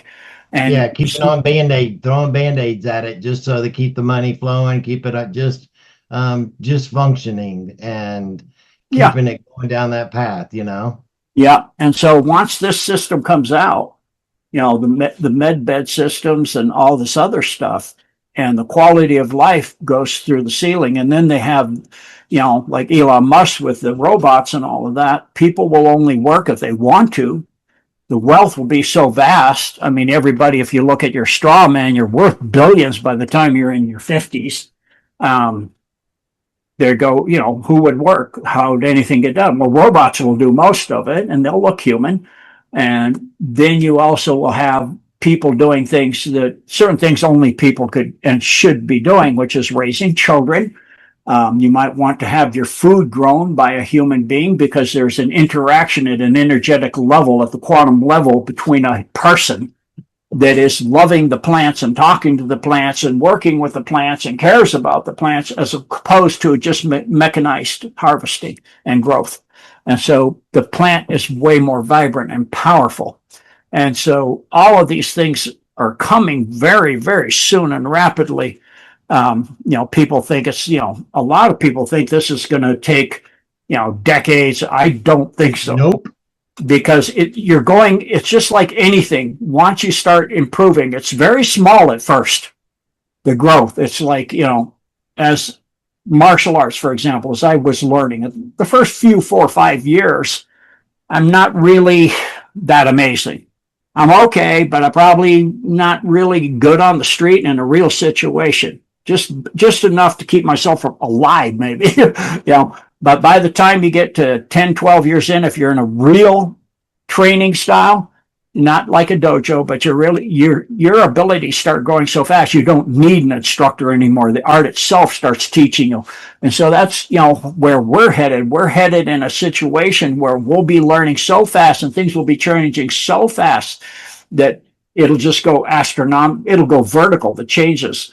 So the next generation that's already, in their single digit years now, the world they will be getting, we can't even conceive of it. We'll be on planets all over the galaxy, let alone probably other galaxies with, make Star Trek look pale. I mean, what you're seeing in Star Trek, that's pathetic technology. You have technology where, you can travel like that by Mach 5 or Warp 5, and that's slow. You could instantly be there. But, sometimes when you go on a road trip, it's not just, jumping a portal and be the other place. The journey sometimes. Yeah, it's about the journey and the trip and what you find in between. So that's, because that's what people don't know. We have actual gates from Earth to the moon, direct, to Mars, direct, to Saturn, direct, different places, direct. This Eden, Earth, was always a major gate hub, and our sun was another major portal gate, correct? Yes. And then there's what are actually portals, what they call jump gates. Yes. So near most of your major airports, you have a Hilton hotel or something that the deep state had a jump gate in. And you can jump to various places from that gate with the like portal. in a hotel room. Yeah. Specific rooms.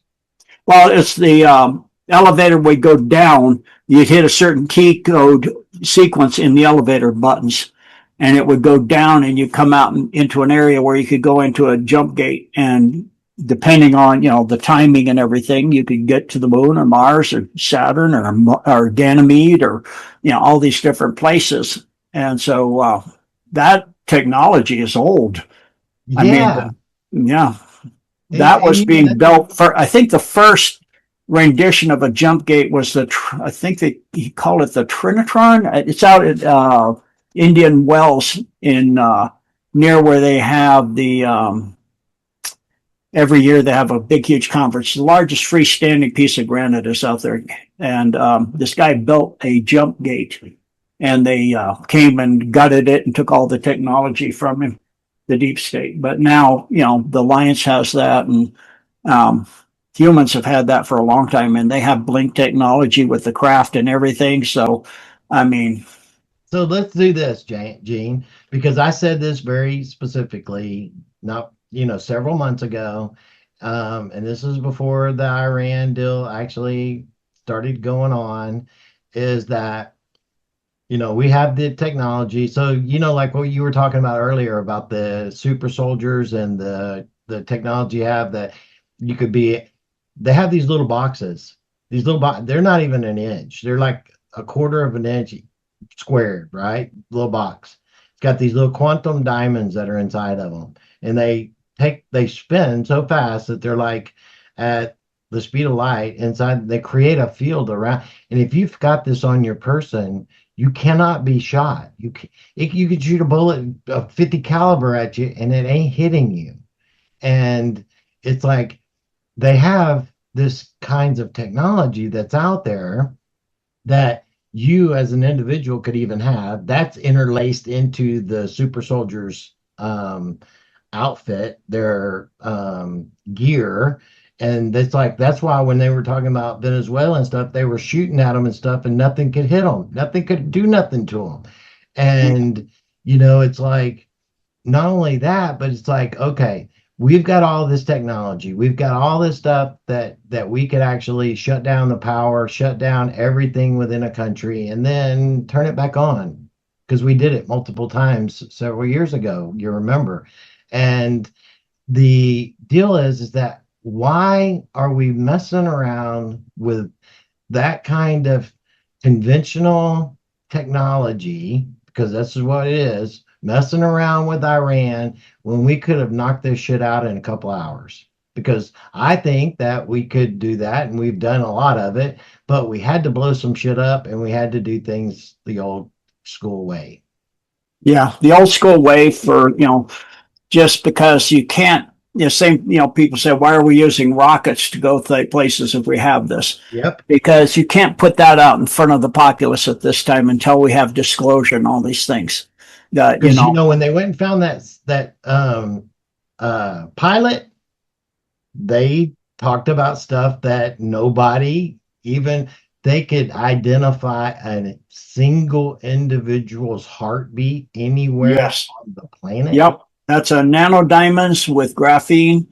Graphite. Nanodiamonds. That's what I'm talking about. Is like, and they got technology that will blow your freaking mind, people, but they're not using it. They're trying to make it as conventional as possible, but still being in 100% control. Would you agree? Well, they are actually using it in Iran, some of it. So they have like a whole bunch of special forces that jumped out of a aircraft at night, no shoot. I know. That's what that technology does. That's what. So they're called the ghost soldiers. Yeah, and they plummet to the ground just before they get the ground. It deaccelerates them. They land gently on their feet. Then it starts powering up behind them and propulses them there till they're running like 90 miles an hour. Then they can see through the ground down to where the tunnel is. It opens up, it phase shifts them. So they run down into the ground, into the tunnel. No particle weapons, no nothing. So Yeah, So this actual special forces guy, he's like a really awesome dude. He was like, he saw these guys around, but he didn't know who they were and all that stuff. And then they went on this mission. They were up in the plane, and then all of a sudden they just jumped out the back of it. He's like, oh my God, what the hell? It freaked him out. And he's like, and then he was like, they jumped, they had their gear on and stuff, but they didn't have no parachute, no nothing. All of a sudden they just jumped out of the freaking plane at a halo jump, right? And Yeah. it's like, it freaked him out. And then like 5 days later, he said he saw them all and they were all Yep. fine. And he was just like, what? Yep. Oh, You know, it blew it's- his mind because this dude's been in the special forces. I mean, he's like a really badass. I ain't gonna say who it is, but he was an awesome fucking sniper and stuff. And he said it blew his mind, and that's exactly what they were referred to as the Ghost Soldiers, because nobody knew who they were or what affiliation, because they never wear patches. Yes. So, you know, that's where we're headed. Warfare is going to become impossible. When the whole world gets this, you know, little bit by little bit, it's what Tesla had dreamed and actually facilitated. He actually jumped timelines and came back as crazy as this sounds. You know, you'll read Ingersoll Lockwood and that stuff, you know, about little Baron Trump and all that stuff. But he came back as Snowden, and he came back as what's the other one?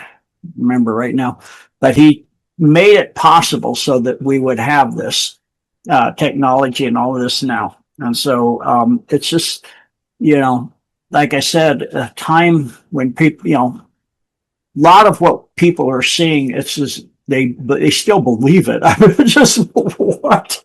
Like this last assassination attempt, this guy runs through the security, and this only one person gets their gun out. One lady, the police, it gets 5 shots off. I'm like, nobody tackles this guy. Nobody puts themselves in their way. I mean, there would have, if that was real, there would have been a hail of bullets, and somebody would have tackled the guy down. You don't believe that this was a 100% setup. You are not.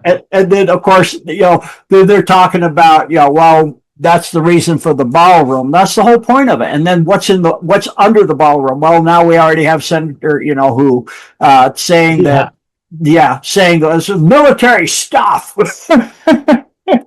Jump gate, along with a whole lot of technology that'll make it impossible for that stuff to happen in the White House at all. And it's just, you know, it's just, and of course, Trump, you know, was sitting there and he's just looking around like, yeah, okay, there he is. Okay, here it comes. Okay. And of course, I was actually watching it when it happened live, and I heard it. And I was telling Kelly, I was like, did that just happen? Did that just happen? And everybody's sitting around like no big deal here. And then all of a sudden you start seeing everybody freaking out. But he's just still standing there. He's just still sitting there like, what?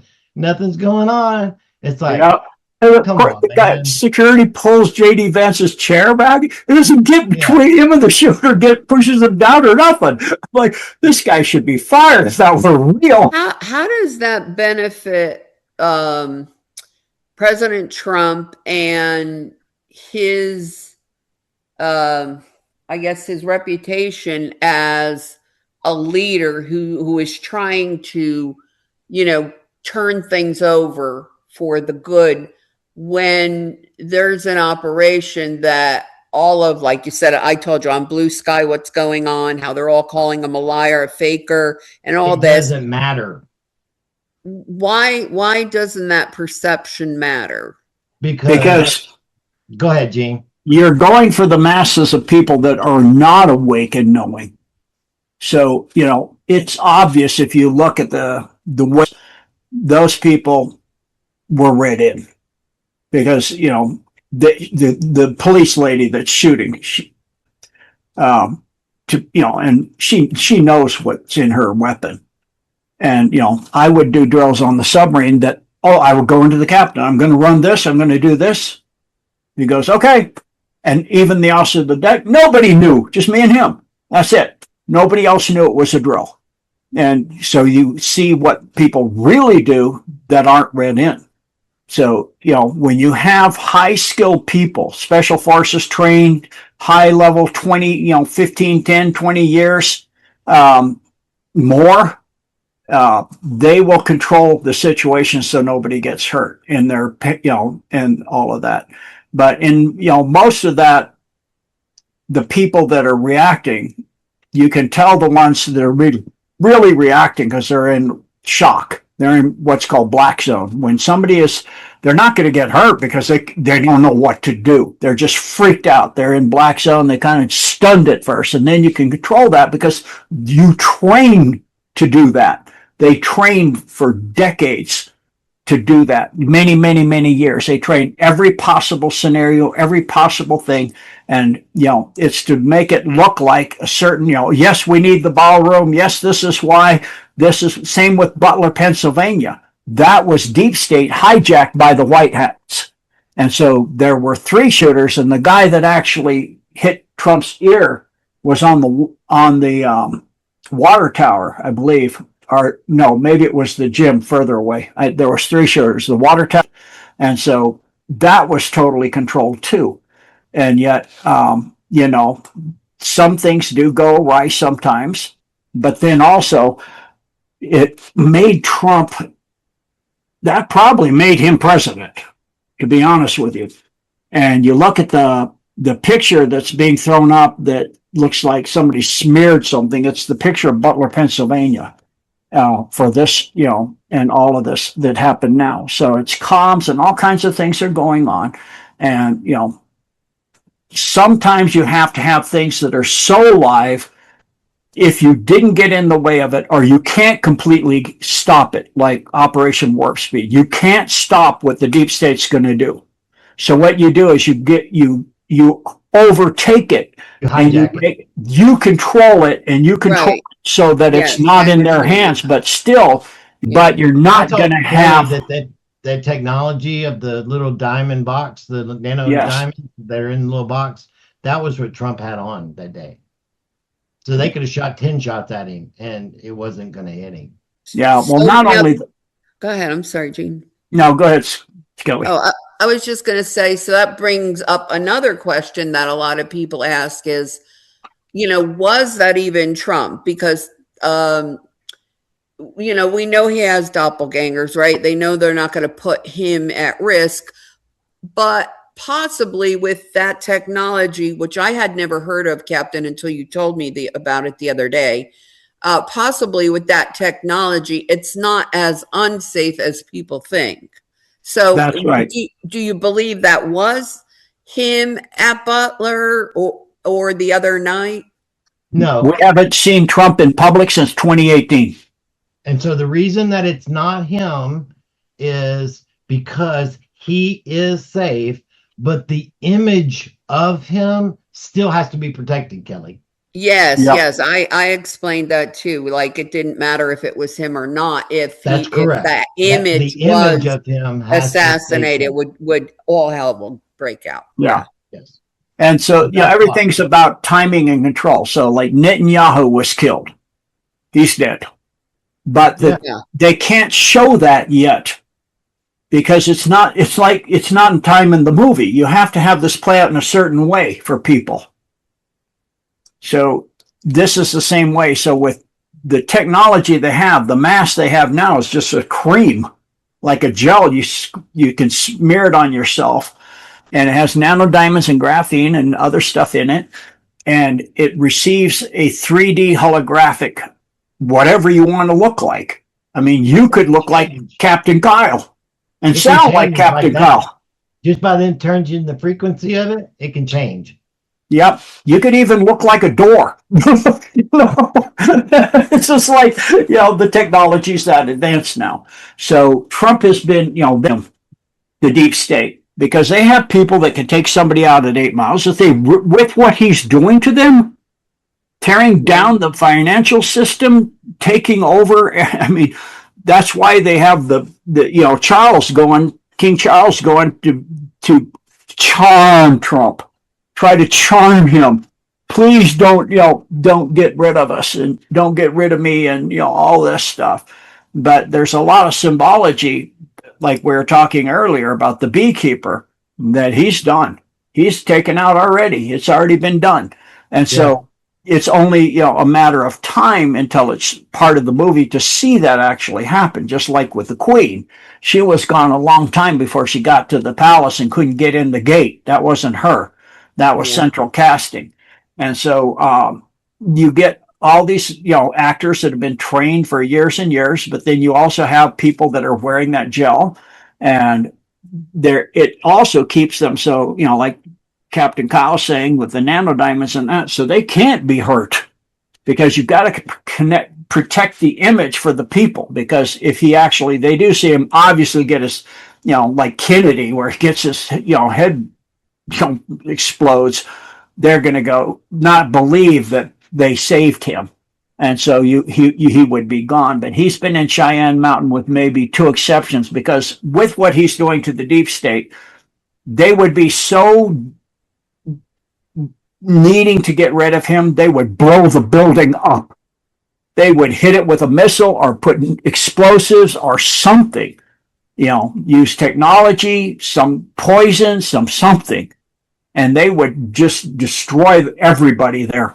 And so this is the way in which you don't have that kind of thing happen. And so the White Hats are controlling all of this, let alone the fact that they have things like, Looking Glass and that, and remote viewers that can see the future and all kinds of stuff. People get the idea of everything scripted and fake. I'm not sure how to answer people who really have been suffering, or the lives that have been lost, or parents that have lost their sons and daughters in war. Well, that's easy, because the deep state has infiltrated every organization on Earth.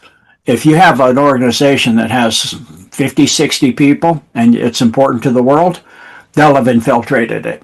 And so you don't know who's infiltrated. You might be somebody you would think you could trust beyond belief, and they would be deep state Satanists.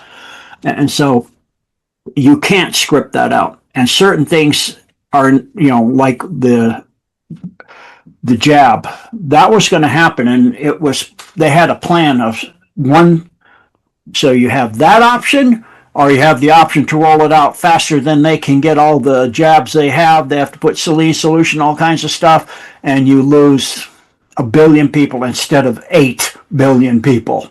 And I understand that. It's the lesser of 2 evils. I understand that. And that goes the same thing with any of these things, like the wars, like what's happening in Ukraine, or what's happening in Iran, or what happened, in Venezuela. Yes, some of the Cubans guarding it is how the war is, and some of this stuff will affect good people, the stuff so how do people decipher what is fake and what's not, especially with so much AI these days? Oh, yeah. It's really hard, I think, for people to discern what is fake and what's not, especially when you constantly hear it's a movie, sit back, enjoy the show, everything's fake, everything's scripted. That gets confusing for the especially the people we're trying to reach. Like, we've got somebody did a really great diagram last night on their show, where there was this little portion at the bottom where, it's a bunch of OG Anons sitting around laughing about, masks and fake people and things like that, and boots. And we know all that, right? But then you've got that second row, which is a little bit larger, of the Anons that are decoding things and trying to figure things out that way. And then you've got this huge portion at the top that we're trying to reach. And when that smaller portion at the bottom is continually telling them everything is fake, how are we going to be reaching that big portion at the top? Does that make sense? How do we reach them? You don't. You give them truth, and the events actually wake them up. It's the events. Yep. the series of events and what happens as it happens. It's why Trump, the Epstein files, we're talking about that. That's a psyop. That's, you got to make the people demand it. And you got to make that, because if he hands it out, then they go, it's it's fake, it's not real. But if he says it and then the people demand it, especially the black hats demand it, and the Satanists demand it, and the Demists demand it, and they get it out, and then Elon goes, oh, he's saying that because he's in it. Yeah, because Epstein hated him. He's because he got kicked out of Mar-a-Lago, had him arrested, all kinds of things. So that's the same way with, you've got Nick Shirley, this young man who's going around showing all of this corruption in Minnesota and now California, and next will be Texas. The FBI has all that, but they can't come out and say that. You've got to have a young person who's revealing it as a people. They made him.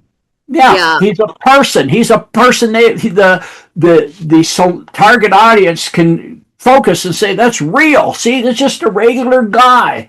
It's not the government handing us the same garbage, made up garbage. It's not a movie, it's this. No, this is just a regular guy. He's a very nice looking young man.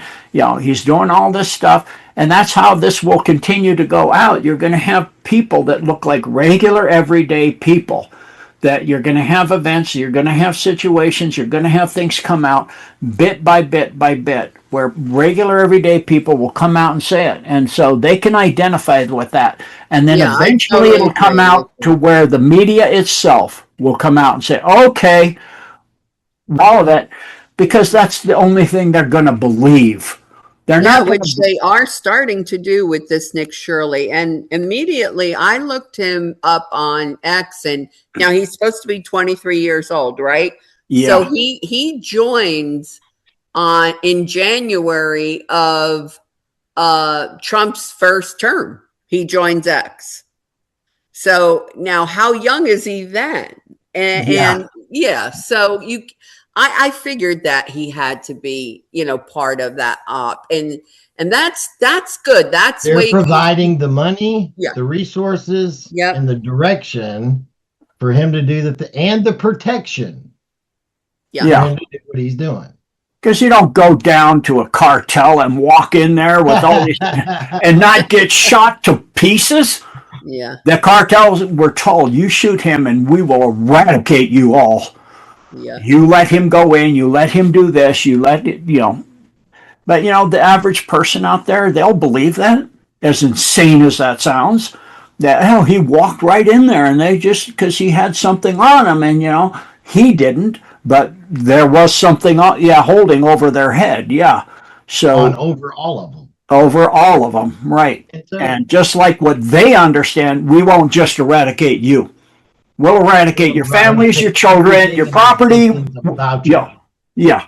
Everything will be destroyed. Everyone will be destroyed. So you go along and you play with this. And so it's the same thing, and so how do you think, Kelly, when we talk about this, that this works into Trump's world tour, and then you talk about the internet and everything else, and then I told you about what happened when Q started posting. That was the same time as the incident in Las Vegas, and the target in Las Vegas was Ben Solomon. But what did Ben Solomon do after that? He dedicated himself completely to the movement, but he also took over all of the social media. So do they have control over everything? Absolutely, they have control of everything. But they have to force the narrative into the public space in a controlled manner with a backstop of exactly what their plans were to destroy us. So when you say they have control of everything, the other day you said to an extent. Can you expand on that? Yeah, so you've got outliers. Outliers means individuals that you don't necessarily have control over, that are not the overall like say the company narrative, things of that nature, where anyone can post anything, but is that completely controlled or not? To a certain degree, because anything that's put out there can be stopped and then reversed immediately. Yeah, They're like I allowing do it to think happen. they're starting to take down a lot of these paid influencers. I kind of see that like on X, they're starting to lose their accounts or lose their monetization. So that's all a part of the situation. Like I said, there's going to be a divide. This all has to happen. Why? Because there's the way things are connected. But when Trump continuously calls out central casting, how many times has he done it in the last month? Right. Yeah. It's not. So it's really not about, and this is the hardest part of this. It's not, this is why I don't care about monetization, this or anything else, because none of this matters for me to be profiting off of this thing of what's going on. It's about staying true to the word and helping people when they wake up to a certain degree and lead them when the events actually happen, so that they can have some clarity in it, because all of the noise and nonsense that are out there and all the people that are out there for clickbait and making money and they're patriots, whatever, I don't care. But the deal is that the events is what's going to bitch slap people to wake them up. How many times have I said it's got to get to the precipice to where enough is enough? And what did you just hear in Trump and what was just there? Getting to enough is enough. Yeah. So, Gene, what do you think that precipice is going to be? Gene? Yeah, I'm contemplating it. Oh, okay. Sorry. I didn't know if you heard me. Take your time. Yeah. For the target audience, it's varied, because you got people on degrees of intelligence and degrees of mind control, and how you got to hit a critical mass when it becomes, the 100th monkey essentially, and people wake up. But there will be people there will never be enough. They will always say no. They just won't believe it. When we were talking about flat Earth, for example, you could take them out in space and show the Earth. You're mind controlling me. It is a hologram, or this is you're hypnotizing me, or, there's people you can't wake up. They'll wake up when they die and leave their body. I guarantee you that. When you see what's out there or in there, then they will wake up. But it will, for the average person, it's going to have to, the Epstein files is one of the most powerful tools possible. And then as it's starting to, it has to happen organically, trickle out about what is really in the jab, with, for example, Dr. Mahalsias showing the blinking lights and all of that. And now Kerry Kingston and other people are saying it had this tech and it can actually, hack into your brain and all this other stuff. And they go, that doesn't, But when they actually start to experience some of that, and that is the deep state actually kind of helping in the way they don't realize. And I know it's grueling, and it's, to have that happening, and for those that are targeted and everybody that is shed on, and so everybody has some of that happening to them to some degree or more. And so, as that comes out and trickles and more information comes out, then people will get upset. And once they said, enough is enough, I've had it, do something, make it happen now. And so it's going to be the mostly from the young people, from like the 9, 14, 20s, like that are looking at the Epstein stuff as they get up into out in the world and doing things. That's gonna make, and they're going to actually influence the parents and the other generations older than them. And so, because the older generations are too mind controlled, when you're talking 30, 40s, and 50s, most of those people, you're not going to wake them up until they get woke up by other people that show them that they trust and they love. And so to say, when is that going to happen? Again, I can't give dates or what will be the tipping point. It's too complicated. The movie is so complicated.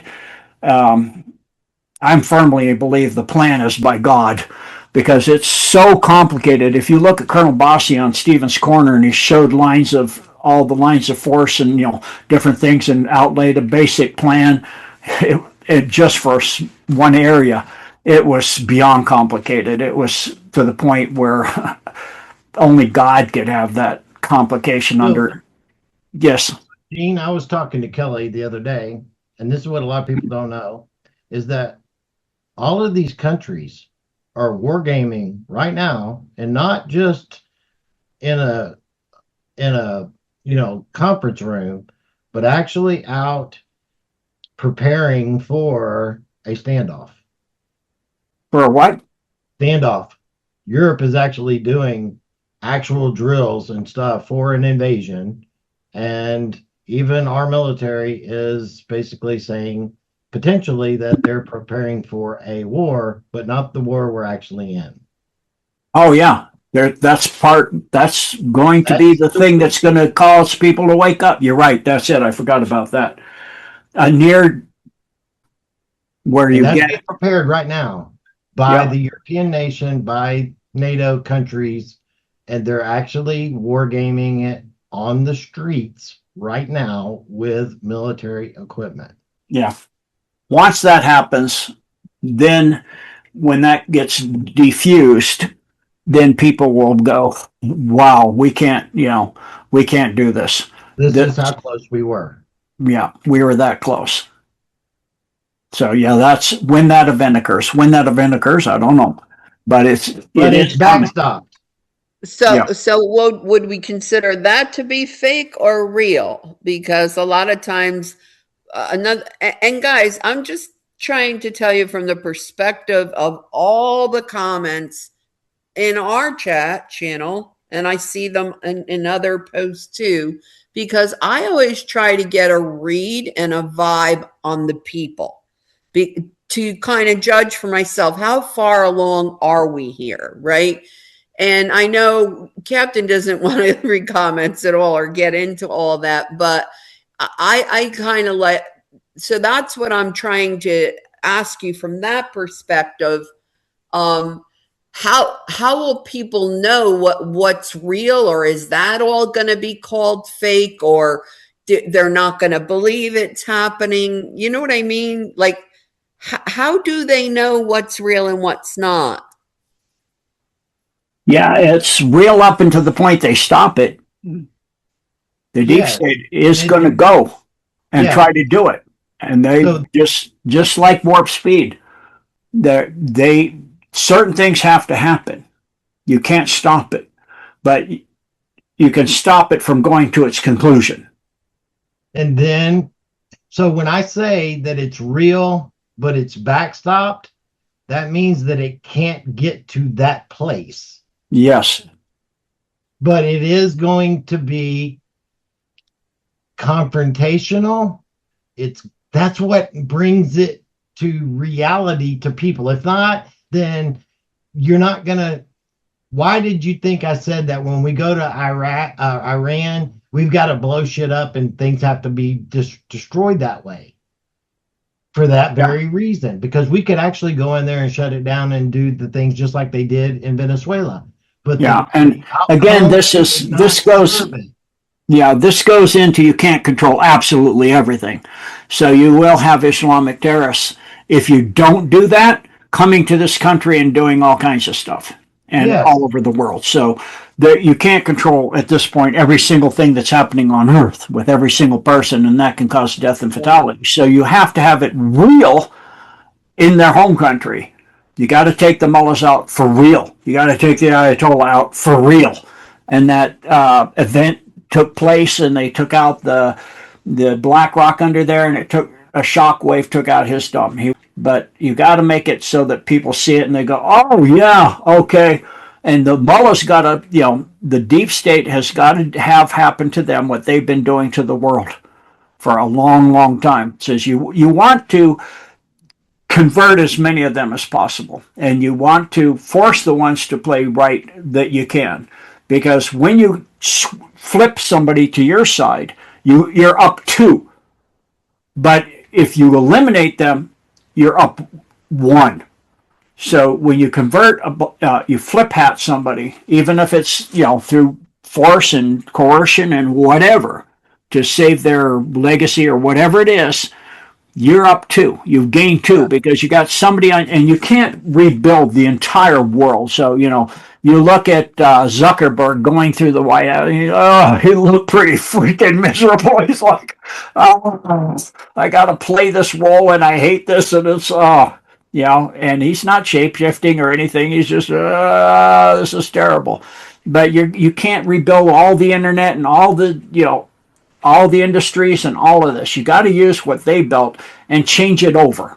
And that goes with people too, even if they're dark hats. You got to change who you can and, give them a chance to come around, but absolutely completely monitor them at the same time. And then you've got to use the system to some degree. You can't, the financial system, you got to rebuild that. But you can't rebuild every single thing on Earth. So you've got to use a lot of what's there. Like you can't rewrite all the programming for the internet and all of this stuff. And, that's insane. And so you will have to convert the world as it goes. The same thing with, 0-point energy and fossil fuels and which way do you go and what, you're going to use oil still to make plastics and these things until you're printing out and you're getting higher technology stuff that isn't so detrimental to health with the microplastics and all that. So, there's a conversion that has to happen organically for people to see that and witness that, but also because there's certain things there's limits to what can and can't be done. And so that's where we are now. They're gamed all this out. It's all gamed out, and they're going to go step by step, and it's going to go out, logarithmically in a geometric curve. It's going to take off and go faster and faster and faster, and but at the same time, you can't do certain things in before their time. You can't come out with the med beds all over, and you would destroy the economies of the world, and you'd have anarchy and civil wars and all kinds of things. It's got to come out in certain stages at certain points. The same thing with the Epstein files, a little bit of this and a little bit of that, and then everything has to slowly progress to where people get used to that speed. Then you increase the speed, and you keep going faster and faster and faster. And Kelly, your role in dealing with those individuals over time will change easier and easier and more separated, if you understand that, what I mean by that. Do I understand that? Is that what you're asking me? Yes. No. Okay. It will be easier for those that wake up. Because why? Because things are happening and they're exponentially growing quicker and quicker. And those that won't believe never will believe. And they're being separated to a further and further place away from your reality. Okay. Yes, now I understand. It's like you go, the separation becomes so far that you never interact with them ever again. Put the genie back in the bottle, because guess what? Everything happens simultaneously. That's why it's so important to live in the now and understand what the now means. Is why? Because the past, the present, and the future are all simultaneously happening right now. Yeah. So, just like with his situation, there'll be people that get to that point and they just said, I can't do this and I want to go back to like the Amish. I want to go become Amish. Yeah. And that'll be available. There'll be people that don't want to go and they can go out and live the life that they had. And there'll be people living in cities that are holographic, tangible, holographic cities. And, it just depends. I don't want to live that way. I would love to live out in the country, and have a little place and that stuff, but it all depends on the person. You know, everybody's unique and different, and there'll be people that just can't do it, and then there'll be people that will engage and go take it many stages beyond where we are. So that's where we are. That's where we're headed. Yeah, so I hope that helps some people out there, and I hope that we answered a lot of your questions, Kelly. Thank you so much, Gene. Let's do it again soon. And sounds good. All right, everyone. Thank you so much. I hope we helped you, and I hope we shed some light on those things that are basically trying to be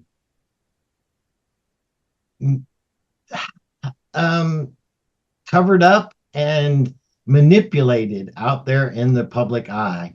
And trust me, things are not as they appear. I guarantee that. Love you guys. Good night. Good night, everyone. God bless. Judy note, Joseph Robinette Biden Jr., born November 20th, 1942 in Scranton, Pennsylvania, ceased to exist on January 17, 2020, following his trial and execution at Guantanamo Bay in accordance with military tribunal procedures. The execution was carried out under executive orders activated by President Trump during the silent phase of the war against the treasonous infrastructure embedded across the U.S. government. Biden crimes included high treason, subversion of the Constitution, collusion with foreign powers, and crimes against humanity. Boom, the greatest lie ever sold. Biden was executed at Gitmo in 2020. Trump's truth bomb shatters the global cabal. Yes.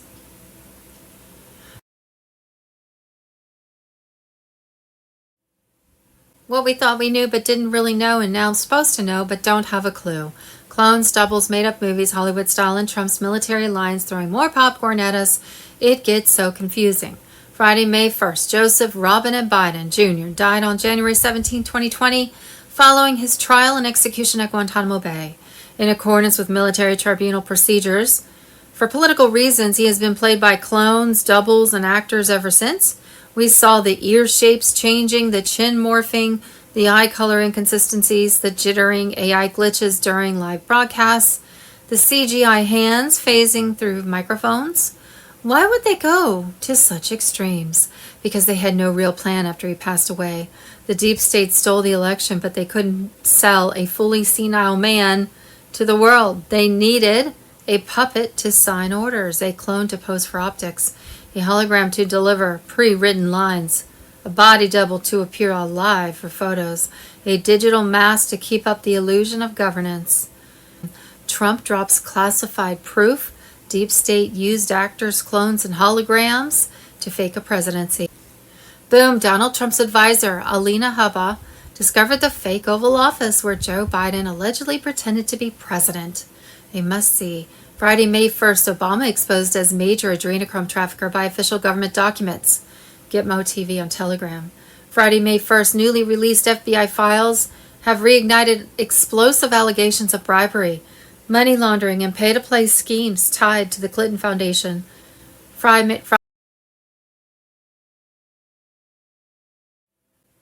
EBS blackout, martial law lockdowns. On Sunday, May 24th, 2026, the emergency broadcast system will begin. My fellow Americans, the storm is upon us. God bless. On our phones, the 7 trumpet sounds will be heard, and we will receive the 7 presidential messages. Martial law and mass arrest will be declared. Friday, May 1st, every cell phone on the planet will be hit with 7 trumpet sounds, transmitted from the Starlink satellites bypassing the elite-controlled media channels. The alliance has spent years preparing for the announcement, quietly building a network of satellites and secure communication lines. Over it, President Trump will give 7 messages to the world about a new era of freedom about to begin. EBS, Donald J. Trump on Telegram. Friday, May 1st, 2026, the financial overhaul began with Level 4B notification, sparking RV releases and wealth redistribution. Banks receive new codes from May 8th, 2026. NESARA brings the debt jubilee to erase illegitimate debts. The NESARA announcement is set for May 11th with new gold-backed currency launching May 17th. Full QFS integration completes by May 30th. Ezra Cohen on Friday, May 1st, as of Sunday, February 1st, 2026, the darkness descended with the light breaking through. The quantum financial system was locked in and irreversible. Tier 4B ISO 20022 on Telegram. There were 209 nations that possessed gold-backed currency. The fiat slavery system was dead. The U.S. Inc. Corporation was officially bankrupt and dissolved. The constitutional republic was fully restored with Trump-era justice in motion. The raids on Thursday, April 30th, 2026 evening were biblical. Deep state assets were seized with trillions in stolen wealth redirected to humanity via global trust funds. Debt jubilee was executed. Mortgages, credit cards, student loans were erased under NESARA protocols. Prosperity packages were preloaded for Tier 4B humanitarians. On Friday, May 1st, the EBS primary signal was live. The Starlink satellite system had total dominance over communications with the Cabal backdoors eliminated. The 10 days of darkness window was opening with a communications blackout to install secure systems. Non-stop truth broadcast to follow. Election fraud proof, child trafficking, exposures, bioweapon crimes, Fort Knox audit bombshells. Medbed centers expanding rapidly with priority healing for veterans. God has spoken. The storm is here to cleanse. Faith is your armor. The people have won. Prepare your spirit and supplies. Trust the divine plan. The greatest awakening in history is unfolding. Restored Republic. Friday, May 1st, breaking. Emergency broadcast system activation imminent. U.S. braces for military takeover. Jassara unleashed. NESARA's revolutionary impact. Reshaping the nation. The MAGA king on Telegram. The United States is on the brink of historic global transformation. This profound shift goes beyond politics and finance to reshape society and governance at its core. The Supreme Court ruling on 2020 election fraud could dissolve the Biden administration and Congress, leading to martial law and new elections to restore constitutional integrity and deliver justice against the deep state. Political changes coincide with a financial revolution. RV liquidity release heralds the global currency reset under Jassara and NESARA, overhauling world monetary systems for asset-backed prosperity. The quantum financial system replaces corrupt banks with secure networks protecting public health. Worldwide cyber attacks targeting U.S. Inc. and Israel signal escalating tensions as part of the transition chaos. Pentagon corruption is being cleansed amid power struggles. The Treasury Secretary's presence in Reno advances the final phase of the financial reset. The Epstein Island visitor list exposes elite depravity and control networks. Events in Japan add to global uncertainty. EBS activation around May 19, 2026 may bring a brief communication blackout in this strategic plan. Bitcoin's fall and the Federal Reserve's collapse mark the old system's end.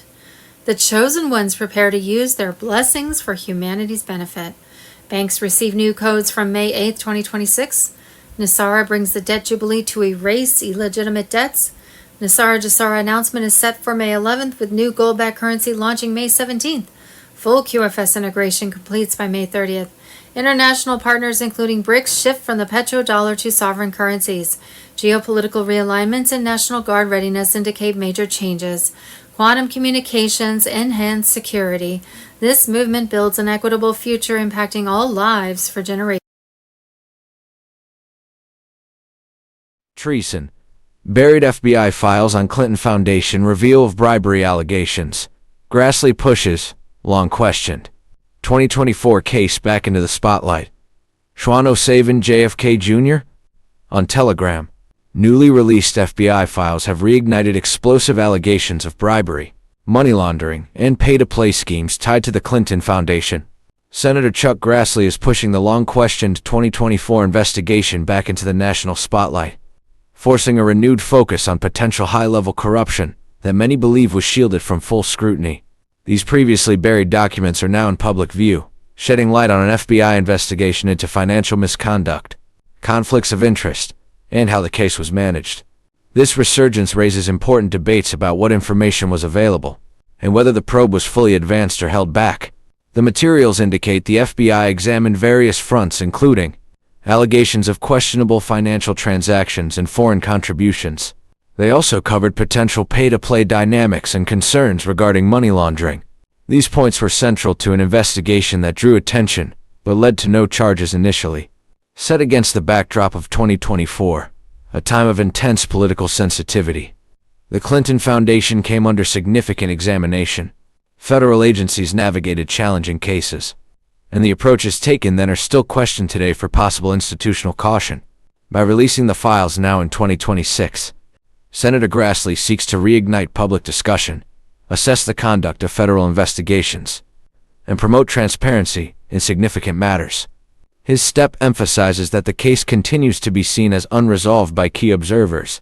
Several essential questions have returned to the forefront. Were all financial paths fully explored? Did the process reflect unbiased standard practices? Might political considerations have affected the investigation's rigor? This goes beyond a single case or organization. It concerns the transparency of federal institutions, consistent law application, and trust in investigative processes. Such moments test whether accountability holds equally for all, especially the powerful. The documents do not close the book on this story. They reopen it in the court of public opinion. What follows could mean more reviews, inquiries, or vigorous debate. One certainty remains. The questions are back, and they are not going away.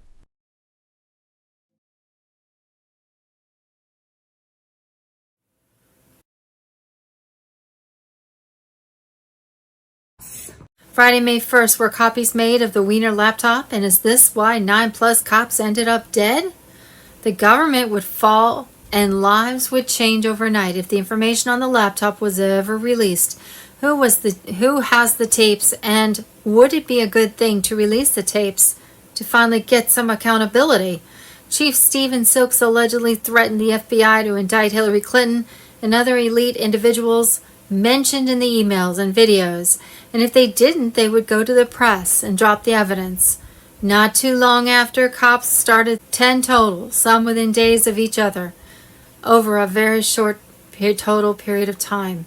The commissioner's exact words were, "What the hell is going on here?" Breaking bombshell, Trump IRA plan could make millions rich. $1,000 federal match and no congressional approval. Video. Breaking the experience of a retired U.S. Army veteran in a secret base. Boom, Donald Trump's advisor, Alina Habba, discovered the fake Oval Office where Joe Biden allegedly pretended to be president. Must-see video. The Biden illusion, Trump drops classified proof, Deep State used actors, clones, and holograms to fake. Trump drops classified proof. Deep State used actors, clones, and holograms to fake a presidency. Bombshell reveal. RFK Jr. exposes the government agency behind America's geoengineering nightmare. We think it's DARPA. Military secrets leaked. AMG News. Boom, the greatest lie ever sold. Biden was executed at Gitmo in 2020. Trump's truth bomb shatters the global cabal. Friday, May 1st, breaking the silence. Epstein's list exposes global elites, CIA, MI6, Hollywood, and the Pentagon's dark web of trafficking and extortion. J.D. Vance on Telegram. The recent release of the Epstein list goes beyond listing names. This major data dump includes thousands of pages from court reports, police files, and witness testimonies. Coverage mentions about 800 pages, but the full extent shows deeper ties. Epstein's activities were part of a vast global network of extortion. Intelligence agencies, including the CIA, MI6, and military forces, are allegedly involved. This points to a controlled military coup over the U.S. government and elections. Epstein revelations are just the start, with whistleblowers emerging soon. As summer 2026 arrives, the Epstein saga will escalate. Roles of the CIA, Pentagon, and Israeli intelligence will gain focus. Q military intelligence brought this to light for millions of Anons and world patriots. Pentagon and CIA worry about further releases. The case ties to government, Hollywood, and entertainment. Banks like JP Morgan, Goldman Sachs, Wells Fargo, Blackstone, and BlackRock may face scandals linked to Pentagon, CIA, and Rockefellers. Trump's judicial criticisms expose deep state control. Mexico will see upheaval exposing CIA cartel controlled backed by UN and Davos BlackRock funds managing global trafficking. These events begin a larger disclosure story. A military alliance targets deep, dark secrets of the Vatican, Rothschilds, EU, United Nations, Israel, and United States. Whistleblowers from CIA, Pentagon, and military intelligence prepare major testimonies. Vivek Ramaswamy advances military-backed efforts for Donald Trump, positioned by Kash Patel. Moves against DeSantis involves Nikki Haley pushes. An Epstein money laundering scandal threatens DeSantis and boosts Trump. Deep State backs Haley with The Rock and Michelle Obama as alternatives. Global intelligence holds Biden laptop data and CIA Epstein evidence ready for release. Break-in. Emergency Broadcast System EBS activation imminent. U.S. braces for military takeover. GESARA unleashed.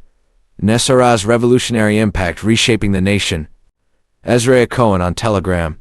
The United States is on the brink of a historic global transformation. This profound shift goes beyond politics and finance to reshape society and governance at its core. The Supreme Court ruling on 2020 election fraud could dissolve the Biden administration and Congress, leading to martial law and new elections to restore constitutional integrity and deliver justice against the deep state. Political changes coincide with a financial revolution. RV liquidity release heralds the global currency reset under GESARA and NASARA, overhauling world monetary systems for asset-backed prosperity. The quantum financial system replaces corrupt banks with secure networks protecting public wealth. Worldwide cyber attacks targeting U.S. Inc. and Israel signal escalating tensions as part of the transition chaos. Pentagon corruption is being cleansed amid power struggles. The Treasury Secretary's presence in Reno advances the final phase of the financial reset. The Epstein Island visitor list exposes elite depravity and control networks. Events in Japan add to global uncertainty. EBS activation around May 19, 2026, may bring a brief communication blackout in this strategic plan. Bitcoin's fall and the Federal Reserve collapse mark the old system's end. The chosen ones prepare to use their blessings for humanity's benefit. The financial overhaul begins with Level 4B notifications sparking RV releases and wealth redistribution. Banks receive new codes from May 8, 2026. NASARA brings the debt jubilee to erase illegitimate debts. The NASARA-GESARA announcement is set for May 11th, with new gold-backed currency launching May 17th. Full QFS integration completes by May 30th. International partners including BRICS shift from the petrodollar to sovereign currencies. Geopolitical realignments and National Guard readiness indicate major changes. Quantum communications enhance security. This movement builds an equitable future impacting all lives for generations.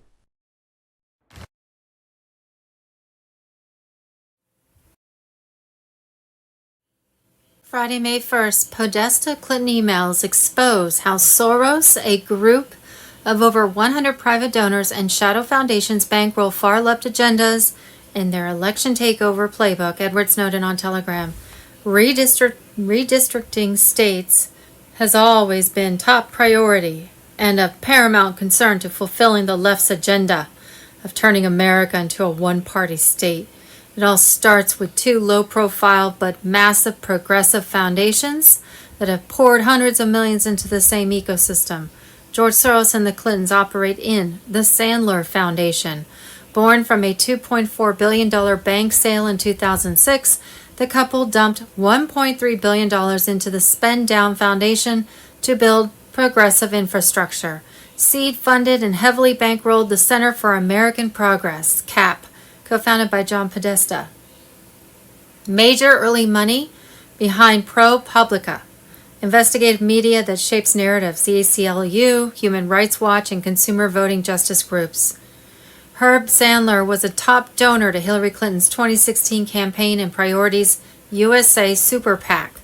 Millions funneled directly. Podesta himself was a paid $7,000 per month consultant to the Sandler Foundation while running Clinton's operation, the Stephen M. Silberstein Foundation. Tech fortune, library software empire, turned into a $70 million plus grant machine.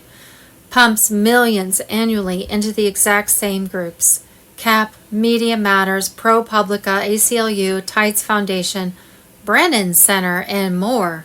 Silberstein is a card-carrying member of the Democracy Alliance, the secretive Soros-led network of mega donors that coordinates left-wing funding strategy. These are not random charities. They are strategic investors in a machine fueling color revolutions and rigging elections. Controlling the dialogue, massive funding for ProPublica and Media Matters to set the media narrative, attack conservatives, and protect the left's brand. Voter registration and turnout, billions channeled through grantees that run expansive registration drives. Same-day voting pushes and get-out-the-vote operations targeting urban and minority areas. Redistricting power grab. Direct grants to the National Redistricting Foundation and related outfits. The goal?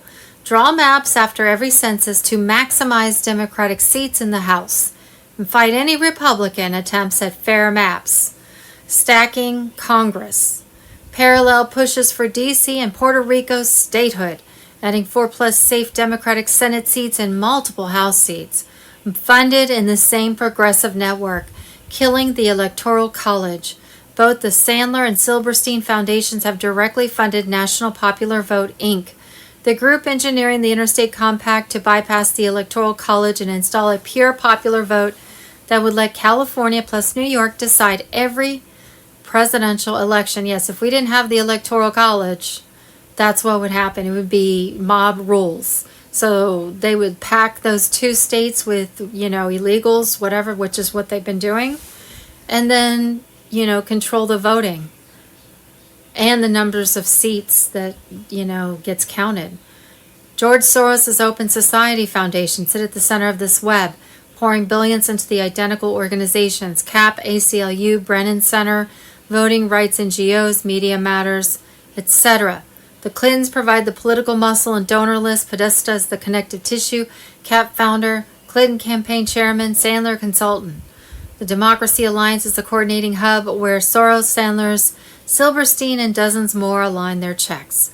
The end game is explicit. Flood the system with new voters and new rules, control the maps, dominate the media story, then structurally rewrite the Constitution's guardrails. More blue seats in Congress, Senate-proof majorities, and the final elimination of the Electoral College, so the popular vote machine never loses again. So these families, these mafia, cabal, banking families, they're behind all this money. And, you're one of those families in the system. You are, probably given your assignment to donate to these societies, create these foundations, and then funnel money down into these activist groups so that they can control the elections.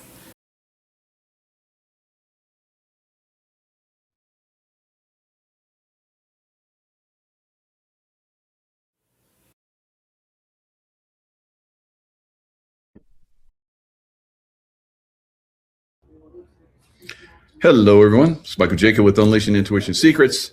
And Iran, we've been playing around with them. I don't know why. We should have just gone in and smacked the hell out of them. So I don't know the bigger picture. None of us do. But they could very easily have the bomb by now, right? So they had enriched uranium at 60%. They told the peace negotiating team that, hey, we have enough uranium that we could make 11 bombs. All right. So they should have come home from that, and we should have next day hammered the hell out of them, right? And nonstop until they're completely gone. So I don't know what's going on with this. I don't know if they're building up, if they have, they're economically trying to strangle them to the point where they give up.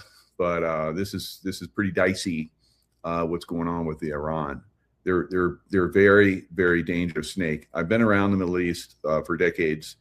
I know that they're basically trying to get us in a position where we're going to okay, we give up. You guys can, tax everybody going through the strait, which is complete BS.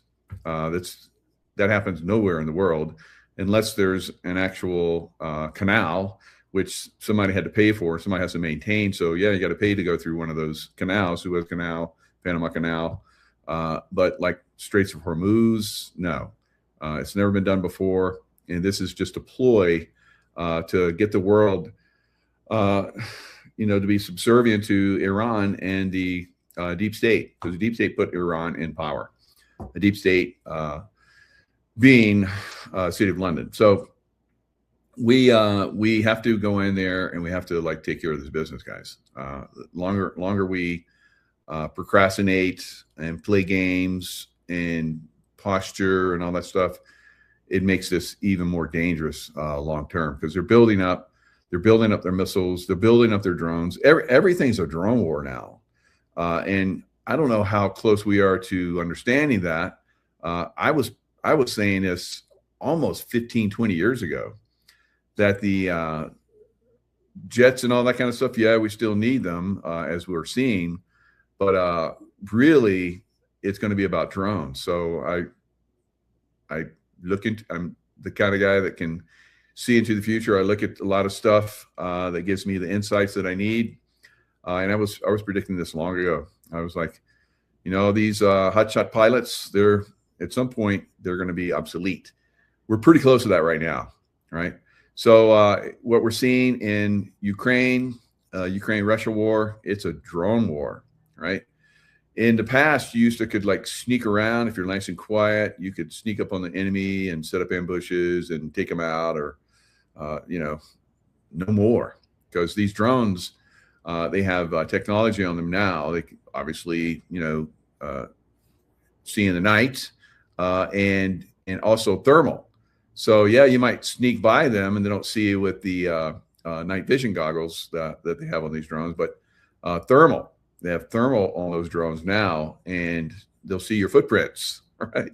Or they'll see you like hiding. You're hiding under a bunch of tree in a forest somewhere, and they can see you.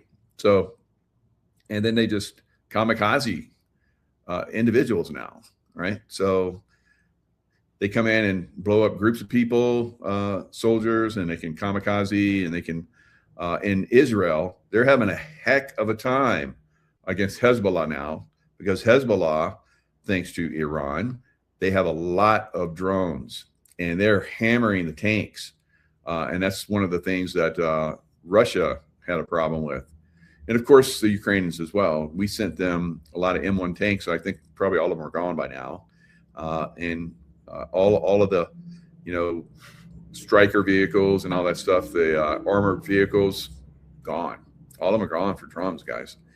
They were like graveyards, kind of like what happened in the war that we had against Saddam Hussein, where he invaded Kuwait, and we basically came in and drove his army out of the desert in like 48 hours, and they were sent running back to Iraq.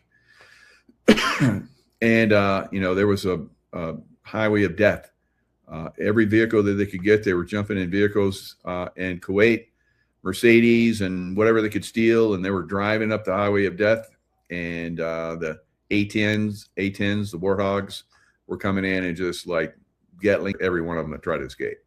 So the drones are like that now. They can come in.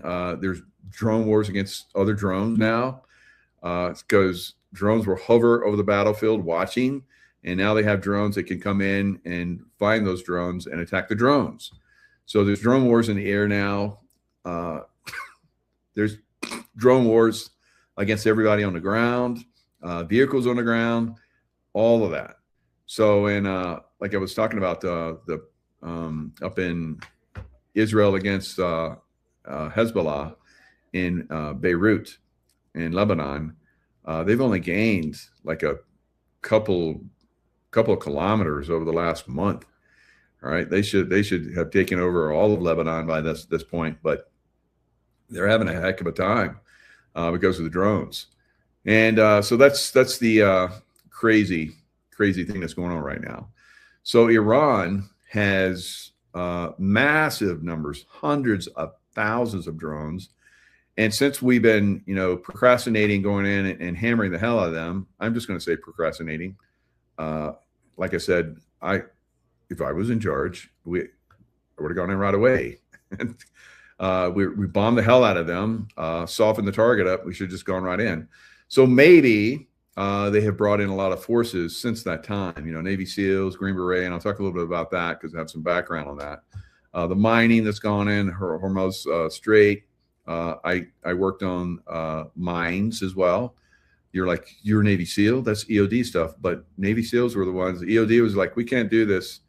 And Navy SEALs were like, well, let us try. And we tried and we did it. Right. So we found the mine shapes and basically went back and blew them all up. We missed one. So we had 95% success rate, but the one that we missed was one that actually buried itself under the sand. So it was no way we could find it. And we didn't have the technology at that time to find that kind of stuff. But that's what happens with mine shapes now. They'll burrow into the sand at the bottom, hide themselves, and when something comes over the top, they release a mine shape and it goes up and blows up whatever's going over top of it. So, the technology now is pretty highly advanced. There's drones that can be let loose to basically map out the bottom and find mine shapes. They were talking about drones doing that before I left the SEAL teams. That was back in the early 2000s, 2002s when I left. So I'd heard that they were already using drones to map out, but they were wired drones. Now they have completely autonomous drones that will go in and map out the bottom, find shapes, and potentially kamikaze those shapes. So with a drone. I don't know where their technology is now, but that's definitely something that's a possibility. But you have the military-industrial complex they like to make money, and they make a lot of money, $100 million per jet in some cases, or $1 billion per jet if it's a bomber. So they want to keep, that stranglehold on doing that. But drones are really where it's at now. So if we're not really, ready to manufacture drones on a massive scale, are doing drones over there. Maybe they went high tech on the drones. I hope so. But if not, not going to be so good, right? Now, like I said, I'm going to be talking about all of the different aspects. Like if you remember when we did the war against Saddam Hussein, we bombed the hell out of him for a couple months. And then we went on with a ground war. And the ground war was over in 48 hours. Now, that's obviously not going to happen in Iran. It's a very big country, and we only had to, handle a certain desert area. And those guys that were in those desert foxholes and so forth, those bunkers and whatever they had going on out there, they were subjected to a lot of technology, right? Technology that basically they were beaming all kinds of frequency weapons at them. They were tearing them down mentally and psychologically. So when they finally rolled through, those guys were like giving up as fast as the army came through. So that was one of the things that happened there. So now in Iran, they have guerrilla teams, guerrilla warfare that's been going on there for quite some time. You got the CIA in there. You have Mossad in there, and I promise you, in big numbers. And they have teams they put together, guerrilla, special operators and so forth. They have a small army, and they're attacking. And I'll show you a little clip, but they're attacking already and have been for quite some time. So the people are just waiting for the word to spring out and start to take their enemies that have been controlling them for 47 years. They're waiting for that opportunity. So it could move very quickly, but we need to start that process. And maybe there's some things that are on the ground that are delaying that. I don't know what that might be. They could be setting up avenues of, where guys come in. Now, Green Beret are expert, and they did a really good job in Afghanistan coming in with Special Forces, Air Force communicators. They rode on horses, the 12 soldiers. You've probably seen the films and so forth, books. But they have incredible capabilities, the Green Berets. And they demonstrated that, like I said, in Afghanistan. Only 12 guys, and they just were hammering the hell out of the Taliban and driving them all across Afghanistan. I think Samar Sharif or something like that. Sharif, I have a little slide on that, but I'll get to that in a minute. But they were phenomenal. And the same thing happened in the north. They came in from Turkey, Special Forces guys, and same thing, Special Forces radio operators, Air Force radio operators, and they called it fire. And they drove, and with the Kurds, they were in the north of Iran, or Iraq, which were no friend of, and so they drove out, all the armies in northern Iraq. So that is probably what's going to happen in lots of different areas within Iran. You have Special Forces teams. They'll probably come in through different areas. I've talked about some of them already. They're probably coming from Kurdistan, which is bordering Iraq. Maybe they'll come in from Iraq itself, and from different areas, because a lot of the Shia that were our problem, and when U.S. troops and myself were in Iraq in 2003 and 2004, when I was there during those 2 years, they started a civil war against each other and then against us. The enemy of my enemy is my enemy. It's like, what? So everybody's against us now. So it was quite a shit show there in Iraq for a while, but we finally overcame them. Now, I remember working for the CIA as a security guy, and I talked to the chief of station there in Iraq during that time frame. We had a very nice conversation. I was a part of his detail quite often, head of his detail. So we would talk quite often because of my background, and he had literally been in Iraq on the ground for almost a decade, and working, setting up the guerrilla warfare that started to happen, in conjunction with the invasion that we did. Right, the Marines, of course, came in from the south and really ripped through Iraq, and then from the north, we just blew everything up through pinpoint accurate jets bringing in munitions and so forth. So, and that was sighted in by guys on the ground, Special Forces guys. So, we'll probably see the same thing. I was talking to that CIA chief of station, and he was telling me we had the plan. He was very, very frustrated. He said we had the perfect plan. We started utilizing it in the beginning, and then the Bush administration and his generals, he said it like that, which I took to be, as I look back on it, the deep state generals, basically came in and didn't throughout the plan that would have worked. And I was like, he told me the plan. I'm like, that's common sense. That's completely common sense. Blow up all of the bunkers that Saddam Hussein had throughout the country, and isolate, different groups from each other, because they started to fight each other, and that's what they anticipated would happen. Go after the guerrilla warfare, because they knew that was happening. You might remember my story in The Intuitive Warrior, where I talked about how my first target as a remote influencer was Zarqawi, who was the lead of the guerrilla warfare that started after Saddam Hussein was found in a hole in the ground. The moment I touched ground, The moment I touched ground, and we had prayed that that would happen in a sweat lodge, Indian Native American sweat lodge ceremony that we had. So, spirituality, I've talked about this, good spirituality. I've been sending a lot of love to Iraq. I don't know, maybe that's why things haven't gotten going, but I'm a warrior too.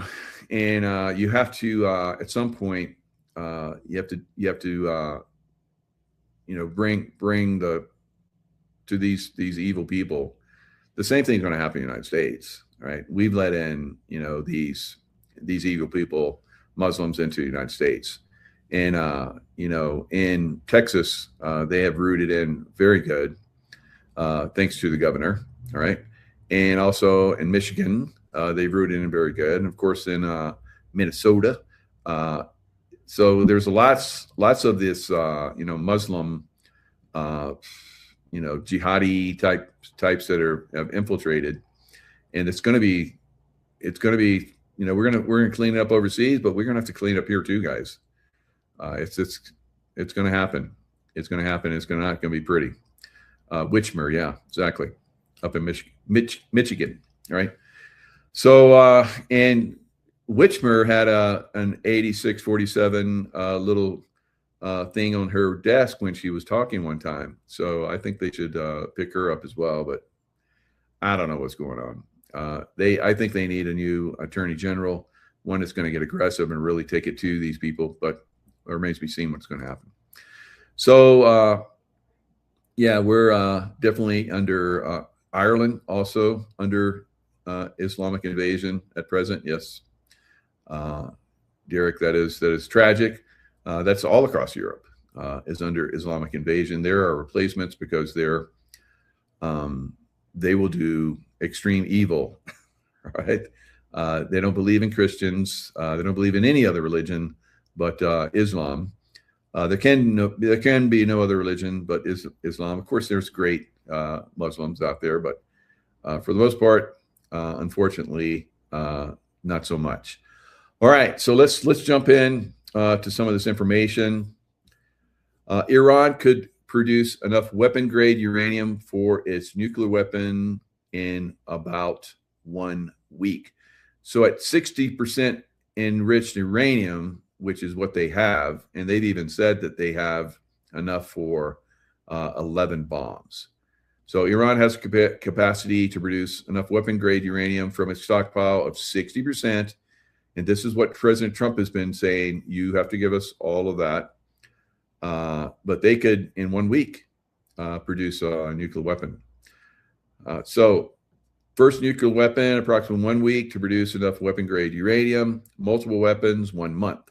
How long? So enough for up to 6 nuclear weapons, and in 5 months, up to 12. And they said they have enough for 11. So if they had the time, they could have enough they could have 12. So at this point, they probably have, I would say, 3, 4. I predicted quite a long time ago that they would bomb Israel with a nuke. Will that happen? I don't know. A lot of people think that that's the good ETs won't allow that to happen. Okay. Then there's people that say we've never used a nuke. There's no nukes. I beg to differ because I trained with those nukes, a backpack nuke, to basically jump in B-54 Saddam against the Russians if we were called to do that. So a lot of us that were trained in that, was not a lot of us, we're like the 1%ers of the special forces guys. We all thought that, there was a one-way mission. And I talked to other guys. I talked to Army, Green Beret guys. I've talked to other SEALs, and it's like, yeah, that's a one-way mission. Glad we never had to do that. And I was like, yeah, I thought so too. So, yeah. So you're basically going to set that bomb, and supposedly you have up to 4 hours to get away. Maybe. All right. Or you set it and it goes boom. All right. So sometimes that happens, right? Because they were older. And I hope they don't have any more, because they had to be maintained, and there's a lot of stuff to keep them maintained. They would have to upgrade the technology. They would have had to at this point. if they still have them. Who knows? Probably still got them out there somewhere. I don't know. But yeah, the nukes are real, guys. They've been used before. So Iran claimed to have enough uranium for 11 nuclear bombs, U.S. envoy Witkoff says. All right. So I did the search for this. I never remember this, out on the regular news. Maybe some of you guys picked it up. I'm pretty locked on, but this one kind of slid by. So I was like, I feel they've got something going. I think they're close, because I know they have 60%. 60% can, I know, uranium can be made into a bomb fairly quickly. So I put in a search for it, and sure enough, there was an article out there on that. Maybe it was the only one they released. I don't know. So here it is. And Iranian officials told their U.S. counterparts during crunch talks last month that the Islamic Republic possessed enough enriched uranium fuel to build 11 nuclear bombs. President Trump's special envoy claimed Monday night. So what's the date on this puppy? March 3rd. So it's been a while. So that's a month. So remember how long, if they got a month, they got like, 6 bombs. Yeah. 1 bomb in a week, and then in a month, which is where we're at right now, 6, right? That's a lot. And if they were to put those on a missile and shoot it out into where all the ships are, probably take out a lot of those ships out there. So both the Iranians, because they've been claiming they're going to do that. So we're going to send a missile out, and we're going to take out the ships. And if they nuke them, yeah, they're probably going to get close enough with a nuke to take out some of those ships, carriers and so forth.